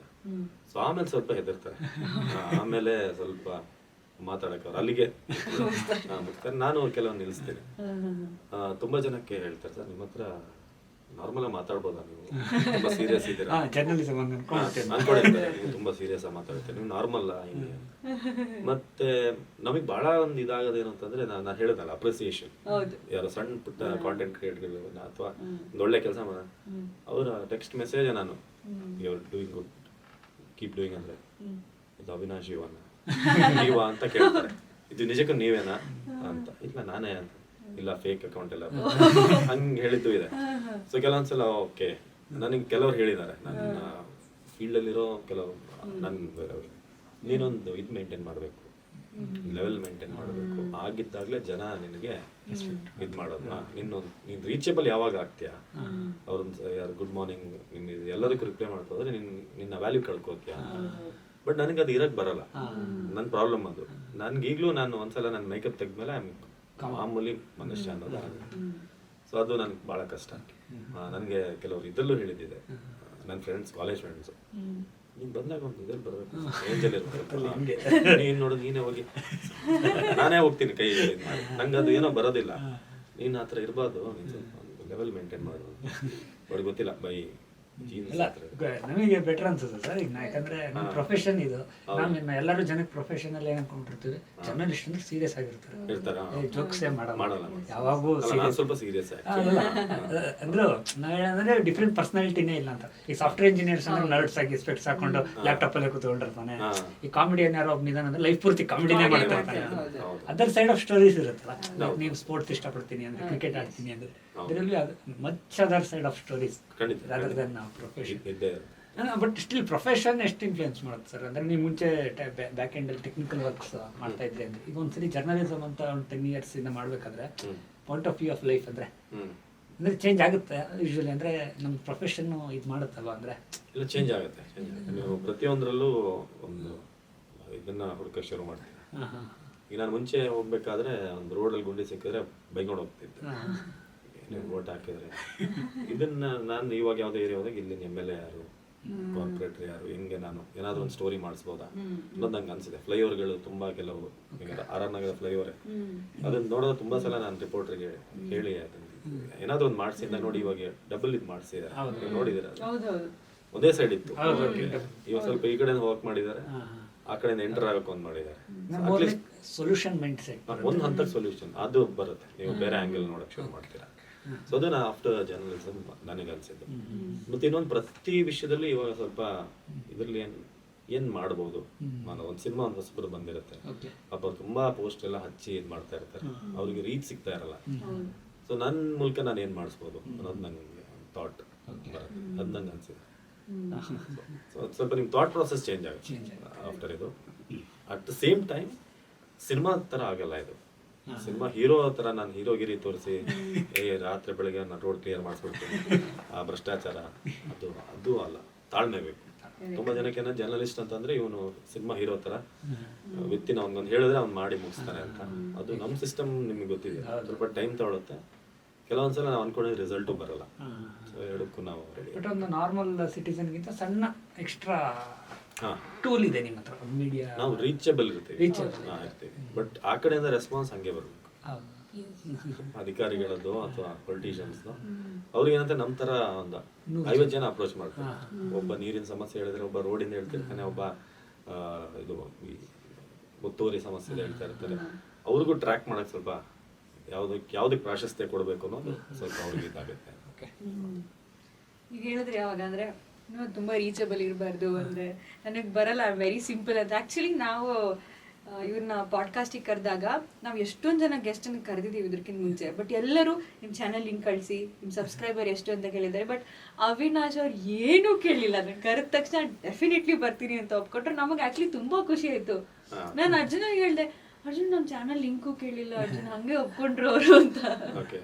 ನಾನು ಆಕ್ಚುಲಿ ನಿಮಗೆ ಮೆಸೇಜ್ ಮಾಡಿದ್ದೆ, ನನ್ನ ಪಾಡ್ಕಾಸ್ಟ್ ನಿಮಗೆ ವರ್ತ್ ಇದೆಯಾ? ಹೌದು, ಎಸ್ ಕರೆಕ್ಟ್. ಯಾಕಂದ್ರೆ ನಾನು ಒಂದು ಪಾಡ್ಕಾಸ್ಟಿಗೆ ನಿಮ್ಗೆ ಯೂಸ್ಫುಲ್ ಇದ್ರೆ ಮಾಡಿ, ಯಾಕಂದ್ರೆ ನಿಮ್ಗೂ ಒಂದು ಇರ್ಬೋದು. ನಂಗೆ ಗೊತ್ತಿಲ್ಲ ನಿಮ್ಗೆ ಇಂಟೆನ್ಷನ್ಸ್ ಏನೋ, ನಂಗೆ ವ್ಯೂಸ್ ಬೇಕು, ನಾನು ರೀಚ್ ಆಗಬೇಕು ಅನ್ನೋದು ಗೊತ್ತಿಲ್ಲ. ನಾನು ಅದಕ್ಕೆ ನಿಮ್ಗೆ ನಾನು ವರ್ತ್ ಅನ್ಸಿದ್ರೆ ಮಾತ್ರ ಮಾಡಿ, ಇಲ್ಲದಿದ್ರೆ ತೊಂದರೆ ಇಲ್ಲ. ಅಲ್ಲ, ವಿ ವಾಂಟೆಡ್ ಲೈಕ್ ಪ್ರೊಫೆಷನಲ್ಸ್ ಕಷ್ಟ ಇದೆಯಲ್ಲ, ಅವ್ರ ಪಾಯಿಂಟ್ ಆಫ್ ವ್ಯೂ, ಅವ್ರ ಕನ್ವರ್ಸೇಷನ್, ಅವ್ರ ಎಕ್ಸ್ಪೀರಿಯನ್ಸ್. ವ್ಯೂಸ್ ಯಾವತ್ತೂ ನಮ್ಮ ಕಂಟ್ರೋಲ್ ಅಲ್ಲಿ ಇರಲ್ಲ ಅಂತ ನನಗೆ ಅನ್ಸುತ್ತೆ. ಬಟ್ ಈಗ ಒಂದು ಕನ್ವರ್ಸೇಷನ್ ಎಕ್ಸ್ಪೀರಿಯನ್ಸ್ ಆಗುತ್ತೆ, ಒಂದು ಡಾಕ್ಯುಮೆಂಟರಿ ತರ ಉಳಿದಿರುತ್ತೆ. ಈಗ ನೀವು ಮುಂಚೆ ಬರಿತಾ ಇದ್ರು, ಇದೊಂದು ಆಡಿಯೋ ಡಾಕ್ಯುಮೆಂಟರಿ ಪ್ರೊಫೆಷನ್, ಅದು ಲೈಫ್ ಲಾಂಗ್ ಅಲ್ಲ, ನಾನು ಇರಲಿ ಲೈಕ್ ಇದೊಂದು ಟಾಕ್ ಇರುತ್ತೆ. ಸೊ ಅದು ಎಷ್ಟು ಸ್ಟ್ಯಾಂಡರ್ಡ್ ಇರುತ್ತೋ ಅಂದ್ರೆ ಎಷ್ಟು ಜೆನ್ಯೂನ್ ಇರುತ್ತೋ ಅಷ್ಟು ಬೆಟರ್ ಆಗುತ್ತೆ ನಮ್ದು ಇದು. ಅದು ಬಿಟ್ಟು ರೀಚ್ ಮಾಡ್ಲೇಬೇಕು ಅಂತ ಮಾಡಿದ್ರು ಒಂದೊಂದ್ಸಲಿ ರೀಚ್ ಆಗಲ್ಲ. ಸೊ ಅದ್ರ ಹಿಂದೆ ಹೋಗೋದೇ ಬೇಡ. ಅಂದ್ರೆ ಒಂದು ಪಾಡ್ಕಾಸ್ಟ್ ಅಂದ್ರೆ ತುಂಬಾ ಜನಕ್ಕೆ ಒಂದು ಬುಕ್ ಅಂತ ಅನ್ಸುತ್ತೆ. ಒಂದು ಎಪಿಸೋಡ್ ನೋಡಿದ್ರೆ ಒಂದು ಬುಕ್ ಓದಂಗೆ, ಬಿಕಾಸ್ ಅಷ್ಟು ನಾಲೆಜ್ ಇರುತ್ತೆ, ಅಷ್ಟು ಇನ್ಫಾರ್ಮೇಟಿವ್, ಫನ್ ಇರುತ್ತೆ, ಎಲ್ಲ ಇರುತ್ತೆ, ಜೊತೆಗೆ ಇನ್ಫಾರ್ಮೇಶನ್ ಇರುತ್ತೆ ಅಂತ. ಸೊ ನಾವು ಯಾವತ್ತೂ ನಂಬರ್ಸ್ ಹಿಂದೆ ಹೋಗಿಲ್ಲ ಇನ್ನೂ ತನಕ. ಸೊ ಇನ್ಫಾರ್ಮೇಶನ್ ಕರೆಕ್ಟ್ ಅಷ್ಟೇ. ಸೊ ಅದು ತುಂಬಾ ಖುಷಿ ಆಯ್ತು ನಮ್ಗೆ. ಅದು ಥ್ಯಾಂಕ್ ಯು ಸೋ ಮಚ್ ಅಂತ ಹೇಳ್ಬೇಕಿತ್ತು. ನಾವು ಜಸ್ಟ್ ನ್ಯೂಸ್ ಹೇಳ್ಬೇಕಾದ್ರೆ ನ್ಯೂಸ್ ಹೇಳೋ ಮುಖಗಳು ನೋಡಿರ್ತೀವಿ, ಹಿಂದ್ಗಡೆ ಬ್ಯಾಕ್ ಎಂಡ್ ಅಲ್ಲಿ ಏನೇನು ಇರುತ್ತೆ ಲೈಫ್, ನಾವಂದ್ರೆ ಅದು ನೋಡಿರಲ್ಲ. Just human side of view ಅಂದ್ರೆ more anchor side of view ನೋಡಿರ್ತೀವಿ. ಸೊ ಈ ಥರದ್ದೆಲ್ಲ ಎಕ್ಸ್ಪೀರಿಯನ್ಸ್ ಅಂದಾಗ ನಮಗೆ ಒಂಥರ ಈ ಥರನೂ ಇರುತ್ತಾ. ಬಿಕಾಸ್ ಯಾವಾಗಲೂ ನ್ಯೂಸ್ ಚಾನೆಲ್ ನೋಡಿ ನಮ್ಮದೇ ಒಂದು ಒಪಿನಿಯನ್ಸ್ ಇರುತ್ತೆ.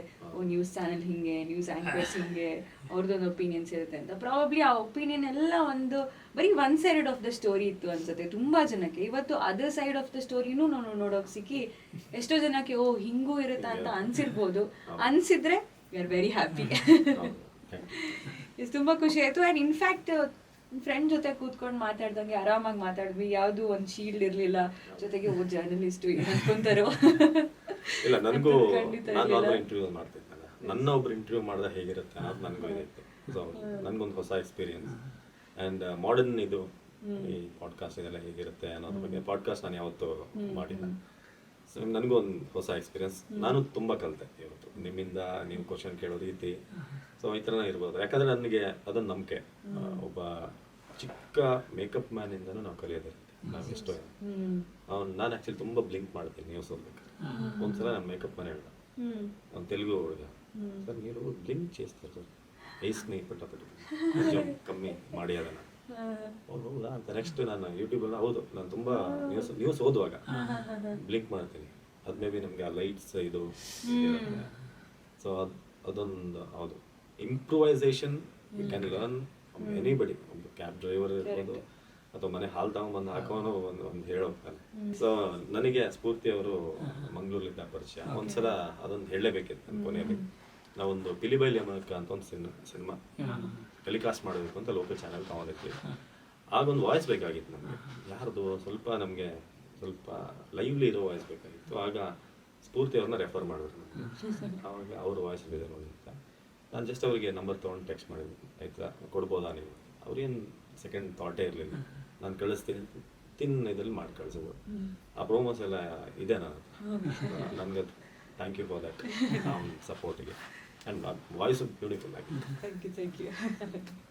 ಸೊ ತುಂಬ ಖುಷಿ ಆಯಿತು. ಆ್ಯಂಡ್ ಇಂಥ ಎಷ್ಟೋ ಕಥೆಗಳನ್ನು ಕೇಳೋದಕ್ಕೆ ನಾವು ರೆಡಿ ಇದ್ದೀವಿ, ನೀವು ಕೂಡ ರೆಡಿ ಇದ್ದೀವಿ ಅಂತ ನಾವು ಅಂದ್ಕೊಳ್ತೀವಿ. ಆ್ಯಂಡ್ ಈ ಪರ್ಟಿಕ್ಯುಲರ್ ಎಪಿಸೋಡ್ ನಿಮಗೆ ನ್ಯೂಸ್ ಚಾನೆಲ್ ಬಗ್ಗೆ ಇರುವಂಥ ಒಂದು ಹೊಸ ಕಥೆನ ತಿಳಿಸಿದೆ ಅಂತ ನಾವು ಭಾವಿಸ್ತೀವಿ. ಇನ್ನೊಮ್ಮೆ thank you so much sir. ಇನ್ನೊಮ್ಮೆ ಕೇಳ್ತೀನಿ, ಹೆಂಗೆ ಅನಿಸ್ತು ಪಾಡ್ಕಾಸ್ಟ್? ಇಲ್ಲ, ನನಗೂ ಒಂದು ಸೇಮ್ ಫ್ರೆಂಡ್ಸ್ ಜೊತೆ ಮಾತಾಡಿದಾಗ ಅನಿಸ್ತು. ಅದೇ ನನಗೆ ಪಾಡ್ಕಾಸ್ಟ್ ಅಂದರೆ ಹೇಗಿರುತ್ತೆ, ಈಗ ನಾನು ಬೇರೆ ಬೇರೆ ಪಾಡ್ಕಾಸ್ಟ್ ನೋಡಿದ್ದೀನಿ.